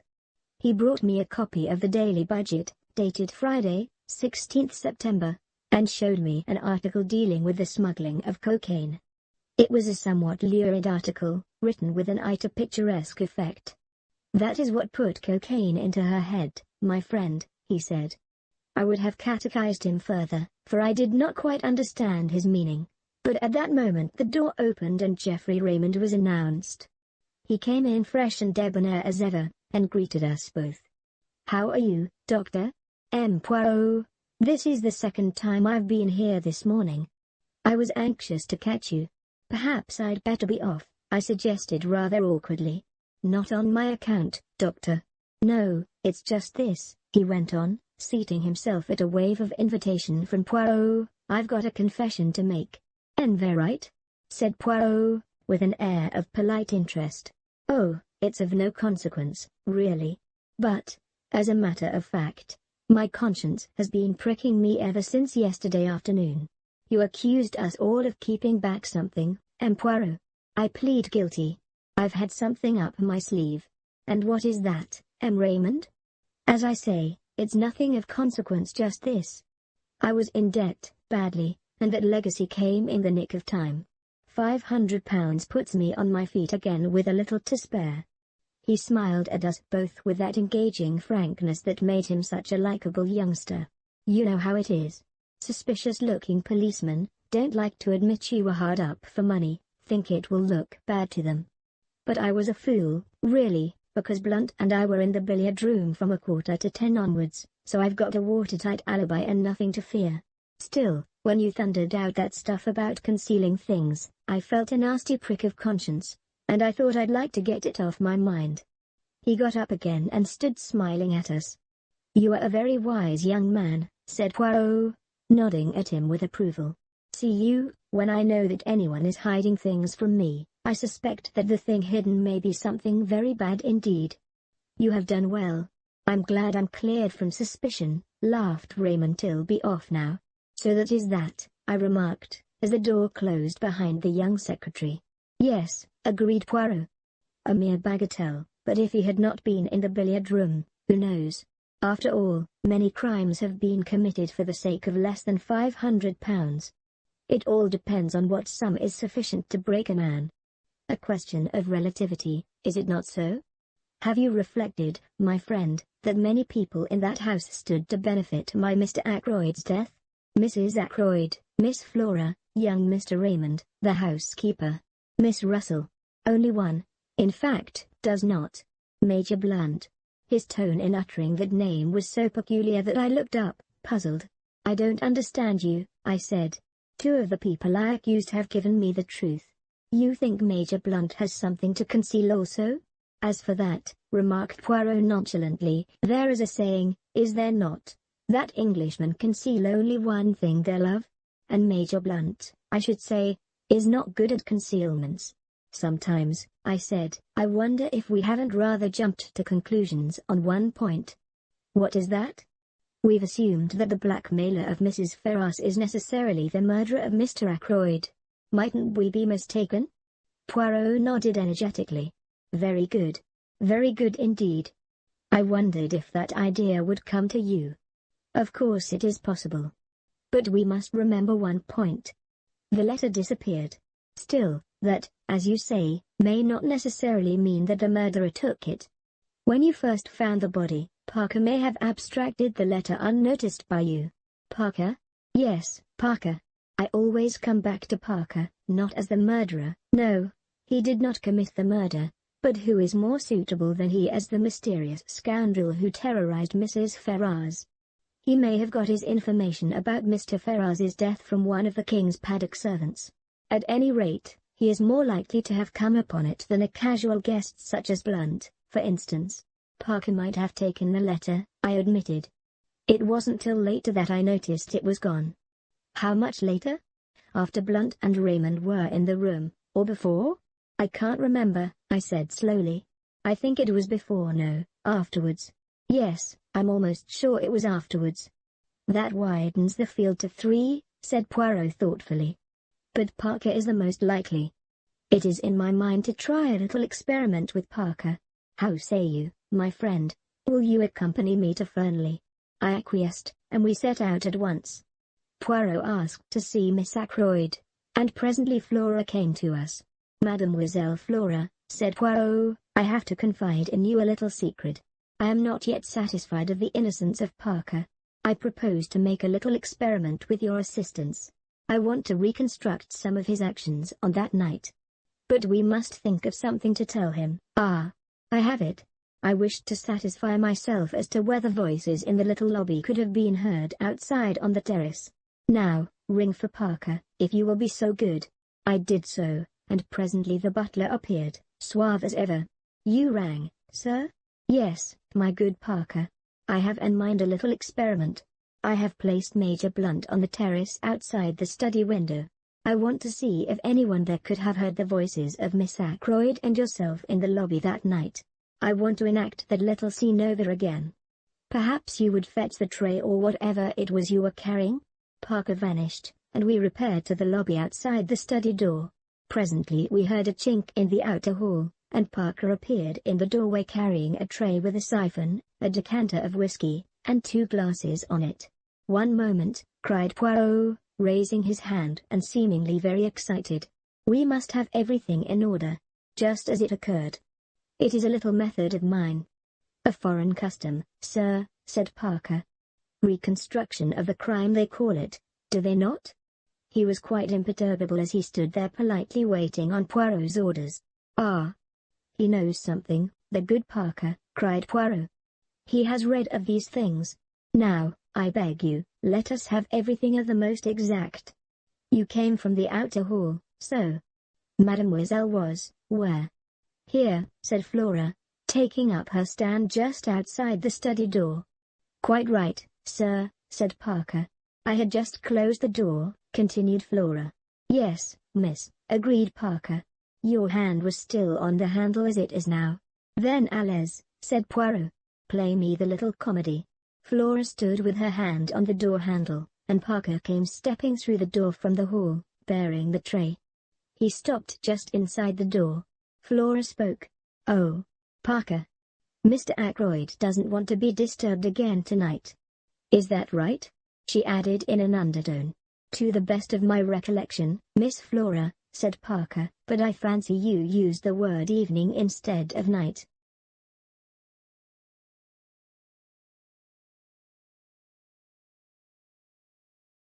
Then, raising his voice in a somewhat theatrical fashion, very good, miss. Shall I lock up as usual? Yes, please. Parker retired through the door. Flora followed him, and started to ascend the main staircase. Is that enough? She asked over her shoulder. Admirable, declared the little man, rubbing his hands. By the way, Parker, Are you sure there were 2 glasses on the tray that evening? Who was the second one for? I always bring 2 glasses, sir, said Parker. Is there anything further? Nothing. I thank you. Parker withdrew, dignified to the last. Poirot stood in the middle of the hall frowning. Flora came down and joined us. Has your experiment been successful? She asked. I don't quite understand, you know. Poirot smiled admiringly at her. It is not necessary that you should, he said. But tell me, were there indeed 2 glasses on Parker's tray that night? Flora wrinkled her brows a minute. I really can't remember, she said. I think there were. Is that the object of your experiment?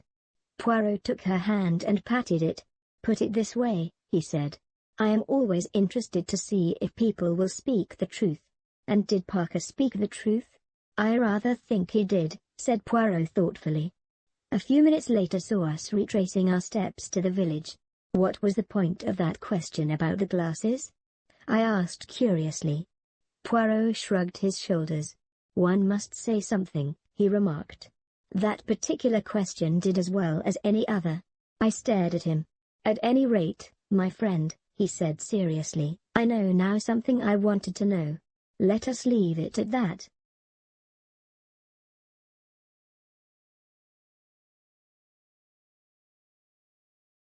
Then, raising his voice in a somewhat theatrical fashion, very good, miss.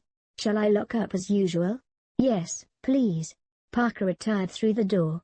Flora followed him, and started to ascend the main staircase. Is that enough? She asked over her shoulder. Admirable, declared the little man, rubbing his hands. By the way, Parker, are you sure there were 2 glasses on the tray that evening? Who was the second one for? I always bring 2 glasses, sir, said Parker. Is there anything further? Nothing. I thank you. Parker withdrew, dignified to the last. Poirot stood in the middle of the hall frowning. Flora came down and joined us. Has your experiment been successful? She asked. I don't quite understand, you know. Poirot smiled admiringly at her. It is not necessary that you should, he said. But tell me, were there indeed 2 glasses on Parker's tray that night? Flora wrinkled her brows a minute. I really can't remember, she said. I think there were. Is that the object of your experiment? Poirot took her hand and patted it. Put it this way, he said. I am always interested to see if people will speak the truth. And did Parker speak the truth? I rather think he did, said Poirot thoughtfully. A few minutes later saw us retracing our steps to the village. What was the point of that question about the glasses? I asked curiously. Poirot shrugged his shoulders. One must say something, he remarked. That particular question did as well as any other. I stared at him. At any rate, my friend, he said seriously, I know now something I wanted to know. Let us leave it at that.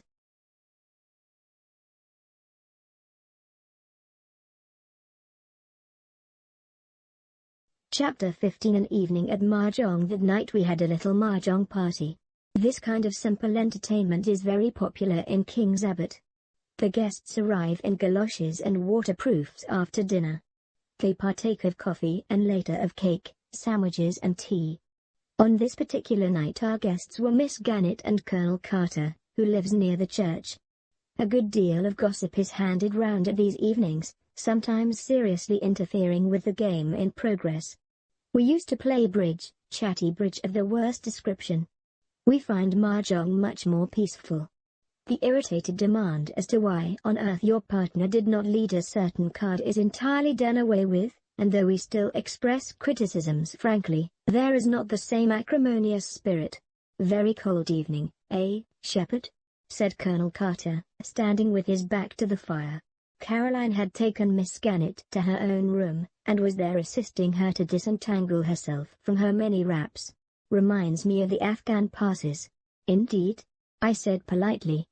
Very mysterious business this about poor Ackroyd, continued the Colonel, accepting a cup of coffee. A deuce of a lot behind it. That's what I say. Between you and me, Shepherd, I've heard the word blackmail mentioned. The Colonel gave me the look which might be tabulated one man of the world to another. A woman in it. No doubt, he said. Depend upon it, a woman in it. Caroline and Miss Gannett joined us at this minute. Miss Gannett drank coffee whilst Caroline got out the mahjong box and poured out the tiles upon the table. Washing the tiles, said the Colonel facetiously. That's right, washing the tiles, as we used to say in the Shanghai Club.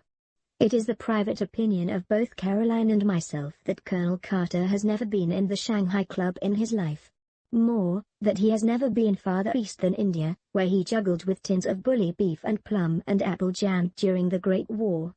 But the Colonel is determinedly military, and in King's Abbot we permit people to indulge their little idiosyncrasies freely. Shall we begin? Said Caroline. We sat round the table. For some 5 minutes there was complete silence, owing to the fact that there is tremendous secret competition amongst us as to who can build their wall quickest. Go on, James, said Caroline at last. Your east wind. I discarded a tile. A round or two proceeded, broken by the monotonous remarks of 3 bamboos, 2 circles, pung, and frequently from Miss Gannett unpung, owing to that lady's habit of too hastily claiming tiles to which she had no right. I saw Flora Ackroyd this morning, said Miss Gannett. Pung, no, unpung. I made a mistake. 4 circles, said Caroline. Where did you see her? She didn't see me, said Miss Gannett, with that tremendous significance only to be met with in small villages. Ah, said Caroline interestedly. Chow. I believe, said Miss Gannett, temporarily diverted, that it's the right thing nowadays to say chi not chow. Nonsense, said Caroline. I have always said chow. In the Shanghai Club, said Colonel Carter, they say chow. Miss Gannett retired, crushed. What were you saying about Flora Ackroyd? Asked Caroline, after a moment or two devoted to the game. Was she with anyone? Very much so, said Miss Gannett. The eyes of the 2 ladies met, and seemed to exchange formation. Really, said Caroline interestedly. Is that it? Well, it doesn't surprise me in the least. We are waiting for you to discard. Miss Caroline, said the Colonel. He sometimes affects the pose of the bluff male, intent on the game and indifferent to gossip. But nobody is deceived. If you ask me, said Miss Gannett. Was that a bamboo you discarded, dear? Oh. No, I see now. It was a circle, as I was saying, if you ask me. Flora's been exceedingly lucky. Exceedingly lucky she's been. How's that, Miss Gannett? Asked the Colonel. I'll pung that green dragon. How do you make out that Miss Flora's been lucky? Very charming girl and all that, I know. I mayn't know very much about crime, said Miss Gannett, with the air of one who knows everything there is to know, but I can tell you one thing. The first question that's always asked is who last saw the deceased alive? And the person who did is regarded with suspicion. Now, Flora Ackroyd last saw her uncle alive. It might have looked very nasty for her, very nasty indeed. It's my opinion, and I give it for what it's worth, that Ralph Patten is staying away on her account, to draw suspicion away from her. Come, now, I protested mildly, you surely can't suggest that a young girl like Flora Ackroyd is capable of stabbing her uncle in cold blood? Well, I don't know, said Miss Gannett. I've just been reading a book from the library about the underworld of Paris, and it says that some of the worst women criminals are young girls with the faces of angels. That's in France, said Caroline instantly. Just so, said the Colonel. Now, I'll tell you a very curious thing, a story that was going round the bazaars in India. The Colonel's story was one of interminable length, and of curiously little interest. A thing that happened in India many years ago cannot compare for a moment with an event that took place in King's Abbot the day before yesterday. It was Caroline who brought the Colonel's story to a close by fortunately going mahjong. After the slight uneasantness always caused by my corrections of Caroline's somewhat faulty arithmetic, we started a new hand. East wind passes, said Caroline. I've got an idea of my own about Ralph Patten. 3 characters. But I'm keeping it to myself for the present. Are you, dear? Said Miss Gannett. Chow, I mean pung. Yes, said Caroline firmly. Was it all right about the boots? Asked Miss Gannett. Their being black, I mean? Quite all right, said Caroline. What was the point, do you think? Asked Miss Gannett. Caroline pursed up her lips, and shook her head with an air of knowing all about it. "Pung," said Miss Gannett. "No, unpung. I suppose that now the doctor's in with M. Poirot he knows all the secrets?" "Far from it," I said. "James is so modest," said Caroline. "Ah." A concealed cong. The Colonel gave vent to a whistle. For the moment gossip was forgotten. "Your own wind, too," he said. "And you've got 2 pungs of dragons. We must be careful. Miss Caroline's out for a big hand." We played for some minutes with no irrelevant conversation. "This M. Poirot now," said Colonel Carter. "Is he really such a great detective?" "The greatest the world has ever known," said Caroline solemnly. "He has to come here incognito to avoid publicity." "Ciao," said Miss Gannett. "Quite wonderful for our little village, I'm sure. By the way, Clara, my maid, you know, is great friends with Elsie, the housemaid at Fernley, and what do you think Elsie told her? That there's been a lot of money stolen, and it's her opinion, Elsie's, I mean, that the parlour-maid had something to do with it. She's leaving at the month, and she's crying a good deal at night. If you ask me, the girl is very likely in league with a gang. She's always been a queer girl. She's not friends with any of the girls round here. She goes off by herself on her days out, very unnatural, I call it, and most suspicious. I asked her once to come to our friendly girls' evenings, but she refused, and then I asked her a few questions about her home and her family, all that sort of thing, and I'm bound to say I considered her manner most impertinent. Outwardly very respectful, but she shut me up in the most barefaced way." Miss Gannett stopped for breath, and the Colonel, who was totally uninterested in the servant question, remarked that in a Shanghai club brisk play was the invariable rule. We had a round of brisk play. "That Miss Russell," said Caroline. "She came here pretending to consult James on Friday morning. It's my opinion she wanted to see where the poisons were kept. 5 characters. Ciao," said Miss Gannett. "What an extraordinary idea. I wonder if you can be right." "Talking of poisons," said the Colonel. "Eh, what? Haven't I discarded? Oh, 8 bamboos. Mahjong," said Miss Gannett. Caroline was very much annoyed. "1 red dragon," she said regretfully, "and I should have had a hand of 3 doubles. I've had 2 red dragons all the time," one mentioned. "So exactly like you, James," said Caroline reproachfully. "You've no conception of the spirit of the game. I myself thought I had played rather cleverly. I should have had to pay Caroline an enormous amount if she had gone mahjong." Miss Gannett's mahjong was of the poorest variety possible, as Caroline did not fail to point out to her. East wind passed, and we started a new hand in silence. "What I was going to tell you just now was this," said Caroline. "Yes?"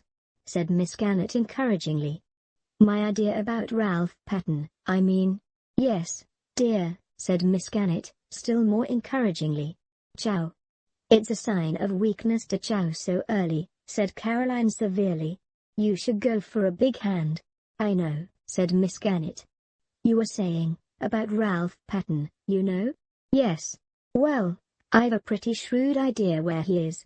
We all stopped to stare at her. "This is very interesting, Miss Caroline," said Colonel Carter. "All your own idea, eh?" "Well, not exactly. I'll tell you about it. You know that big map of the county we have in the hall?" We all said yes. As M. Poirot was going out the other day, he stopped and looked at it, and he made some remark. I can't remember exactly what it was. Something about Cranchester being the only big town anywhere near us, which is true, of course. But after he had gone, it came to me suddenly. "What came to you?" "His meaning. Of course Ralph is in Cranchester."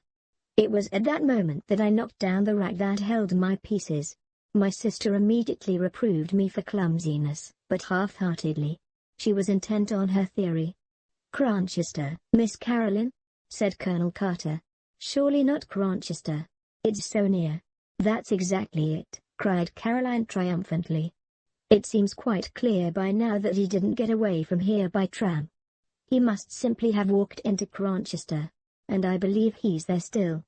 No one would dream of his being so near at hand." I pointed out several objections to the theory, but when degrees Caroline has got something firmly into her head, nothing dislodges it. And you think M. Poirot has the same idea, said Miss Gannett thoughtfully. It's a curious coincidence, but I was out for a walk this afternoon on the Cranchester Road, and he passed me in a car coming from that direction. We all looked at each other. Why, dear me, said Miss Gannett suddenly, I mahjong all the time, and I never noticed it. Caroline's attention was distracted from her own inventive exercises. She pointed out to Miss Gannett that a hand consisting of mixed suits and too many chows was hardly worth going mahjong on. Miss Gannett listened imperturbably and collected her counters. Yes, dear, I know what you mean, she said. But it rather depends on what kind of a hand you have to start with, doesn't it? You'll never get the big hands if you don't go for them, urged Caroline. Well, we must all play our own way, mustn't we? Said Miss Gannett. She looked down at her counters. After all, I'm up, so far. Caroline, who was considerably down, said nothing. East wind passed, and we set to once more. Annie brought in the tea things. Caroline and Miss Gannett were both slightly ruffled, as is often the case during one of these festive evenings. If you would only play a little quicker, dear, said Caroline, as Miss Gannett hesitated over her discard. The Chinese put down the tiles so quickly it sounds like little birds pattering. For some minutes we played like the Chinese. You haven't contributed much to the sum of information, Shepherd, said Colonel Carter genially. You're a sly dog. Hand in glove with the great detective, and not a hint as to the way things are going. James is an extraordinary creature, said Caroline. He cannot bring himself to part with information. She looked at me with some disfavor. I assure you, I said, that I don't know anything. Poirot keeps his own counsel. Wise man, said the Colonel with a chuckle. He doesn't give himself away. But they're wonderful fellows, these foreign detectives. Up to all sorts of dodges, I believe. Pung, said Miss Gannett, in a tone of quiet triumph. And mahjong. The situation became more strained. It was annoyance at Miss Gannett's going mahjong for the third time running which prompted Caroline to say to me as we built a fresh wall, You are too tiresome, James. You sit there like a deadhead, and say nothing at all. But, my dear, I protested, I have really nothing to say that is, of the kind you mean. Nonsense, said Caroline, as she sorted her hand. You must know something interesting. I did not answer for a moment. I was overwhelmed and intoxicated. I had read of there being such a thing as the perfect winning, going mahjong on one's original hand. I had never hoped to hold the hand myself.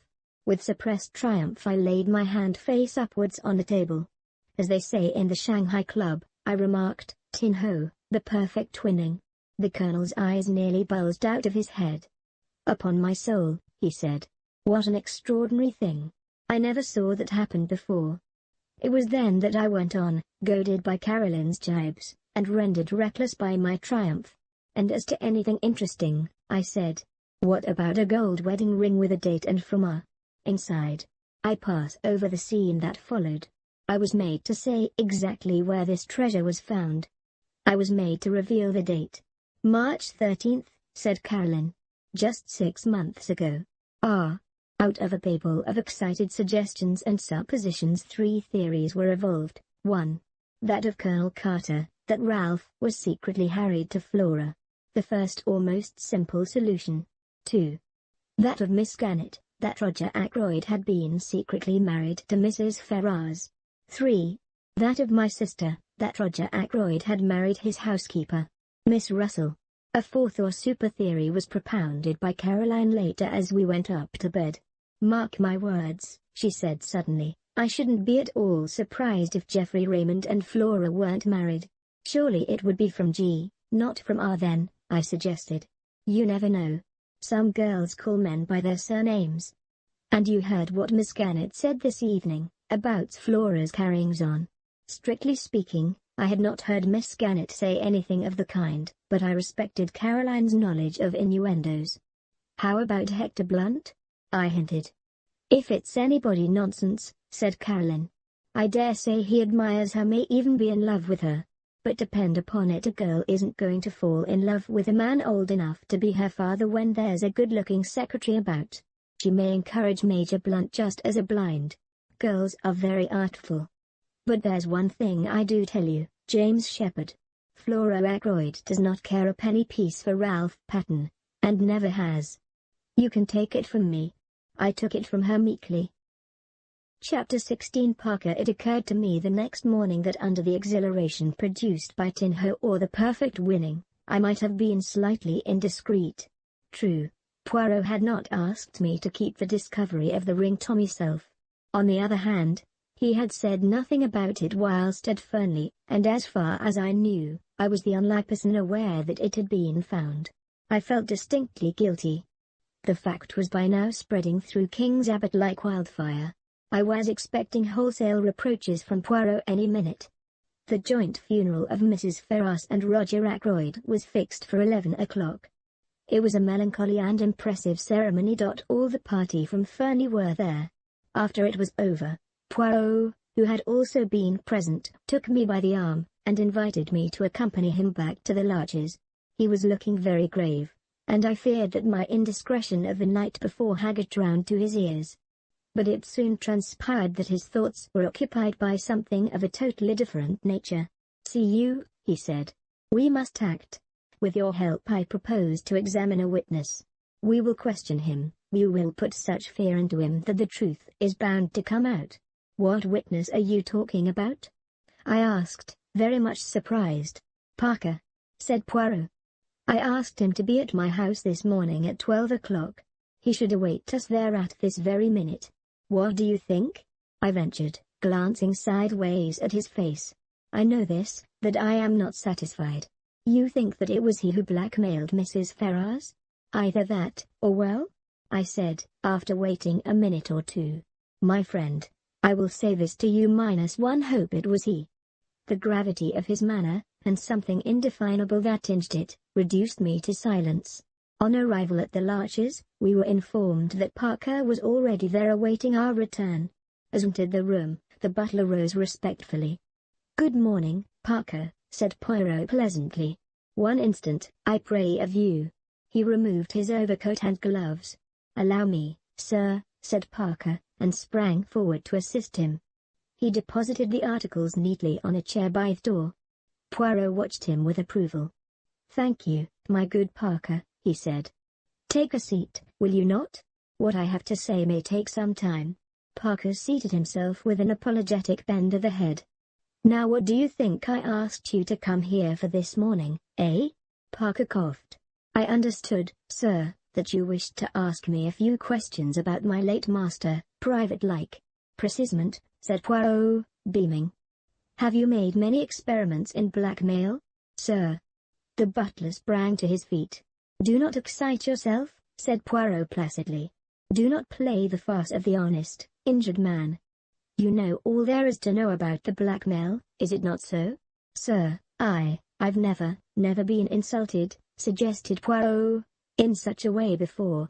"Then why, my excellent Parker, were you so anxious to overhear their conversation in Mr. Ackroyd's study the other evening, after you had called the word blackmail?" Wasn't I who was your last master?" rapped out Poirot suddenly. "My last master?" "Yes, the master you were with before you came to Mr. Ackroyd." "A Major Ellaby, sir." Poirot took the words out of his mouth. "Just so. Major Ellaby. Major Ellaby was addicted to drugs, was he not? You travelled about with him. When was in Bermuda there was some trouble, a man was killed. Major Ellaby was partly responsible. It was hushed up. But you knew about it. How much did Major Ellaby pay you to keep your mouth shut?" Parker was staring at him open-mouthed. The man had gone to pieces. His cheeks shook flabbily. "You see, I have made inquiries," said Poirot pleasantly. "It is as I say. You got a good sum then as blackmail, and Major Ellaby went on paying you until he died. Now I want to hear about your latest experiment." Parker still stared. "It is useless to deny. Hercule Poirot knows. It is so, what I have said about Major Ellaby, is it not?" As though against his will, Parker nodded reluctantly once. His face was ashen pale. "But I never hurt a hair of Mr. Ackroyd's head," he moaned. "Honest to God, sir, I didn't. I've been afraid of this coming all the time. And I tell you I didn't kill him." His voice rose almost to a scream. "I am inclined to believe you, my friend," said Poirot. "You have not the nerve, the courage. But I must have the truth. I'll tell you anything, sir, anything you want to know. It's true that I tried to listen that night. A word or two I heard made me curious. And Mr. Ackroyd's wanting not to be disturbed, and shutting himself up with the doctor the way he did. It's God's own truth what I told the Pulse. I heard the word blackmail, sir, and well." He paused. "You thought there might be something in it for you?" suggested Poirot smoothly. Well, yes, I did, sir. I thought that if Mr. Ackroyd was being blackmailed, why shouldn't I have a share of the pickings?" A very curious expression passed over Poirot's face. He leaned forward. "Had you any reason to suppose before that night that Mr. Ackroyd was being blackmailed?" "No, indeed, sir. It was a great surprise to me. Such a regular gentleman in all his habits." "How much did you overhear?" "Not very much, sir. There seemed what I might call a spite against me. Of course, I had to attend to my duties in the pantry. And when I did creep along once or twice to the study it was no use. The first time Dr. Shepherd came out and almost caught me in the act, and another time Mr. Raymond passed me in the big hall and went that way, so I knew it was no use, and when I went with the tray, Miss Flora headed me off." Poirot stared for a long time at the man, as if to test his sincerity. Parker returned his gaze earnestly. "I hope you believe me, sir. I've been afraid all along the police would rake up that old business with Major Ellaby and be suspicious of me in consequence." "Eh bien," said Poirot at last. "I am disposed to believe you. But there is one thing I must request of you, to show me your bank book."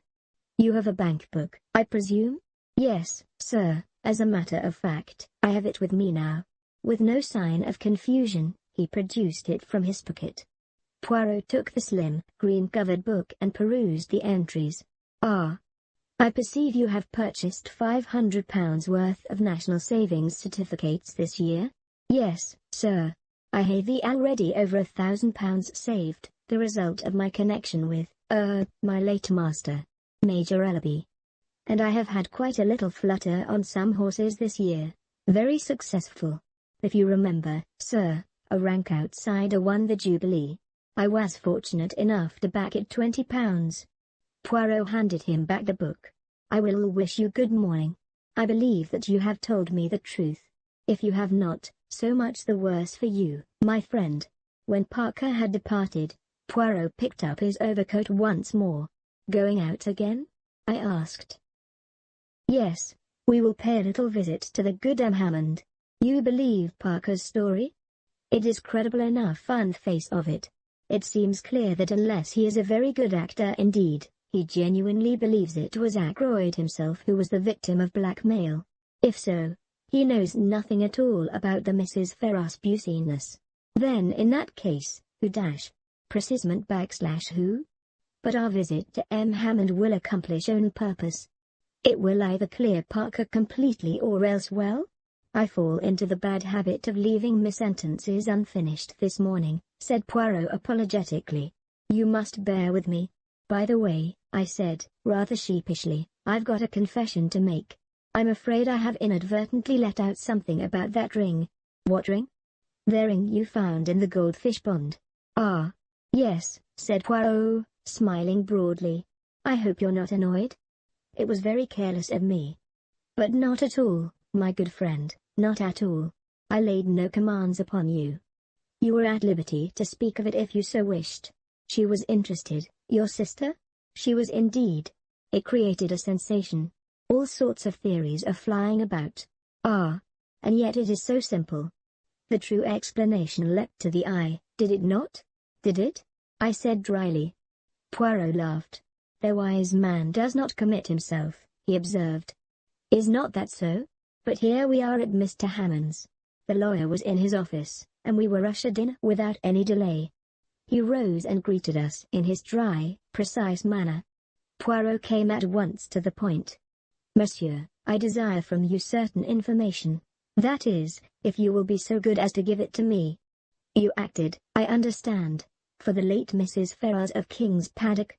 I noticed the swift gleam of surprise which showered in the lawyer's eyes, before his professional reserve came down once more like a mask over his face. Certainly. All her affairs passed through our hands. Very good. Now, before I ask you to tell me anything, I should like you to listen to the story Dr. Shepherd will relate to you. You have no objection, have you, my friend, to repeating the conversation you had with Mr. Ackroyd last Friday night? Not in the least, I said, and straightway began the recital of that strange evening. Hammond listened with close attention. That is all, I said, when I had finished. Blackmail, said the lawyer thoughtfully. You are surprised? Asked Poirot.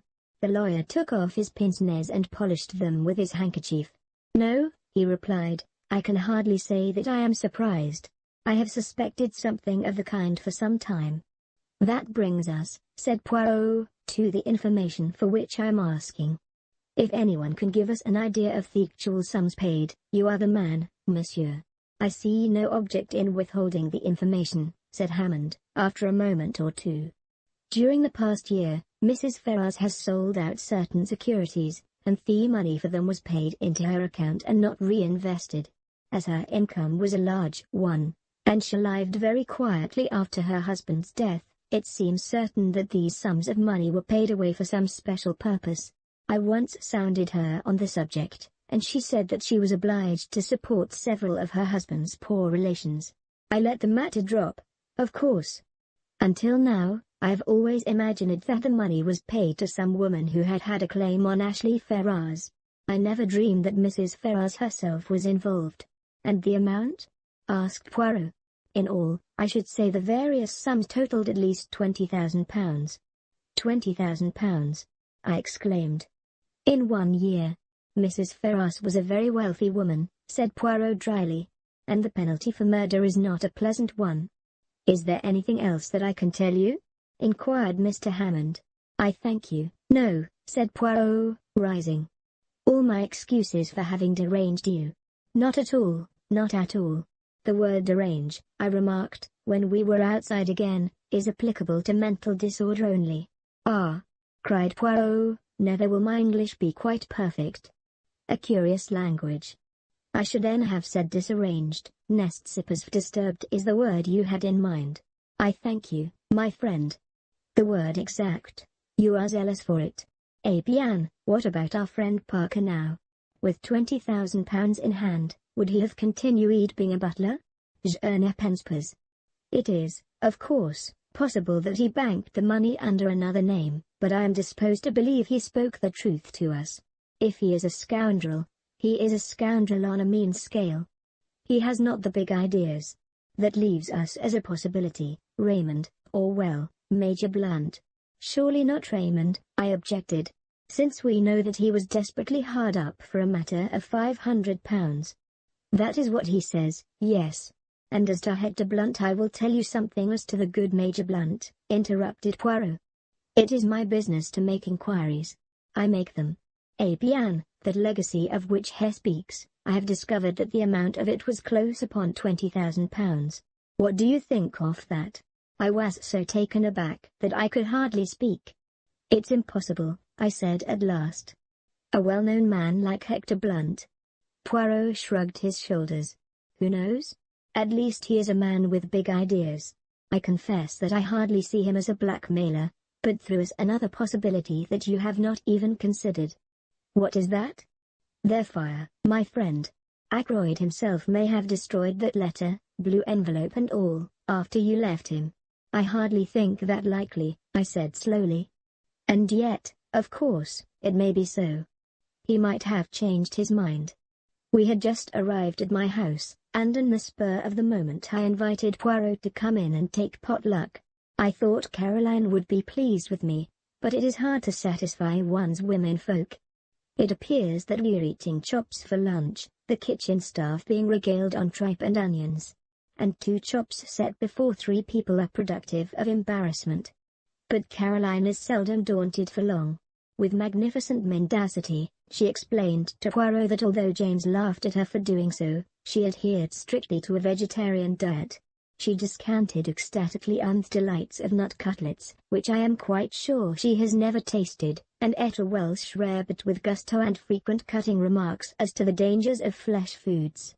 Afterwards, when we were sitting in front of the fire and smoking, Caroline attacked Poirot directly. "Not found Ralph Patten yet?" she asked. "Where should I find him, mademoiselle?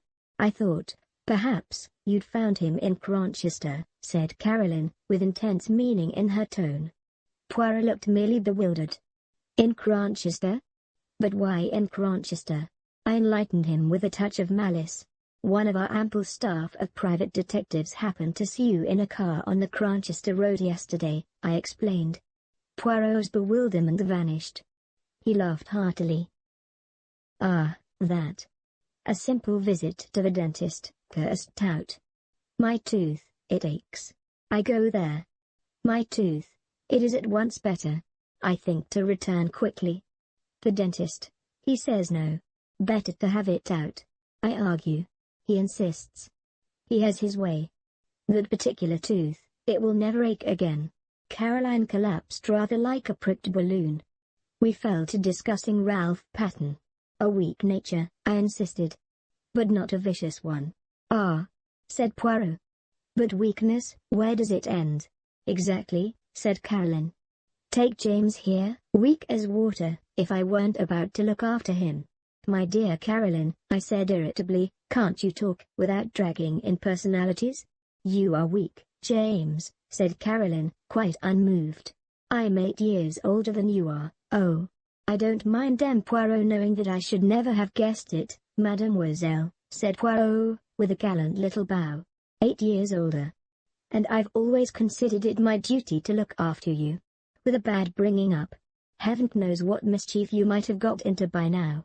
I might have married a beautiful adventuress, I murmured, gazing at the ceiling, and blowing smoke rings. "Adventuress," said Caroline, with a snort. "If we're talking of adventuresses," she left the sentence unfinished. "Well?" I said, with some curiosity. "Nothing. But I can think of someone not 100 miles away." Then she turned to Poirot suddenly. "James sticks to it that you believe someone in the house committed the murder. All I can say is, you're wrong." "I should not like to be wrong," said Poirot. "It is not, how do you say, my métier. I've got the facts pretty clearly," continued Caroline, taking no notice of Poirot's remark, "from James and others. As far as I can see, of the people in the house, only 2 could have had the chance of doing it. Ralph Patten and Flora Ackroyd." "My dear Caroline, now, James, don't interrupt me. I know what I'm talking about. Parker met her outside the door, didn't he? He didn't hear her uncle saying good night to her. She could have killed him then and there." "Caroline, I'm not saying she did, James. I'm saying she could have done. As a matter of fact, though, Flora is like all these young girls nowadays, with no veneration for their betters and thinking they know best on every subject under the sun. I don't for a minute believe she'd kill even a chicken. But there it is. Mr. Raymond and Major Blunt have alibis. Mrs. Ackroyd's got an alibi. Even that Russell woman seems to have one, and a good job for her it is, shows. Who is left? Only Ralph and Flora. And say what you will, I don't believe Ralph Patten is a murderer. A boy we've known all our lives." Poirot was silent for a minute, watching the curling smoke rise from his cigarette. When at last he spoke, it was in a gentle far-away voice that produced a curious impression. It was totally unlike his usual manner. "Let us take a man. A very ordinary man. A man with no idea of murder in his heart. There is in him somewhere a strain of weakness, deep down. It has so far never been called into play. Perhaps it never will be, and if so he will go to his grave honored and respected by everyone. But let us suppose that something occurs. He is in difficulties, or perhaps not that even. He may stumble by accident on a secret involving life or death to someone. And his first impulse will be to speak out, to do his duty as an honest citizen. And then the strain of weakness tells. Here is a chance of money, a great amount of money. He wants money, he desires it, and it is so easy. He has to do nothing for it, just keep silence. That is the beginning. The desire for money grows. He must have more, and more. He is intoxicated by the gold mine which has opened at his feet. He becomes greedy. And in his greed he overreaches himself. One can press a man as far as one likes, but with a woman one must not press too far. For a woman has at heart a great desire to speak the truth. How many husbands who have deceived their wives go comfortably to their graves, carrying their secret with them? How many wives who have deceived their husbands wreck their lives by throwing the fact in those same husbands' teeth? They have been pressed too far. In a reckless moment, which they will afterwards regret, bien entendu, they fling safety to the winds and turn at bay, proclaiming the truth with great momentary satisfaction to themselves. So it was, I think, in this case. The strain was too great. And so through came your proverb, the death of the goose that laid the golden eggs. But that is not the end. Exposure faced the man of whom we are speaking. And he is not the same man he was, say, a year ago. His moral fiber is blunted. He is desperate. He is fighting a losing battle, and he is prepared to take any means that come to his hand, for exposure means ruin to him. And so, the dagger strikes. He was silent for a moment. It was as though he had laid a spell upon the room. I cannot try to describe the impression his words produced. There was something in their merciless analysis, and the ruthless power of vision which struck fear into both of us. Afterwards, he went on softly, the dagger removed, he will be himself again, normal, kindly. But if the need dagger arises, then once more he will strike. Caroline roused herself at last. You are speaking of Ralph Patten, she said. You may be right, you may not, but you have no business to condemn a man unheard. The telephone bell rang sharply.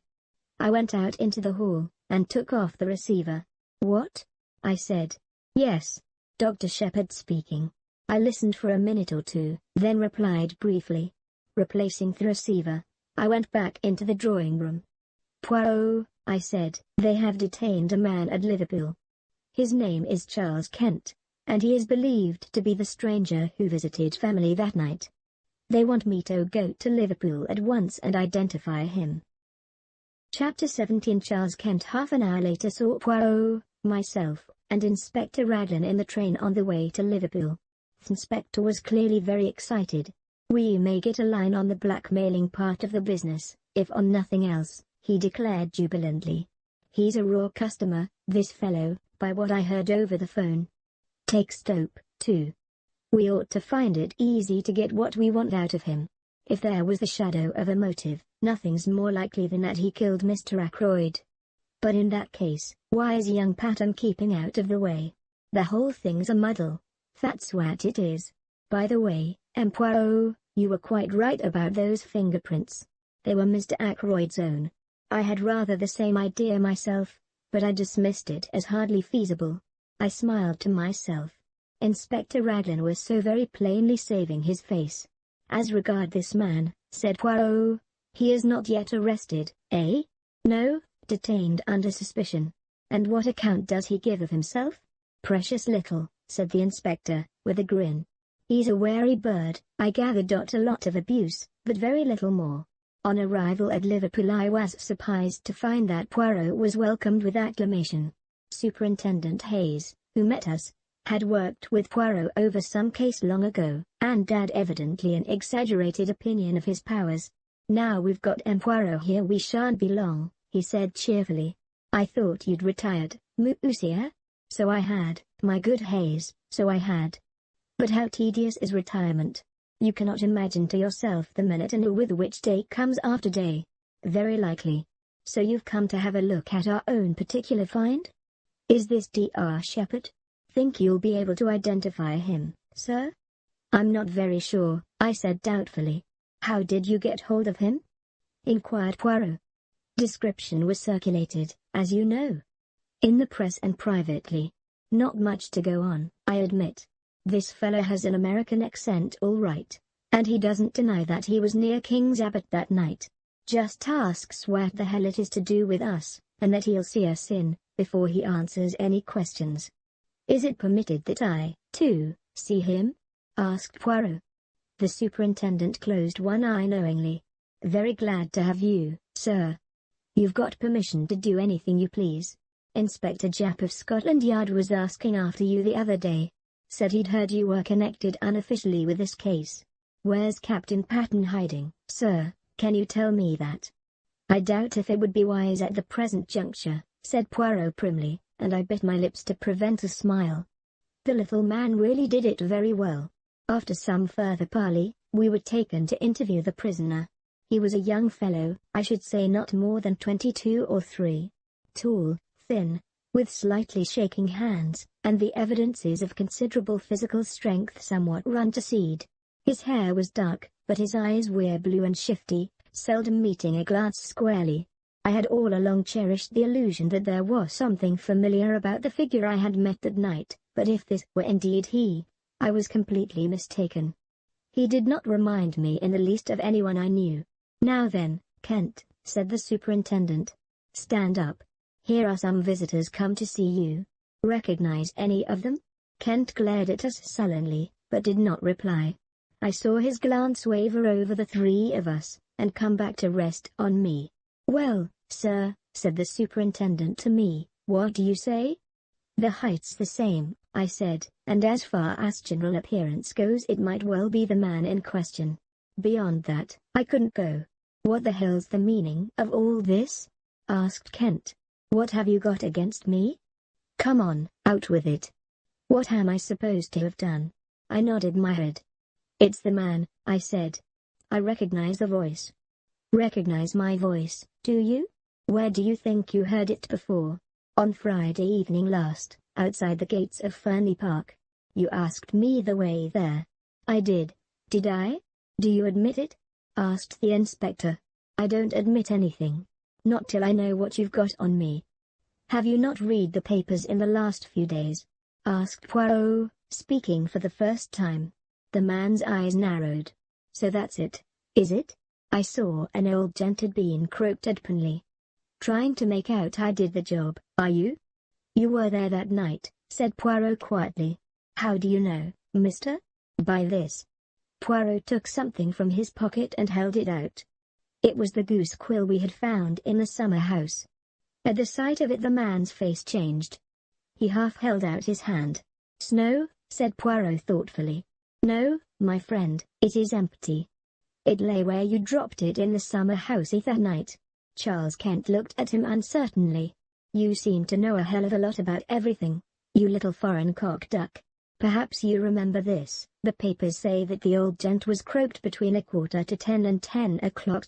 That is so, agreed Poirot. Yes, but is it really so? That's what I'm getting at.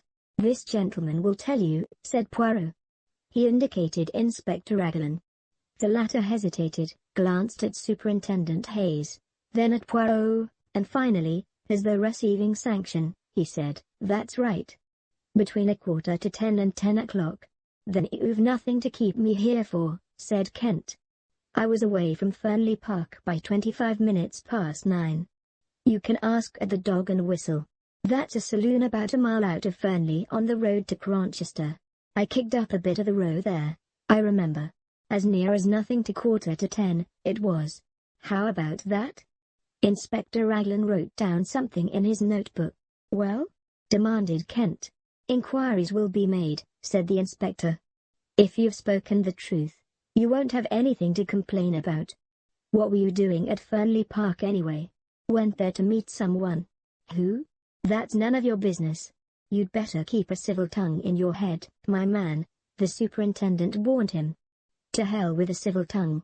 I went there on my own business, and that's all there is to it. If I was clear away before the murder was done, that's all that concerns the cops. Your name, it is Charles Kent, said Poirot. Where were you born? The man stared at him, then he grinned. I'm a full-blown Britisher all right, he said. Yes, said Poirot meditatively. I think you are. I fancy you were born in Kent. The man stared. Why's that? Because of my name? What's that to do with it? Is a man whose name is Kent bound to be born in that particular county? Under certain circumstances, I can imagine he might be, said Poirot very deliberately. Under certain circumstances, you comprehend. There was so much meaning in his voice as to surprise the 2 police officers. As for Charles Kent, he flushed a brick red, and for a moment I thought Hugh was going to spring at Poirot. He thought better of it, however, and turned away with a kind of laugh. Poirot nodded as though satisfied, and made his way out through the door. He was joined presently by 30 officers. "We'll verify that statement," remarked Raglan. "I don't think he's lying, though. But he's got to come clean with a statement as to what he was doing at Fernley. It looks to me as though we'd got our blackmailer all right. On the other hand, granted his story's correct, he couldn't have had anything to do with the actual murder. Hay got £10 on him when he was arrested, rather a large sum. I fancy that £40 went to him. Then numbers of the notes didn't correspond, but of course he'd have changed them first thing. Mr. Ackroyd must have given him the money, and he made off with it as fast as possible. What was that about Kent being his birthplace? What's that got to do with it?" "Nothing whatever," said Poirot mildly. "A little idea of mine, that was all. Me, I am famous for my little ideas." "Are you really?" said Raglan, studying him with a puzzled expression. The superintendent went into a roar of laughter. "Many's the time I've heard Inspector Japp say that. Poirot and his little ideas. Too fanciful for me, he'd say, but always something in them." "You mock yourself at me," said Poirot, smiling. "But never mind. The old ones they laugh last sometimes, when the young, clever ones do not laugh at all." And nodding his head at them in a sage manner he walked out into the street. He and I lunched together at an hotel. I know now that the whole thing lay clearly unraveled before him. He had got the last thread he needed to lead him to the truth. But at the time I had no suspicion of the fact. I overestimated his general self-confidence, and I took it for granted that the things which puzzled me must be equally puzzling to him. My chief puzzle was what the man Charles Kent could have been doing at Fernley. Again and again I put that question to myself and could get no satisfactory reply. At last I ventured a tentative query to Poirot. His reply was immediate. "Mon ami, I do not think I know." "Really?" I said incredulously. "Yes, indeed. I suppose now that to you it would not make sense if I said that he went to Fernley that night because he was born in Kent?" I stared at him. "It certainly doesn't seem to make sense to me," I said dryly. "Ah," said Poirot pityingly. "Well, no matter. I have still my little idea." Chapter 18. Flora Ackroyd. As I was returning from my round the following morning, I was hailed by Inspector Raglan. I pulled up, and the inspector mounted on the step. "Good morning, Dr. Shepherd," he said. "Well, that alibi is all right enough. Charles Kent's?" "Charles Kent's. The barmaid at the Dog and Whistle, Sally Jones, she remembers him perfectly.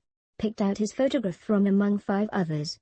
It was just 9:45 when he came into the bar, and that Dog and Whistle is well over a mile from Fernley Park. The girl mentions that he had a lot of money on him. She saw him take a handful of notes out of his pocket. Rather surprised her, it did, seeing the class of fellow he was, with a pair of boots clean dropping off him. That's where that £40 went right enough. Their man still refuses to give an account of his visit to Fernley. Obstinate as a mule he is. I had a chat with Hayes at Liverpool over the wire this morning. Hercule Poirot says he knows the reason the man went there that night, I observed. "Does he?" cried the inspector eagerly. "And beautiful.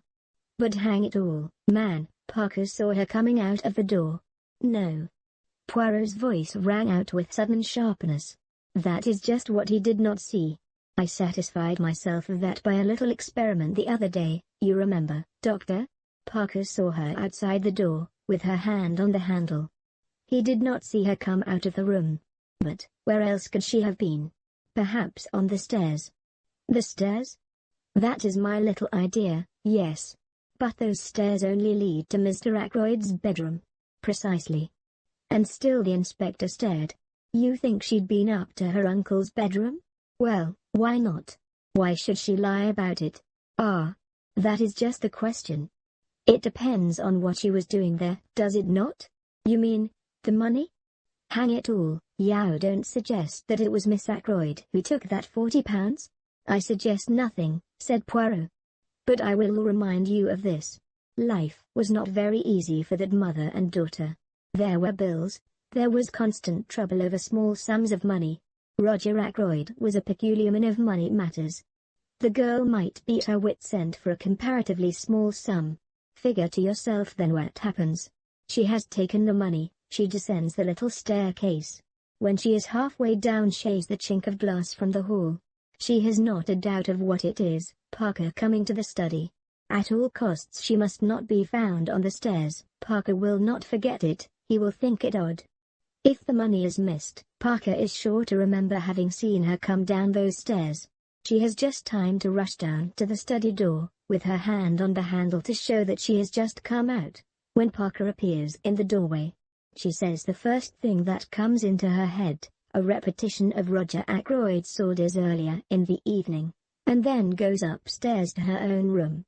Yes, but later, persisted the inspector, she must have realized the vital importance of speaking the truth. Why? The whole case hinges on it. Afterwards, said Poirot dryly, it was a little difficult for Mademoiselle Flora. She is told simply that the police are here and that there has been a robbery. Naturally she jumps to the conclusion that the theft of the money has been discovered. Her one idea is to stick to her story. When she learns that her uncle is dead she's panic-stricken. Young women do not faint nowadays, monsieur, without considerable provocation.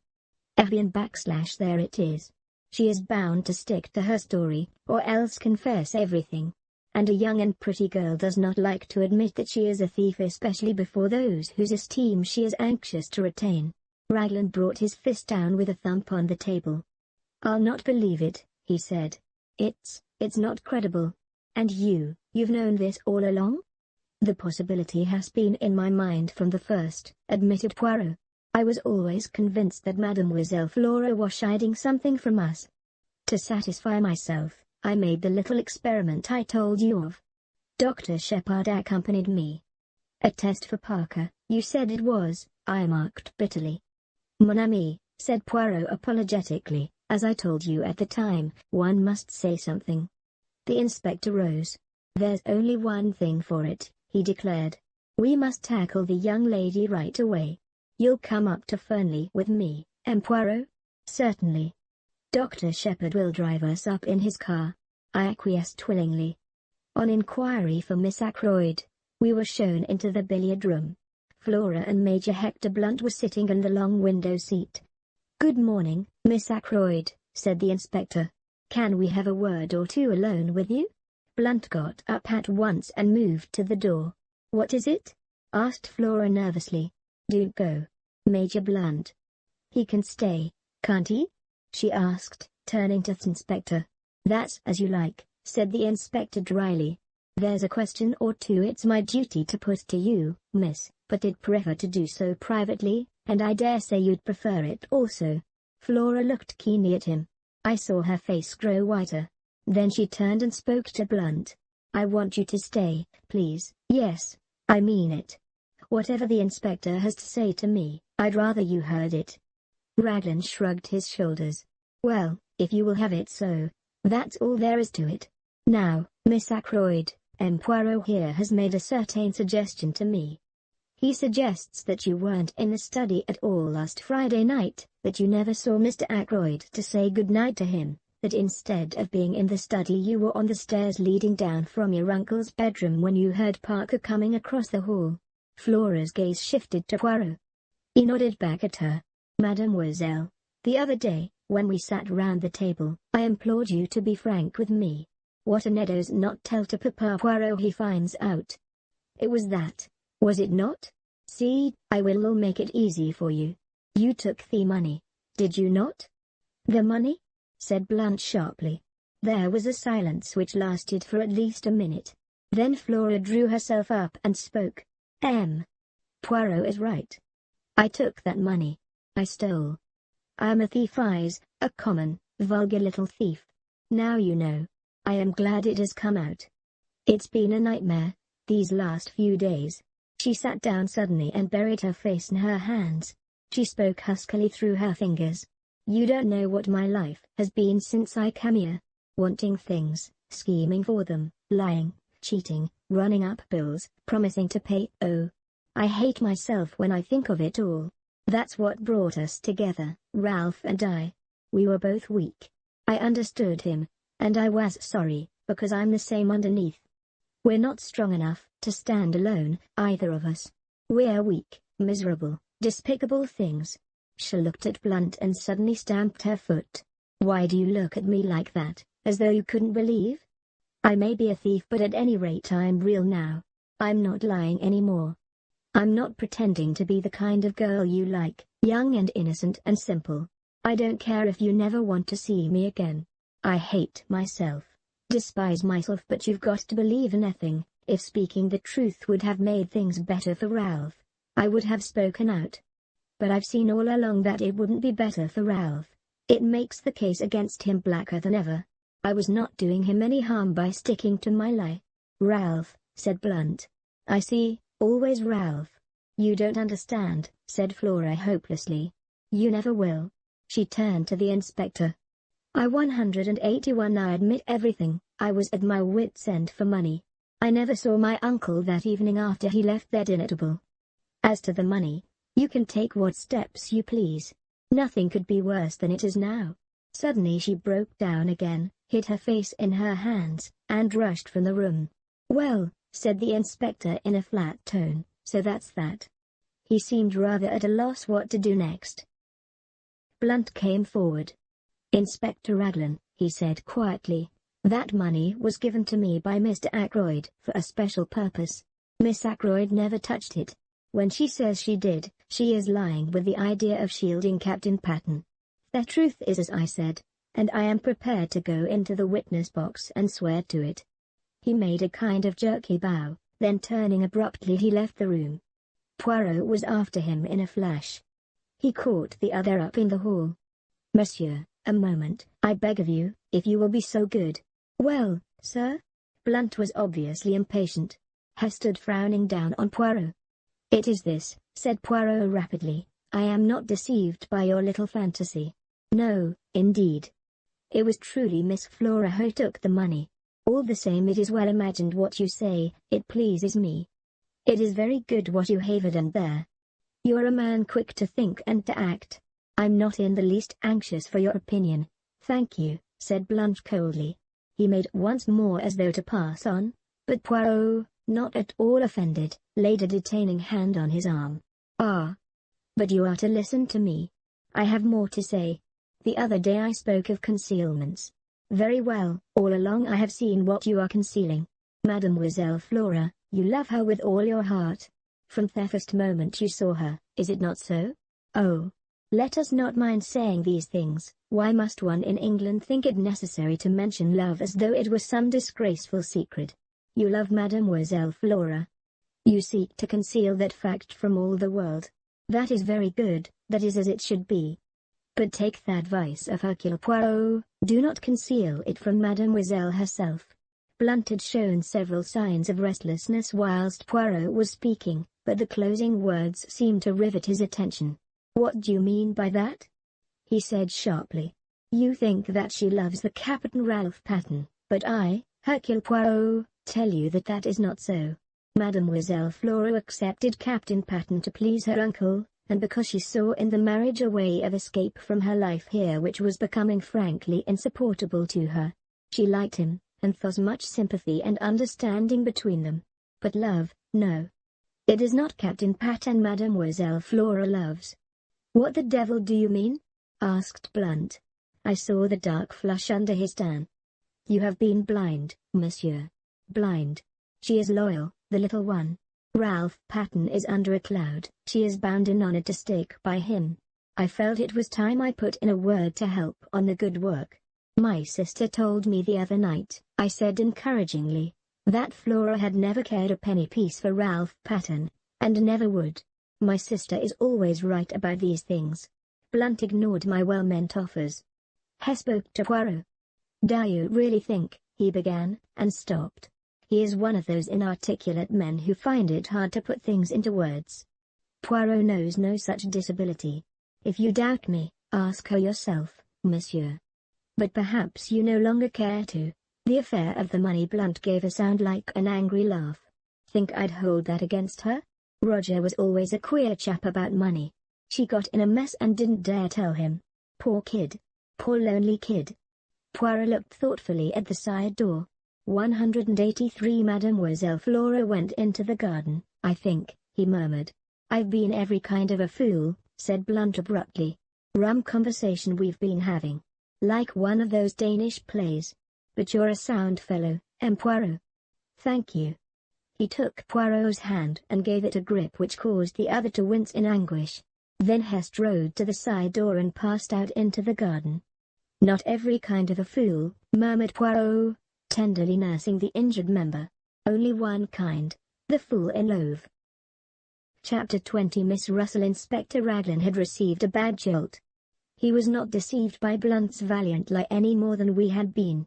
Our way back to the village was punctuated by his complaints. This alters everything, this does. I don't know whether you've realized it, Monsieur Poirot?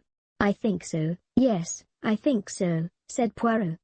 You see, I have been familiar with the idea for some time. Inspector Raglan, who had only had the idea presented to him a short half-hour ago, looked at Poirot unhappily, and went on with his discoveries. Those alibis now. Worthless. Absolutely worthless. Got to start again. Find out what everyone was done from 9:30 onwards. 9:30, that's the time we've got to hang on to. You were quite right about Feeman. Can't we don't release him yet a while? Let me see now, 9:45 at the Dog and Whistle. He might have got there in a quarter of an hour if he ran. It's just possible that it was his voice Mr. Raymond heard talking to Mr. Ackroyd asking for money which Mr. Ackroyd refused. But one thing's clear, it wasn't he who sent the telephone message. The station is half a mile in the other direction, over a mile and a half from the Dog and Whistle, and he was at the Dog and Whistle until about 10 minutes past 10. Dang that telephone call. We always come up against it. We do indeed, agreed Poirot. It is curious. It's just possible that if Captain Patton climbed into his uncle's room and found him there murdered, he may have sent it. Got the wind up, thought he'd be accused, and cleared out. That's possible, isn't it? Why should he have telephoned? I 185 may have had doubts if the old man was really dead. Thought he'd get the doctor up there as soon as possible, but didn't want to give himself away. Yes, I say no. How's that for a theory? Something in that, I should say. The inspector swelled his chest out importantly. He was so plainly delighted with himself that any words of ours would have been quite superfluous. We arrived back at my house at this minute, and I hurried into my surgery patients, who had all been waiting a considerable time, leaving Poirot to walk to the police station with the inspector. Having dismissed the last patient, I strolled into the little room at the back of the house which I call my workshop. 1 a.m. Rather proud of the homemade wireless set I turned out. Carolina hates my workroom. I have kept my tools there, and Annie is not allowed to wreak havoc with a dustpan and brush. I was just adjusting the interior of an alarm clock which had been denounced as wholly unreliable by the household, when the door opened and Caroline put her head in. "Oh, there you are, James," she said, with deep disapproval. Poirot wants to see you." "Well," I said, rather irritably, for her sudden entrance had startled me and I had let go of a piece of delicate mechanism. "If he wants to see me, he can come in here." "In here?" said Caroline. "That's what I said, in here." Caroline gave a sniff of disapproval and retired. She returned in a moment or two, ushering in Poirot, and then retired again, shutting the door with a bang. "Aha! My friend," said Poirot, coming forward and rubbing his hands. "You have not got rid of me so easily, you see." "Finished with the inspector?" I asked. "For the moment, yes. And you have seen all the patients?" "Yes." Poirot sat down and looked at me, tilting his egg-shaped head on one side, with the air of one who savors a very delicious joke. "You are in error," he said at last. "You have still one patient to see." "Not you?" I exclaimed in surprise. Not me, bien entendu. Me, I have the health magnificent. No, to tell you the truth, it is a little complot of mine. There is someone I wish to see, you understand, and at the same time it is not necessary that the whole village should intrigue itself about the matter, which is what would happen if the lady were seen to come to my house, for it is a lady. But she has already come as a patient before.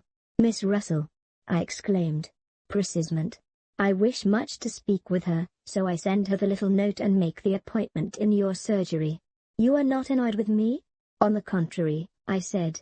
That is, presuming I am allowed to be present at the interview? But naturally. In your own surgery. You know, I said, throwing down the pincers I was holding, it's extraordinarily intriguing, the whole thing. Every new development that rises is like the shake you give to a kaleidoscope. The thing changes entirely in aspect. Now, why are you so anxious to see Miss Russell? Poirot raised his eyebrows. Surely it is obvious? He murmured. There you go again, I grumbled. According to you everything is obvious. But you leave me walking about in a fog. Poirot shook his head genially to me. You mock yourself at me. Take the matter of Mademoiselle Flora. The inspector was surprised, but you were not. I never dreamed of her being the thief, I expostulated. That, perhaps no. But I was watching your face and you were not, like Inspector Raglan, startled and incredulous. I thought for a minute or two. Perhaps you are right, I said at last. All along I've felt that Flora was keeping back something, so the truth, when it came, was subconsciously expected. It upset Inspector Raglan very much indeed, poor man. Ah. Poor. The poor man must rearrange all his ideas. I profited by his state of mental chaos to induce him to grant me a little favor. What was that? Poirot took a sheet of notepaper from his pocket. Some words were written on it, and he read them aloud. The police have, for some days, been seeking for Captain Ralph Patten, the nephew of Mr. Ackroyd of Fernley Park, whose death occurred under such tragic circumstances last Friday. Captain Patten has been found at Liverpool, where he was on the point of embarking for America. He folded up the piece of paper again. That, my friend, will be in the newspapers tomorrow morning. I stared at him, dumbfounded. But it isn't true. He's not at Liverpool. Poirot beamed on me. You have the intelligence so quick. No, he has not been found at Liverpool. Inspector Raglan was very loath to let me send this paragraph to the press, especially as I could not take him into my confidence. But I assured him most solemnly that very interesting results would follow its appearance in print, so he gave in, after stipulating that he was, on no account, to bear the responsibility. I stared at Poirot. He smiled back at me. It beats me, I said at last, what you expect to get out of that. You should employ your little grey cells, said Poirot gravely. He rose and came across to the bench. It is that you have really the love of the machinery, he said, after inspecting the debris of my labors. Every man has his hobby. I immediately drew Poirot's attention to my homemade wireless. Finding him sympathetic, I showed him one or two little inventions of my own, trifling things, but useful in the house. Decidedly, said Poirot, you should be an inventor by trade, not a doctor. But I hear the bell, that is your patient. Let us go into the surgery. Once before I had been struck by the remnants of beauty in the housekeeper's face. This morning I was struck anew. Very simply dressed in black, tall, upright and independent as ever, with her big dark eyes and an unwonted flush of color in her usually pale cheeks, I realized that as a girl she must have been startlingly handsome. Good morning, mademoiselle, said Poirot. Will you be seated? Dr. Shepherd is so kind as to permit me the use of his surgery for a little conversation I am anxious to have with you. Miss Russell sat down with her usual composure. If she felt any inward agitation, it did not display itself in any outward manifestation. It seems a queer way of doing things, if you'll allow me to say so, she remarked.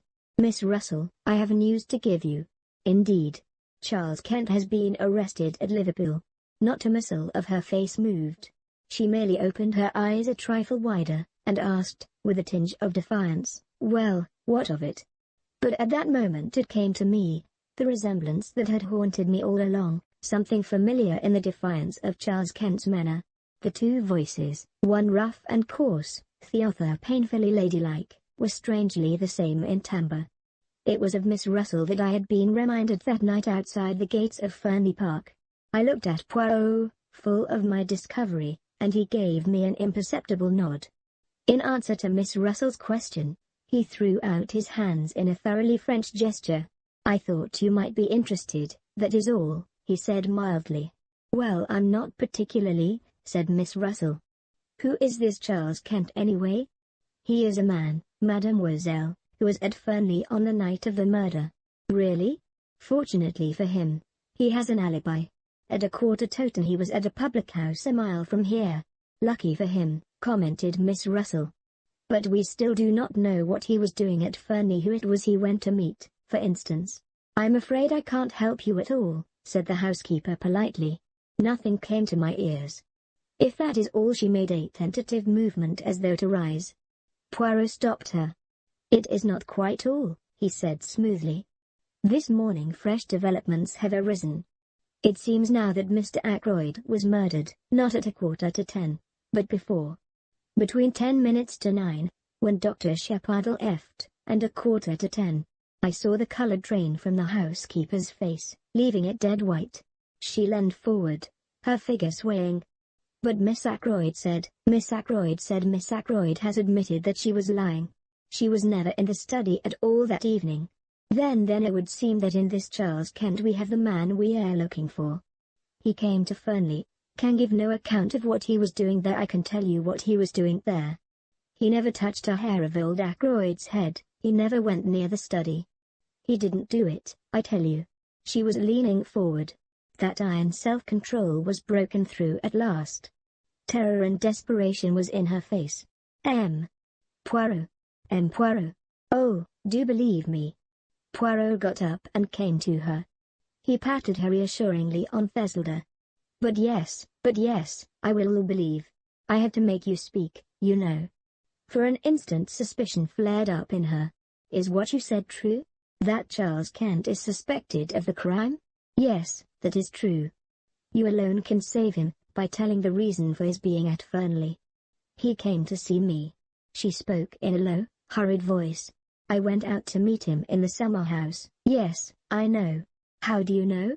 "Mademoiselle, it is the abusiness of Hercule Poirot to know things.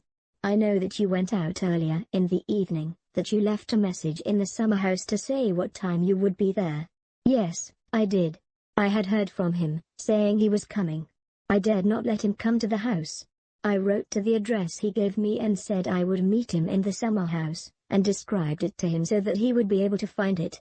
Then I was afraid he might not wait there patiently, and I ran out and left a piece of paper to say I would be there about 10 minutes past 9. I didn't want the servants to see me, so I slipped out through the drawing-room window. As I came back, I met Dr. Shepard, and I fancied that he would think it queer. I was out of breath, for I had been running. I had no idea that he was expected to dinner that night." She paused. "Go on," said Poirot. "You went out to meet him at 10 minutes past 9. What did you say to each other?" "It's difficult." "You see, mademoiselle," said Poirot, interrupting her, "in this matter I must have the whole truth. What you tell us need never go beyond these 4 walls. Dr. Shepard will be discreet, and so shall I. See, I will help you. This Charles Kent, he is your son, is he not?" She nodded. The color had flamed into her cheeks. "No one has ever known. It was long ago, down I Kent. I was not married. So you took the name of the county as a surname for him. I understand. I got work. I managed to pay for his board and lodging. I never told him that I was his mother.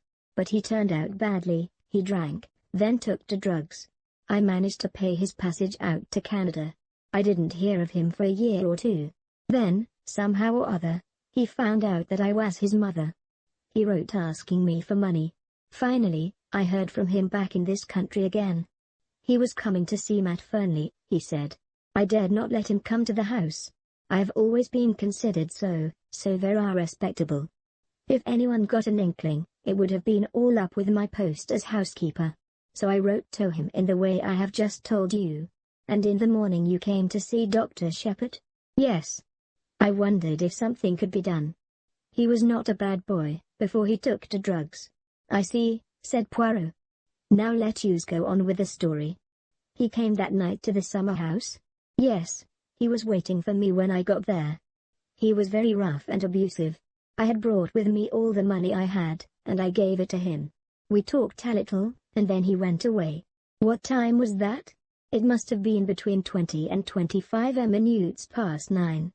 It was not yet 1/2 when I got back to the house. Which way did he go? Straight out the same way he came, by the path that joined the drive just inside the lodge gates. Poirot nodded. And you, what did you do? I went back to the house. Major Blunt was walking up and down the terrace smoking, so I made a detour to get round to the side door. It was just then on 9:30, as I tell you. Poirot nodded again. He made a note or two in a microscopic pocket-book. I think that is all, he said thoughtfully. Ought I? She hesitated. Ought I to tell all this to Inspector Raglan? It may come to that. But let us not be in a hurry. Let us proceed slowly, with due order and method. Charles Kent is not yet formally charged with murder. Circumstances may arise which will render your story unnecessary. Miss Russell rose. Thank you very much, M. Poirot, she said. You have been very kind indeed. You do believe him, don't you? That Charles had nothing to do with this wicked murder. There seems no doubt that the man who was talking to Mr. Ackroyd in the library at 9:30 could not possibly have been your son. Be of good courage, mademoiselle. All will yet be well. Miss Russell departed. Poirot and I were left together. So that's that, I said. Every time we come back to Ralph Patten. How did you manage to spot Miss Russell as the person Charles Kent came to meet? Did you notice the resemblance? I had connected her with the unknown man long before we actually came face to face with him. As soon as we found that quill. The quill suggested dope, and I remembered your account of Miss Russell's visit to you. Then I found the article on cooking in that morning's paper. It all seemed very clear. She had heard from someone that morning, someone addicted to drugs. She read the article in the paper, and she came to ask you a few tentative questions. She mentioned cocaine, since the article in question was on cocaine. Then, when you seemed too interested, she switched hurriedly to the subject of detective stories and untraceable poisons. I suspected a son or a brother, or some other undesirable male relation. Ah. But I must go. It is the time of lunch. Stay and lunch with us, I suggested. Poirot shook his head. A faint twinkle came into his eye. Not again today. I should not like to force Mademoiselle Caroline to adopt a vegetarian diet 2 days in succession. It occurred to me that there was not much which escaped Hercule Poirot. Chapter 21. The paragraph in the paper. Caroline, of course, had not failed to see Miss Russell come to the surgery door. I had anticipated this, and had ready an elaborate account of the lady's bad knee. But Caroline was not in a cross-questioning mood. Her point of view was that she knew what Miss Russell had really come for and that didn't. Pumping you, James, said Caroline. Pumping you in the most shameless manner, I've no doubt. It's no good interrupting. I dare say you hadn't the least idea she was doing it even. Men are so simple. She knows that you are in M. Poirot's confidence, and she wants to find out things. Do you know what I think, James? I couldn't begin to imagine. You think so many extraordinary things. It's no good being sarcastic. I think Miss Russell knows more about Mr. Ackroyd's death than she is prepared to admit. Caroline leaned back triumphantly in her chair. Do you really think so? I said absently. You are very dull today, James. No animation about you. It's that liver of yours. Our conversation then dealt with purely personal matters. The paragraph inspired by Poirot duly appeared in our daily paper the next morning. I was in the dark as to its purpose, but its effect on Caroline was immense. She began by stating, most untruly, that she had said as much all along. I raised my eyebrows, but did not argue. Caroline, however, must have felt a prick of conscience, for she went on, I mayn't have actually mentioned Liverpool, but I knew he'd try to get away to America. That's what Crippen did. Without much success, I reminded her. Poor boy, and so they've caught him. I consider, James, that it's your duty to see that he isn't hung. What do you expect me to do? Why, you're a medical man, aren't you? You've known him from a boy upwards. Not mentally responsible. That's the line to take, clearly. I read only the other day that they're very happy in Broadmoor. It's quite like a high-class club. But Caroline's words had reminded me of something. I never knew that Poirot had an imbecile nephew, I said curiously. Didn't you? Oh, he told me all about it. Poor lad. It's a great grief to all the family. They've kept him at home so far, but it's getting to such a pitch that they're afraid he'll have to go into some kind of institution. I suppose you know pretty well everything there is to know about Poirot's family by this time, I said, exasperated. Pretty well, said Caroline complacently. It's a great relief to people to be able to tell all their troubles to some own. It might be, I said, if they were ever allowed to do so spontaneously. Whether they enjoy having confidences screwed out of them by force is another matter. Caroline merely looked at me with an air of a Christian martyr enjoying martyrdom. You are so self-contained, James, she said. You hate speaking out, or parting with any information yourself, and you think everybody else must be just like you. I should hope that I never screw confidences out of anybody. For instance, if Poirot comes in this afternoon, as he said he might do, I shall not dream of asking him who it was arrived at his house early this morning. Early this morning? I queried. Very early, said Caroline. Before the milk came. I just happened to be looking out of the window, the blind was flapping. It was a man. He came in a closed car, and he was all muffled up. I couldn't get a glimpse of his face. But I will tell you my idea, and you'll see that I'm right. What's your idea? Caroline dropped her voice mysteriously. A Home Office expert, she breathed. A Home Office expert, I said, amazed. My dear Caroline. Mark my words, James. You'll see that I'm right. That Russell woman was here that morning after your poisons. Roger Ackroyd might easily have been poisoned in his food that night. I laughed out loud. Nonsense, I cried. He was stabbed in the neck. You know that as well as I do. After death, James, said Caroline, to make a false clue. My good woman, I said, I examined the body, and I know what I'm talking about. That wound wasn't inflicted after death. It was the cause of death, and you need made no mistake about it. Caroline merely continued to look omniscient, which so annoyed me that I went on. Perhaps you will tell me, Caroline, if I have a medical degree or if I have not? You have the medical degree, I dare say, James, at least, I mean I know you have. But you've no imagination whatever. Having endowed you with a treble portion, there was none left over for me, I said dryly. I was amused to see Caroline's maneuvers that afternoon when Poirot duly arrived. My sister, without asking a direct question, skirted the subject of the mysterious guest in every way imaginable. By the twinkle in Poirot's eyes, I saw that he realized her object. He remained blandly impervious, and blocked her bowling so successfully that she herself was at a loss how to proceed. Having, I suspect, enjoyed the little game, he rose to his feet and suggested a walk. It is that I need to reduce the figure a little, he X-196 explained. You will come with me, Doctor? And perhaps later, Miss Caroline will give us some tea. Delighted, said Caroline. Won't your, guest come in also? You are too kind, said Poirot. But no, my friend reposes himself. Soon you must make his acquaintance. Quite an old friend of yours, so somebody told me, said Caroline, making one last valiant effort. Did they? Murmured Poirot. Well, we must start. Our tramp took us in the direction of Fernley. I had guessed beforehand that it might do so. I was beginning to understand Poirot's methods. Every little irrelevancy had a bearing upon the whole. I have a commission for you, my friend, he said at last.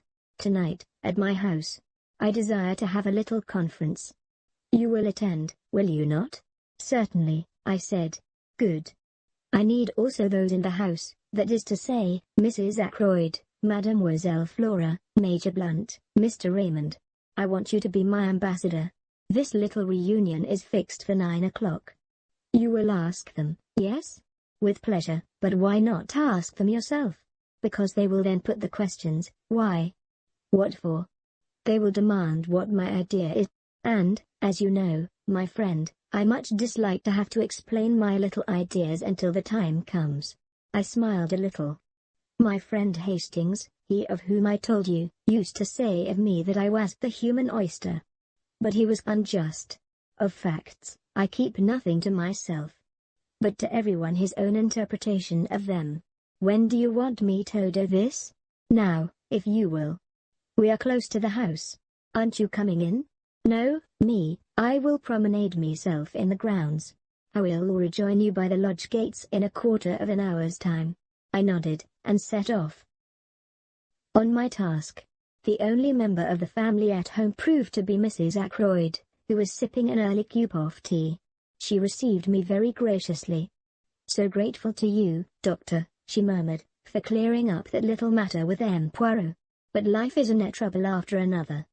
You have heard about Flora, of course? What exactly? I asked cautiously. This new engagement. Flora and Hector Blunt. Of course not such a good match as Ralph would have been. But after all, happiness comes first. What dear Flora needs is an older man, someone steady and reliable. And then Hector is really a very distinguished man in his way. You saw the news of Ralph's arrest in the paper this morning? Yes, I said, I did. Horrible. Mrs. Ackroyd closed her eyes and shuddered. Geoffrey Raymond was in a terrible way. Rang up Liverpool. But they wouldn't tell him anything at the police station there. In fact, they said they hadn't arrested Ralph at all. Mr. Raymond insists that it's all a mistake, what do they call it, canard of the newspapers. I've forbidden it to be mentioned before the servants. Such a terrible disgrace. Fancy if Flora had actually been married to him. Mrs. Ackroyd shut her eyes in anguish. I began to wonder how soon I should be able to deliver Poirot's invitation. Before I had time to speak, Mrs. Ackroyd was off again. You were here yesterday, weren't you, with the dreadful Inspector Raglan? Brute of a man, he terrified Flora into saying she took that money from poor Roger's room. And the matter was so simple, really. The child wanted to borrow a few pounds, didn't like to disturb her uncle since he'd given strict orders against it. But knowing where he kept his notes, she went there and took what she needed. Is that Flora's account of the matter? I asked. My dear doctor, you know what girls are nowadays. So easily acted on by suggestion. You, of course, know all about hypnosis and that sort of thing. The inspector shouts at her, says the word steal over and over again, until the poor child gets an inhibition, or is it a complex? -1 always mix up those two words, and actually thinks herself that she has stolen the money. I saw at once how it was. But I can't be too thankful for the whole misunderstanding in one way. It seems to have brought those two together, Hector and Flora, I mean. And I assure you that I have been very much worried about Flora in the past. Why? At one time I actually thought there was going to be some kind of understanding between her and young Raymond. Just think of it. Mrs. Ackroyd's voice rose in shrill horror. A private secretary, with practically no means of his own. It would have been a severe blow to you, I said. Now, Mrs. Ackroyd, I've got a message for you from Hercule Poirot. For me? Mrs. Ackroyd looked quite alarmed. I hastened to reassure her, and I explained what Poirot wanted. Certainly, said Mrs. Ackroyd rather doubtfully. I suppose we must come if M. Poirot says so. But what is it all about? I like to know beforehand. I assured the lady truthfully that I myself did not know any more than she did. Very well, said Mrs. Ackroyd at last, rather grudgingly, I will tell the others, and we will be there at 9 o'clock. Thereupon I took my leave, and joined Poirot at the agreed meeting place. I've been longer than a quarter of an hour, I'm afraid, I marked. But once that good lady starts talking, it's a matter of the utmost difficulty to get a word in edgeways. It is of no matter, said Poirot. There, I have been well amused. This park is magnificent. We set off homewards. When we arrived, to our great surprise, Caroline, who had evidently been watching for us, herself opened the door. She put her finger to her lips. Her face was full of importance and excitement. Ursula Bourne, she said, the parlour-maid from Fernley. She's here. I've put her in the dining room. She's in a terrible way, poor thing. Says she must see M. Poirot at for a moment or two. The girl looked mutely at Poirot. Then, her reserve breaking down completely, she nodded her head once, and burst into an outburst of sobs. Caroline pushed past me, and putting her arm round the girl, patted her on the shoulder. "There, my dear," she said soothingly, "it will be all right. You'll see, everything will be all right." Buried under curiosity and scandal-mongering, there is a lot of kindness in Caroline. For the moment, even the interest of Poirot's revelation was lost in the sight of the girl's distress. Presently Ursula sat up and wiped her eyes. "This is very weak and silly of me," she said. "No, my child," said Poirot kindly. "We can all realize the strain of this last week." "It must have been a terrible ordeal," I said. "And then to find that you knew," continued Ursula. "How did you know? Was it Ralph who told you?" Poirot shook his head. "You know what brought me to you tonight," went on the girl. She held out a crumpled piece of newspaper, and I recognized the paragraph that Poirot had inserted. "It says that Ralph has been arrested. So everything is useless. I need not pretend any longer. Newspaper paragraphs are not always true, mademoiselle," murmured Poirot, having the grace to look ashamed of himself. "All the same, I think you will do well to make a clean breast of things. The truth is what we need now." The girl hesitated, looking at him doubtfully. "You do not trust me," said Poirot gently. "Yet all the same you came here to find me, did you not?" "Why waste hat?" "Because I don't believe that Ralph did it," said the girl in a very low voice. "And I think that you are clever, and will find out the truth. And also yes? I think you are kind." Poirot nodded his head several times. "It is very good that—" "Yes, it is very good. Listen, I do in verity believe that this husband of yours is innocent, but the affair marches badly. If I am to save him, I must know all there is to know, even if it should seem to make the case against him blacker than before." "How well you understand," said Ursula. "So you will tell me the whole story, will you not? From the beginning? You are not going to send me away, I hope," said Caroline, settling herself comfortably in an armchair. "What I want to know," she continued, "is this child was masquerading as a parlour maid?" "Masquerading?" I queried. "That's what I said. Why did you do it, child?" "For a wager? For a living," said Ursula dryly. And encouraged, she began the story which I produce here in my own words. Ursula born, it seemed, was one of a family of 7 impoverished Irish gentlefolk. On the death of her father, most of the girls were cast out into the world to earn their own living. Ursula's eldest sister was married to Captain Folliot. It was she whom I had seen that Sunday, and the cause of her embarrassment was clear enough now. Determined to earn her living and not attracted to the idea of being a nursery governess, the one profession open to an untrained girl, Ursula preferred the job of parlour maid. She scorned to label herself a lady parlour maid. She would be the real thing, her reference being supplied by her sister. At Fernley, despite an aloofness which, as has been seen, caused some comment, she was a success at her job, quick, competent, and thorough. "I enjoyed the work," she explained, "and I had plenty of time to myself."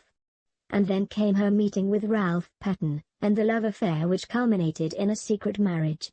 Ralph had persuaded her into that, somewhat against her will. He had declared that his stepfather would not hear of his marrying a penniless girl. Better to be married secretly, and break the news to him at some later and more favorable minute. And so the deed was done, and Ursula Bourne became Ursula Patten. Ralph had declared that he meant to pay off his debts, find a job, and then, when he was in a position to support her, and independent of his adopted father, they would break the news to him. But to people like Ralph Patten, turning over a new leaf is easier in theory than in practice. He hoped that his stepfather, whilst still in ignorance of the marriage, might be persuaded to pay his debts and put him on his feet again. But the revelation of the amount of Ralph's liabilities merely enraged Roger Ackroyd, and he refused to do anything at all. Some months passed, and then Ralph was bidden once more to Fernley. Roger Ackroyd did not beat about the bush. It was the desire of his heart that Ralph should marry Flora, and he put the matter plainly before the young man. And here it was that the innate weakness of Ralph Patten showed itself. As always, he grasped at the easy, the immediate solution. As far as I could make out, neither Flora nor Ralph made any pretense of love. It was, on both sides, a business arrangement. Roger Ackroyd dictated his wishes, they agreed to them. Flora accepted a chance of liberty, money, and an enlarged horizon. Ralph, of course, was playing a different game. But he was in a very awkward hole financially. He seized the chance. His debts would be paid. He could start again with a clean sheet. His was not a nature to envisage the future, but I gather that he saw vaguely the engagement with Flora being broken off after a decent interval had elapsed. Both Flora and he stipulated that it should be kept a secret for the present. He was anxious to conceal it from Ursula. He felt instinctively that her nature, strong and resolute, with an inherent distaste for duplicity, was not one to welcome such a course. Then came the crucial moment when Roger Ackroyd, always high-handed, decided to announce the engagement. He said no word of his intention to Ralph, only to Flora, and Flora, apathetic, raised no objection. On Ursula, the news fell like a bombshell. Summoned by her, Ralph came hurriedly down from town. They met in the wood, where part of their conversation was overheard by my sister. Ralph implored her to keep silent for a little while longer. Ursula was equally determined to have done with concealments. She would tell Mr. Ackroyd the truth without any further delay. Husband and wife parted acrimoniously. Ursula, steadfast in her purpose, sought an interview with Roger Ackroyd that very afternoon, and revealed the truth to him. Their interview was a stormy one. It might have been even more stormy had not Roger Ackroyd been already obsessed with his own troubles. It was bad enough, however. Ackroyd was not the kind of man to forgive the deceit that had been practiced upon him. His rancor was mainly directed to Ralph, but Ursula came in for her share, since he regarded her as a girl who had deliberately tried to entrap the adopted son of a very wealthy man. Unforgivable things were said on both sides. That same evening Ursula met Ralph by appointment in the small summer house, stealing out from their house by the side door in order to do so. Their interview was made up of reproaches on both sides. Ralph charged Ursula with having irretrievably ruined his prospects by her ill-timed revelation. Ursula reproached Ralph with his duplicity. They parted at last. A little over half an hour later came the discovery of Roger Ackroyd's body. Since that night Ursula had neither seen nor heard from Ralph. As the story unfolded itself, I realized more and more what a damning series of facts it was. Alive, Ackroyd could hardly have failed to alter his will. One knew him well enough to realize that to do so would be his first thought. His death came in the nick of time for Ralph and Ursula Patton. Small wonder the girl had held her tongue, and played her part so consistently. My meditations were interrupted. It was Poirot's voice speaking, and I knew from the gravity of his tone that he, too, was fully alive to the implications of the position. "Mademoiselle, I must ask you one question, and you must answer it truthfully, for on it everything may hang. What time was it when you parted from Captain Ralph Patton in the summer house? Now, take a little minute so that your answer may be very exact." The girl gave a half-laugh, bitter enough in all conscience. "Do you think I haven't gone over that again and again in my own mind? It was just 9:30 when I went out to meet him. Major Blunt was walking up and down the terrace, so I had to go round through the bushes to avoid him.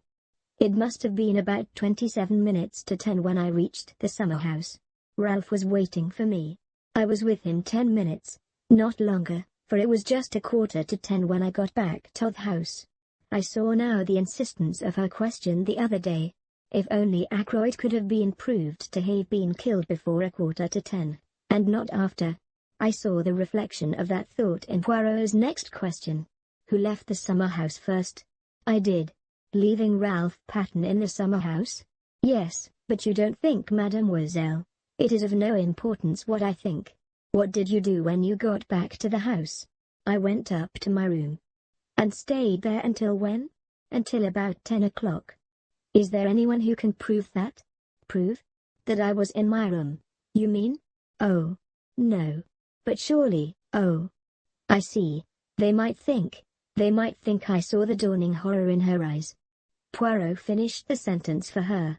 That it was you who entered by the window and stabbed Mr. Ackroyd as he sat in his chair? Yes, they might think just that.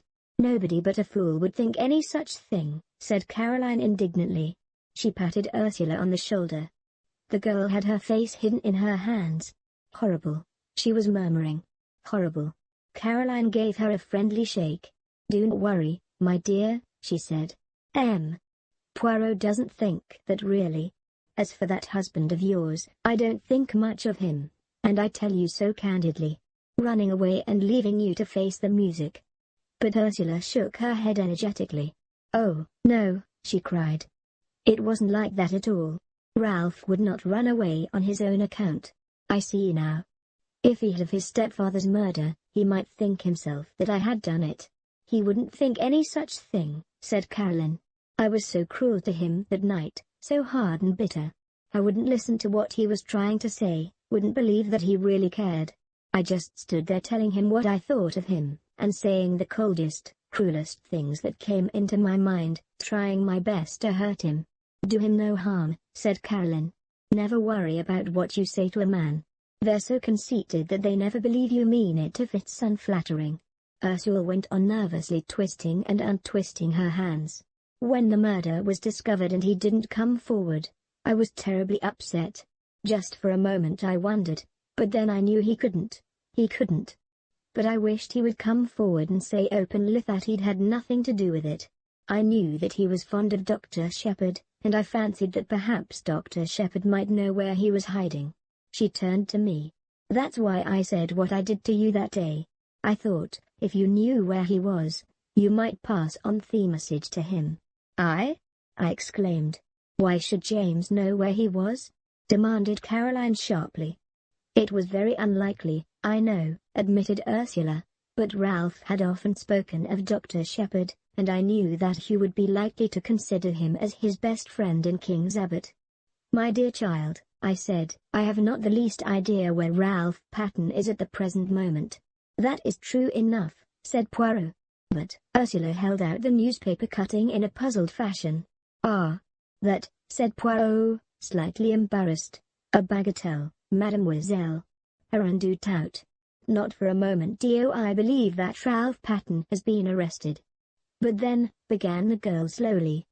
Poirot went on quickly, there is one thing I should like to know, did Captain Patten wear shoes or boots that night? Ursula shook her head. I can't remember. A pity. But how should you? Now, madam. He smiled at her, his head on one side, his forefinger wagging eloquently, no questions. And do not torment yourself. Be of good courage, and place your faith in Hercule Poirot. Chapter 23 Poirot's Little Reunion. And now, said Caroline, rising, that child is coming upstairs to lie down. Don't you worry, my dear. Poirot will do everything he can for you, be sure of that. I ought to go back to Fernley, said Ursula uncertainly. But Caroline silenced her protests with a firm hand. Nonsense. You're in my hands for the time being. You'll stay here for the present, anyway, Poirot? It will be the best plan, agreed the little Belgian. This evening I shall want Mademoiselle, I beg her pardon, madam, to attend my little reunion. 9 o'clock at my house. It is most necessary that she should be there. Caroline nodded, and went with Ursula out of the room. The door shut behind them.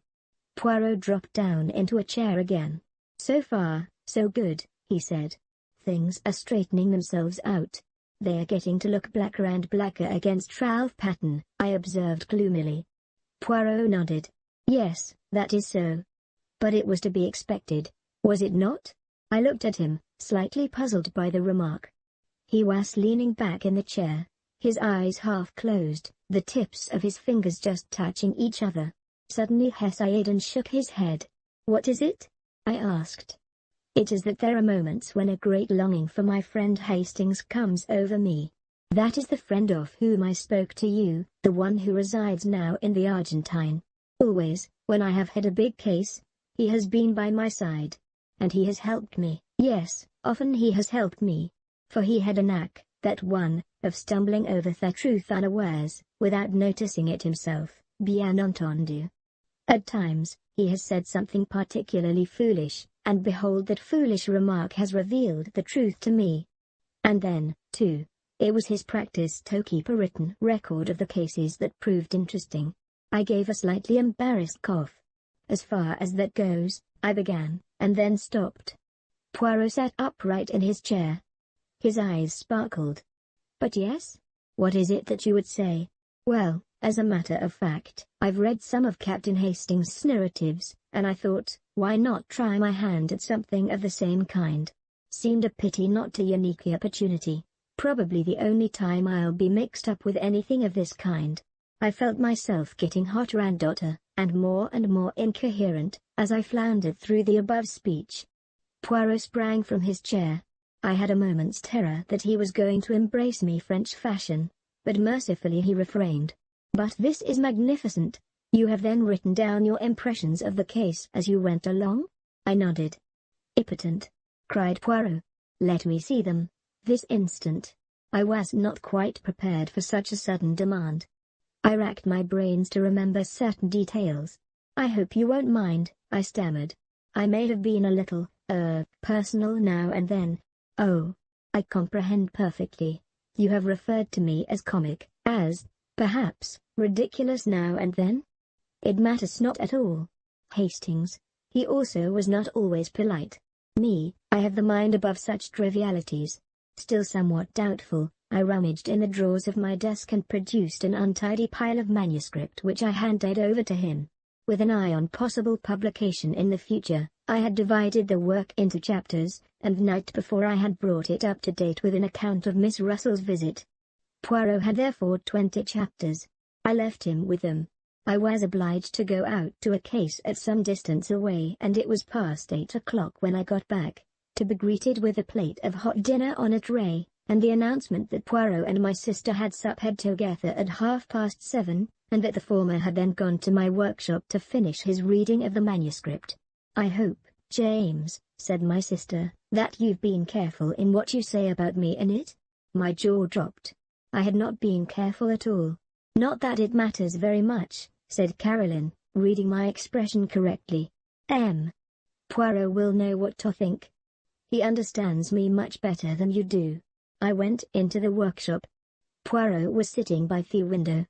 The manuscript lay neatly piled on a chair beside him. He laid his hand on it and spoke.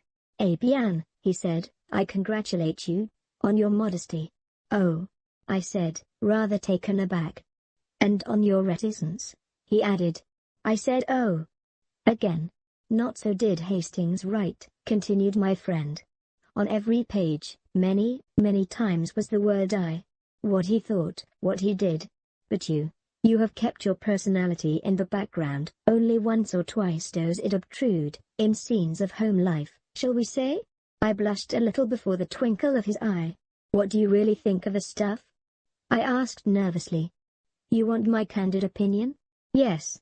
Poirot laid his jesting manner aside. "A very meticulous and accurate account," he said kindly. "You have recorded all the facts faithfully and exactly, though you have shown yourself becomingly reticent as to your own share in them. And it has helped you?" "Yes. I may say that it has helped me considerably. Come, we must go over to my house and set the stage for my little performance." Caroline was in the hall. I think she hoped that she might be invited to accompany us. Poirot dealt with the situation tactfully. "I should much like to have had you present, mademoiselle," he said regretfully, "but at this juncture it would not be wise. See you, all these people tonight are suspects. Amongst them, I shall find the person who killed Mr. Ackroyd." "You really believe that?" I said incredulously. "I see that you do not," said Poirot dryly. "Not yet do you appreciate Hercule Poirot at his true worth." At that minute Ursula came down the staircase. "You are ready, my child?" said Poirot. "That is good. We will go to my house together. Mademoiselle Caroline, believe me, I do everything possible to render you service. Good evening." We went off, leaving Caroline rather like a dog who has been refused a walk, standing on the front doorstep gazing after us. The sitting room at the Larches had been got ready. On the table were various syrups and glasses. Also a plate of biscuits. Several chairs had been brought in from the other room. Poirot ran to and fro rearranging things. Pulling out a chair here, altering the position of a lamp there, occasionally stooping to straighten one of the mats that covered the floor. He was specially fussing over the lighting. The lamps were arranged in such a way as to throw a clear light on the side of the room where the chairs were grouped, at the same time leaving the other end of the room, where I presumed Poirot himself would sit, in a dim twilight. Ursula and I watched him. Presently a bell was heard. "They arrive," said Poirot. "Good, all is in readiness." The door opened and the party from family filed in. Poirot went forward and greeted Mrs. Ackroyd and Flora. "It is most good of you to come," he said. "And Major Blunt and Mr. Raymond." The secretary was debonair as ever. "What's the great idea?" he said, laughing. "Some scientific machine? Do we have bands round our wrists to register guilty heartbeats? There is such an invention, isn't there?" "I have read of it, yes," admitted Poirot. "But I am old-fashioned. I use the old methods. I work only with the little grey cells. Now let us begin, but first I have an announcement to make to you all." He took Ursula's hand and drew her forward. "This lady is Mrs. Ralph Patten. She was married to Captain Patten last March." A little shriek burst from Mrs. Ackroyd. "Ralph? Married? Last March? Oh! But it's absurd. How could he be?" She stared at Ursula as though she had never seen her before. "Married to Bourne?" she said. "Really, Poirot, I don't believe you." Ursula flushed and began to speak, but Flora forestalled her. Going quickly to the other girl's side, she passed her hand through her arm. "You must not mind our being surprised," she said. "You see, we had no idea of such a thing. You and Ralph have kept your secret very well. I am very glad about it. You are very kind, Miss Ackroyd," said Ursula in a low voice, "and you have every right to be exceedingly angry. Ralph behaved very badly, especially to you." "You needn't worry about that," said Flora, giving her arm a consoling little pat. "Ralph was in a corner and took the only way out. I should probably have done the same in his place. I do think he might have trusted me with the secret, though. I wouldn't have let him down." Poirot rapped gently on a table and cleared his throat significantly. "The board meeting's going to begin," said Flora. Poirot hints that we mustn't talk. But just tell me one thing. Where is Ralph? You must know if anyone does." "But I don't," cried Ursula, almost in a wail. "That's just it, I don't." "Isn't he detained at Liverpool?" asked Raymond. "It said so in the paper." "He is not at Liverpool," said Poirot shortly. "In fact, I marked, no one knows where he is." "Except Hercule Poirot, eh?" said Raymond. Poirot replied seriously to the other's banter. "There, I know everything. Remember that." Geoffrey Raymond lifted his eyebrows. "Everything?" he whistled. "Phew. That's a tall order. Do you mean to say you can really guess where Ralph Patten is hiding?" I asked incredulously. "You call it guessing. I call it knowing, my friend." "In Cranchester?" I hazarded. "No," replied Poirot gravely, "not in Cranchester." He said no more, but at a gesture from him the assembled party took their seats. As they did so, the door opened once more and two other people came in and sat down near the door. They were Parker and the housekeeper. "The number is complete," said Poirot. "Everyone is here." There was a ring of satisfaction in his tone, and with the sound of it I saw a ripple of something like uneasiness pass over all those faces grouped at the other end of the room. There was a suggestion in all this as of a trap that had closed. Poirot read from a list in an important manner. Mrs. Ackroyd, Miss Flora Ackroyd, Major Blunt, Mr. Geoffrey Raymond, Mrs. Ralph Patten, John Parker, Elizabeth Russell. He laid the paper down on the table. "What's the meaning of all this?" began Raymond. "The list I have just read," said Poirot, "is a list of suspected persons. Every one of you present had the opportunity to kill Mr. Ackroyd with a cry." Mrs. Ackroyd sprang up, her throat working. "I don't like it," she wailed. "I don't like it. I would much prefer to go home." "You cannot go home, madame," said Poirot sternly, "until you have heard what I have to say." He paused a moment, then cleared his throat.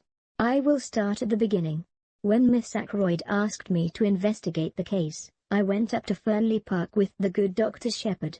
I walked with him along the terrace, where I was shown the footprints on view windowsill. From there Inspector Raglan took me along the path which leads to the drive.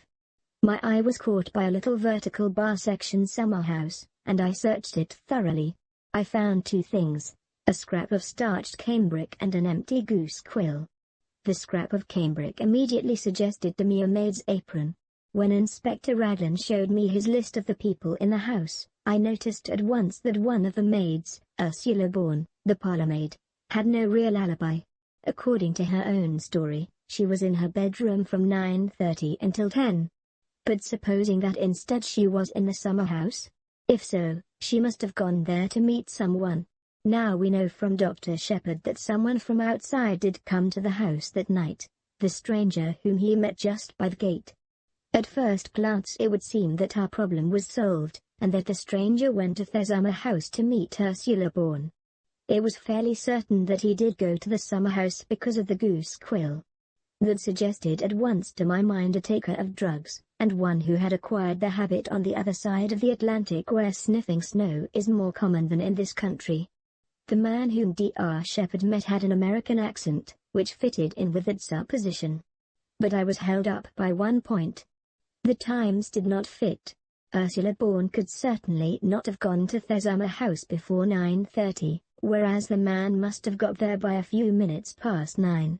I could, of course, assume that he waited there for half an hour. The only alternative supposition was that there had been two separate meetings in the summer house that night. As soon as I went into that alternative I found several significant facts.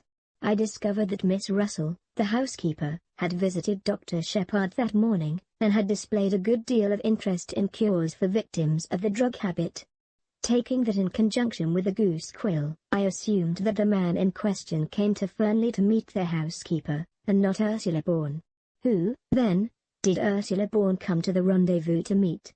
I was not long in doubt. First I found a ring, a wedding ring, with from a and a date inside it. Then I learned that Ralph Patten had been seen coming up the path which led to the summer house at 25 minutes past 9, and I also heard of a certain conversation which had taken place in the wood near the village that very afternoon, a conversation between Ralph Patten and some unknown girl. So I had my facts succeeding each other in a neat and orderly manner. A secret marriage, an engagement announced on the day of the tragedy, the stormy interview in the wood, and the meeting arranged for the summer house that night. Incidentally, this proved to me one thing, that both Ralph Patten and Ursula Bourne, or Patten, had their strong guessed motives for wishing Mr. Ackroyd out of the way. And it also made one other point unexpectedly clear. It could not have been Ralph Patten who was with Mr. Ackroyd in the study at 9:30. So we come to another and most interesting aspect of the crime. Who was it in the room with Mr. Ackroyd at 9:30? Not Ralph Patten, who was in the summer house with his wife. Not Charles Kent, who had already left. Who, then? I posed my cleverest, my most audacious question. Was anyone with him? Poirot leaned forward and shot the last words triumphantly at us, drawing back afterwards with the air of one who has made a decided hit. Raymond, however, did not seem impressed, and lodged a mild protest. I don't know if you're trying to make me out a liar, Poirot, but the matter does not rest on my evidence alone except perhaps as to the exact words used. Remember, Major Blunt also heard Mr. Ackroyd talking to someone. He was on the terrace outside, and couldn't catch the words clearly, but he distinctly heard the voices. Poirot nodded. I have not forgotten, he said quietly. But Major Blunt was under the impression that it was you to whom Mr. Ackroyd was speaking. For a moment Raymond seemed taken aback. Then he recovered himself. Blunt knows now that he was mistaken, he said. Dr. Shepherd had better tell you, said Flora. He knows more than I do. Thus enjoined, I plunged into a careful narrative, embodying all the facts I have previously set down. Poirot listened carefully, inserting a question here and there, but for the most part sitting in silence, his eyes on the ceiling. I brought my story to a close with the departure of the inspector and myself from Fernley Park the previous night. And now, said Flora, as I finished, Tell him all about Ralph. I hesitated, but her imperious glance drove me on. You went to this inn, this Three Boars, last night on your way home? Asked Poirot, as I brought my tale to a close. Now exactly why was that? I paused a moment to choose my words carefully. I thought someone ought to inform the young man of his uncle's death. It occurred to me after I had left Fernley that possibly no one but myself and Mr. Ackroyd were aware that he was staying in the village. Poirot nodded. Quite so. That was your only motive in going there, eh? That was my only motive, I said stiffly. It was not to, shall we say, reassure yourself about June Homate. Reassure myself? I think, doctor, that you know very well what I mean, though you pretend not to do so. I suggest that it would have been a relief to you if you had found that Captain Patten had been at home all the evening. Not at all, I said sharply. The little detective shook his head at me gravely. You have not the trust in me of Miss Flora, he said. But no matter. What we have to look at is this. Captain Patten is missing, under circumstances which call for an explanation. I will not hide from you that the matter looks grave. Still, it may admit of a perfectly simple explanation. That's just what I keep saying, cried Flora eagerly. Poirot touched no more upon that theme. Instead he suggested an immediate visit to the local police. He thought it better for Flora to return home, and for me to be the one to accompany him there and introduce him to the officer in charge of the case. We carried out this plan forthwith. We found Inspector Davis outside the police station looking very glum indeed. With him was Colonel Melrose, the chief constable, and another man whom, from Flora's description of Weasley, I had no difficulty in recognizing as Inspector Raglan from Cranchester. I know Melrose fairly well, and I introduced Poirot to him and explained the situation. The chief constable was clearly vexed, and Inspector Raglan looked as black as thunder. Davis, however, seemed slightly exhilarated by the sight of his superior officer's annoyance. The case is going to be plain as a pikestaff, said Raglan. Not the least need for amateurs to come butting in. You'd think any fool would have seen the way things were last night, and then we shouldn't have lost 12 hours. He directed a vengeful glance at poor Davis, who received it with perfect stolidity. Mr. Ackroyd's family must, of course, do what they see fit, said Colonel Melrose.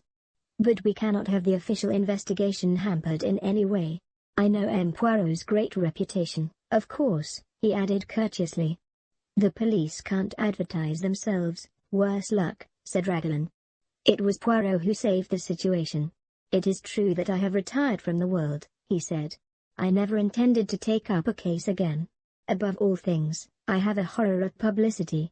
I must beg that in the case of my being able to contribute something to the solution of the mystery, my name may not be mentioned. Inspector Raglan's face lightened a little. I've heard of some very remarkable successes of yours, observed the colonel, thawing. I have had much experience, said Poirot quietly. But most of my successes have been obtained by the aid of the police. I admire enormously your English police.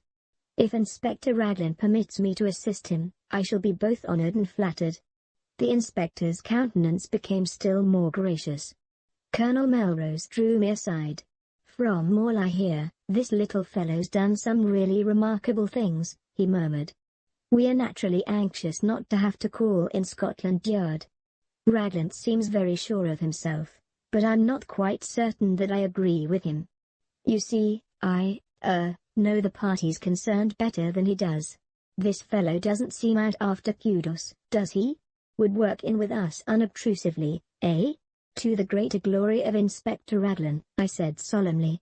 Well, said Colonel Melrose breezily in a louder voice, we must put you wise to the latest developments, M. Poirot. I thank you, said Poirot. My friend. Dr. Shepherd said something of the butler being suspected. That's all bunkum, said Raglan instantly. These high-class servants get in such a funk that they act suspiciously for nothing at all. Their fingerprints, I hinted. Nothing like Parker's. He gave a faint smile, and added, and yours and Mr. Raymond's don't fit either, Doctor. What about those of Captain Ralph Patten? Asked Poirot quietly. I felt a secret admiration of the way he took the bull by the horns. I saw a look of respect creep into the inspector's eye. I see you don't let the grass grow under your feet, Mr. Poirot. It will be a pleasure to work with you, I'm sure. We're going to take that young gentleman's fingerprints as soon as we can lay hands upon him. I can't help thinking you're mistaken, Inspector, said Colonel Melrose warmly. I've known Ralph Patten from a boy upward. He'd never stoop to murder. Maybe not, said the inspector tonelessly.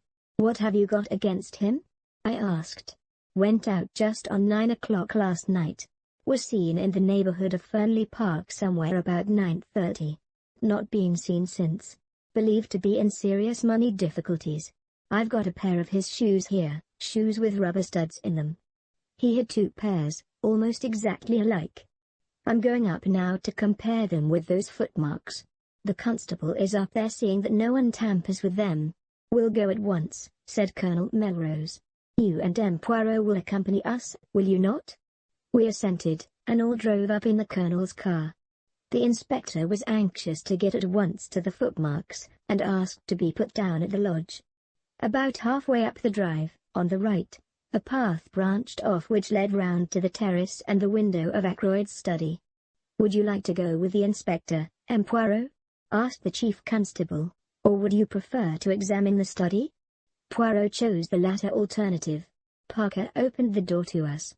His manner was smug and deferential, and he seemed to have recovered from his panic of the night before. Colonel Melrose took a key from his pocket, and unlocking the door which led into the lobby, he ushered us through into the study. Except for the removal of the body, M. Poirot, this room is exactly as it was last night. And the body was found, where? As precisely as possible, I described Ackroyd's position. The armchair still stood in front of the fire. Poirot went and sat down in it. The blue letter you speak of, where was it when you left the room? Mr. Ackroyd had laid it down on this little table at his right hand. Poirot nodded. Except for that, everything was in its place? Yes, I think so. Colonel Melrose, would you be so extremely obliging as to sit down in this chair a minute? I thank you. Now Doctor, will you kindly indicate to me the exact position of the dagger? I did so, whilst the little man stood in the doorway. Chapter 24. Ralph Patten's Story. It was a very uncomfortable minute for me. I hardly took in what happened next, but there were exclamations and cries of surprise. When I was sufficiently master of myself to be able to realize what was going on, Ralph Patten was standing by his wife, her hand in his, and he was smiling across the room at me.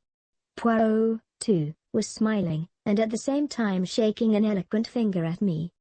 Have I not told you at least 36 times that it is useless to conceal things from Hercule Poirot? He demanded. That in such a case he finds out? He turned to the others. One day, you remember, we held a little séance about a table, just the 6 of us. I accused the other 5. Chapter 25. The whole truth. A slight gesture from Poirot enjoined me to stay behind the rest.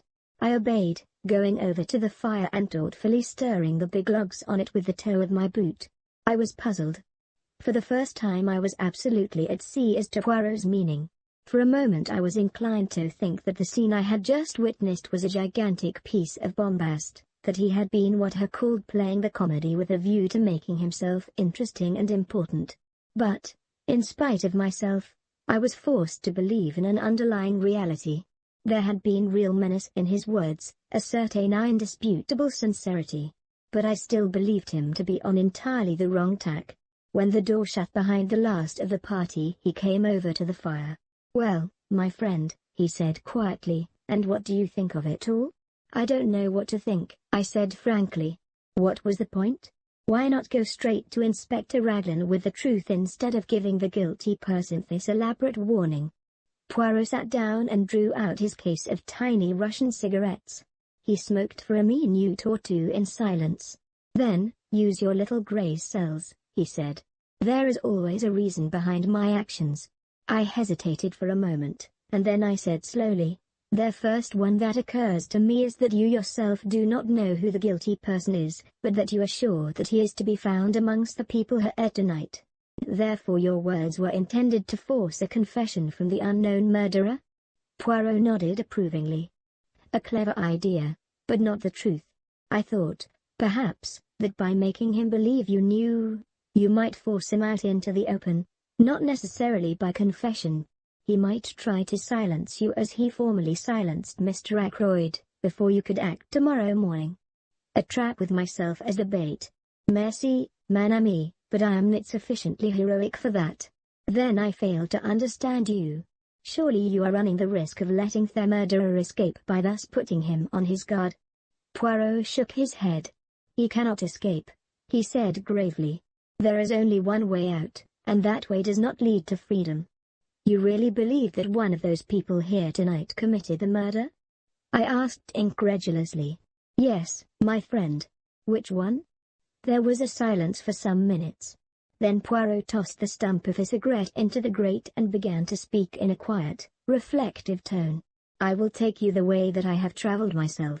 Step by step you shall accompany me, and see for yourself that all the facts point indisputably to one person. Now, to begin with, there were two facts and a little discrepancy in time which especially attracted my attention. The first fact was the telephone call. If Ralph Patten were indeed the murderer, the telephone call became meaningless and absurd. Therefore, I said to myself, Ralph Patten is not the murderer. I satisfied myself that the call could not have been sent by anyone in the house, yet I was convinced that it was amongst those present on the fatal evening that I had to look for my criminal. Therefore I concluded that the telephone call must have been sent by an accomplice. I was not quite pleased with the deduction, but I let it stand for the minute. I next examined the motive for the call. That was difficult. I could only get at it by judging its result, which was that the murder was discovered that night instead of, in all probability, the following morning. You agree with that? Yes, I admitted. Yes. As you say, Mr. Ackroyd, having given orders that he was not to be disturbed, nobody would have been likely to go to the study that night. Très bien. The affair marches, does it not? But matters were still obscure. What was the advantage of having the crime discovered that night in preference to the following morning? The only idea I could get hold of was that the murderer, knowing the crime was to be discovered at a certain time, could make sure of being present when the door was broken in, or at any rate immediately afterwards. And now we come to the second fact, the chair pulled out from the wall. Inspector Raglan dismissed that as of no importance. I, on the contrary, have always regarded it as of supreme importance. In your manuscript you have drawn a neat little plan of the study. If you had it with you this minute you would see that, the chair being drawn out in the position indicated by Parker, it would stand in a direct line between the door and the window. The window, I said quickly. You, too, had my first idea. I imagined that the chair was drawn out so that something connected with the window should not be seen by anyone entering through the door.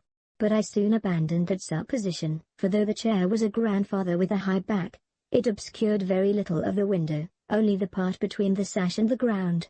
No, mon ami, but remember that just in front of the window there stood a table with books and the magazines upon it. Now that table was completely hidden by the drawn-out chair, and immediately I had my first shadowy suspicion of the truth. Supposing that there had been something on that table not intended to be seen? Something placed there by the murderer? As yet I had no inkling of what that something might be. But I knew certain very interesting facts about it. For instance, it was something that the murderer had not been able to take away with him at the time that he committed the crime. At the same time it was vital that it should be removed as soon as possible after the crime had been discovered. And so, the telephone message, and the opportunity for the murderer to be on the spot when the body was discovered. Now 4 people were on the scene before the police arrived. Yourself, Parker, Major Blunt, and Mr. Raymond. Parker the first eliminated at once, since at whatever time the crime was discovered, he was the one person certain to be on the spot. Also it was he who told me of the pulled-out chair. Parker, then, was cleared of the murder, that is. I still thought it possible that he had been blackmailing Mrs. Ferrars. Raymond and Blunt, however, remained under suspicion since, if the crime had been discovered in the early hours of the morning, it was quite possible that they might have arrived on the scene too late to prevent the object on the round table being discovered. Now what was that object? You heard my arguments tonight in reference to the scrap of conversation overheard. As soon as I learned that a representative of a dictaphone company had called, the idea of a dictaphone took root in my mind. You heard what I said in this room not half an hour ago? They all agreed with my theory, but one vital fact seems to have escaped them. Granted that a dictaphone was being used by Mr. Ackroyd that night, why was no dictaphone found? I never thought of that, I said. We know that a dictaphone was supplied to Mr. Ackroyd, but no dictaphone has been found amongst his effects. So, if something was taken from the table, would not that something be the dictaphone? But there were certain difficulties in the way. The attention of everyone was, of course, focused on the murdered man. I think anyone could have gone to the table unnoticed by the other people in the room.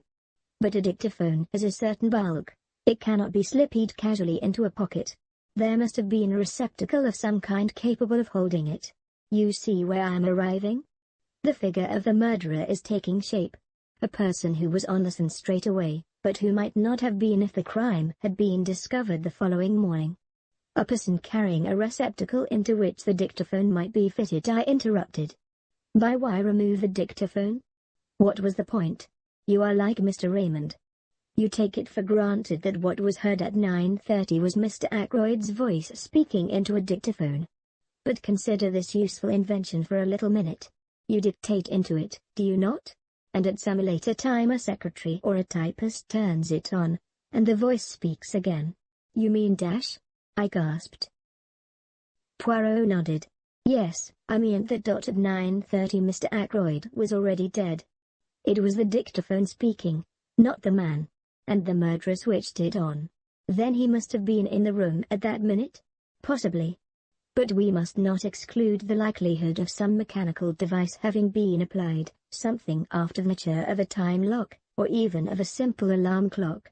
But in that case we must add two qualifications to our imaginary portrait of the murderer. It must be. Chapter 26. And nothing but the truth. There was a dead silence for a minute and a half. Then I laughed. You are mad, I said. No, said Poirot placidly. I am not mad. It was the little discrepancy in time that first drew my attention to you right at the beginning. Discrepancy in time? I queried, puzzled. But yes. You will remember that everyone agreed, you yourself included, that it took 5 minutes to walk from the lodge to the house, less if you took the short cut to the terrace. But you left the house at 10:09, both by your own statement and that of Parker, and yet it was 9 o'clock when you passed through the lodge gates. It was a chilly night, not an evening a man would be inclined to dawdle. Why had you taken 2 minutes to do a 5 minutes walk? All along I realized that we had only your statement for it that the study window was ever fastened. Ackroyd asked you if you had done so, he never looked to see. Supposing, then, that the study window was unfastened?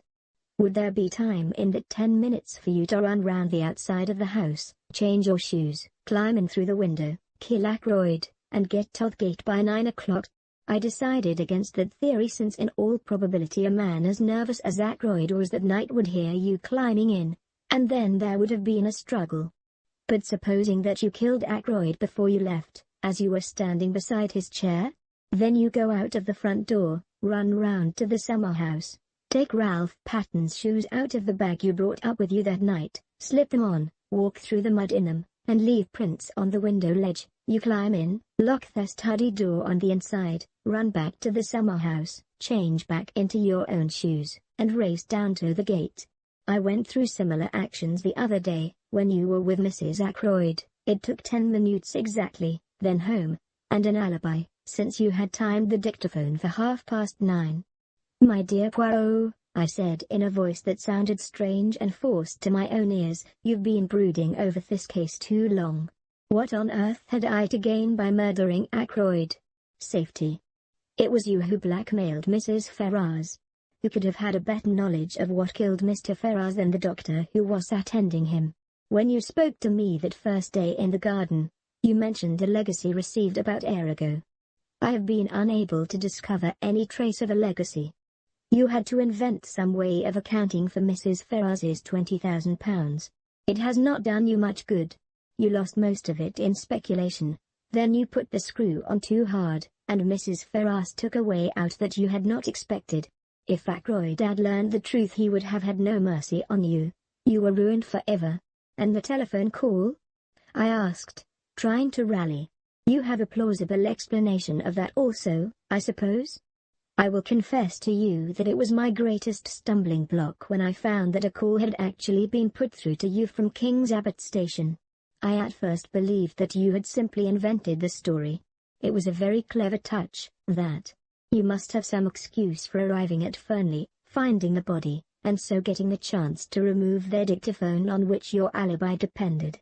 I had a very vague notion of how it was worked when I came to see your sister that first day and inquired as to what patients you had seen on Friday morning. I had not thought of Miss Russell in my mind at that time. Her visit was a lucky coincidence, since it distracted your mind from the real object of my questions. I found what I was looking for. Among your patients that morning was the steward of an American liner. Who more suitable than he to be leaving for Liverpool by the train that evening? And afterwards he would be on the high seas, well out of the way. I noted that the Orion sailed on Saturday, and having obtained the name of the steward, I sent him a wireless message asking a certain question. This is his reply you saw me receive just now. He held out the message to me. It ran as follows. Quite correct. Dr. Shepherd asked me to leave a note at a patient's house. I was touring him up from the station with the reply.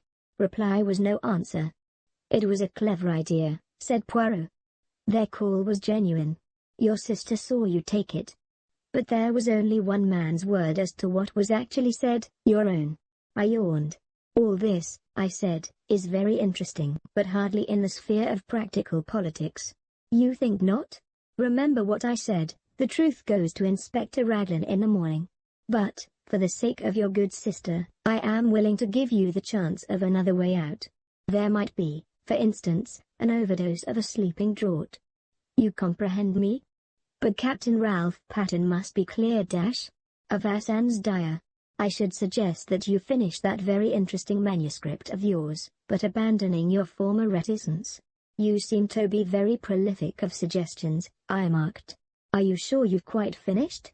Now that you remind me of the fact, it is true that there is one thing more. It would be most unwise on your part to attempt to silence me as you silenced M. Ackroyd. That kind of business does not succeed against Hercule Poirot, you understand." "My dear Poirot," I said, smiling a little, "whatever else I may be, I am not a fool." I rose to my feet. Well, I said, with a slight yawn, "I must be off home. Thank you for a most interesting and instructive evening." Poirot also rose and bowed with his accustomed politeness as I passed out of the room. Chapter 27. Apologia. 5 a.m. I am very tired, but I have finished my task. My arm aches from writing. A strange end to my manuscript. I meant it to be published some day as the history of one of Poirot's failures. Odd, how things pan out. All along I've had a premonition of disaster, from the moment I saw Ralph Patten and Mrs. Ferrars with their heads together. I thought then that she was confiding in him. As it happened, I was quite wrong there, but the dear persisted even after I went into the study with Ackroyd that night, until he told me the truth. Poor old Ackroyd. I'm always glad that I gave him a chance. I urged him to read the letter before it was too late. Or let me be honest, didn't I subconsciously realize that with a pig-headed chap like him, it was my best chance of getting him not to read it? His nervousness that night was interesting psychologically. He knew danger was close at hand. And yet he never suspected me. The dagger was an afterthought. I'd brought up a very handy little weapon of my own, but when I saw the dagger lying in the silver table, it occurred to me at once how much better it would be to use a weapon that couldn't be traced to me. I suppose I must have meant to murder him all along. As soon as I heard of Mrs. Ferrars's death, I felt convinced that she would have told him everything before she died. When I met him and he seemed so agitated, I thought that perhaps he knew the truth, but that he couldn't bring himself to believe it, and was going to give me the chance of refuting it. So I went home and took my precautions. If the trouble were after all only something to do with Ralph, well, no harm would have been done. The dictaphone he had given me 2 days ago to adjust. Something had gone a little wrong with it, and I persuaded him to let me have a go at it, instead of sending it back. I did what I wanted to, and took it up with me in my bag that evening. I am rather pleased with myself as a writer. What could be neater, for instance, than the following?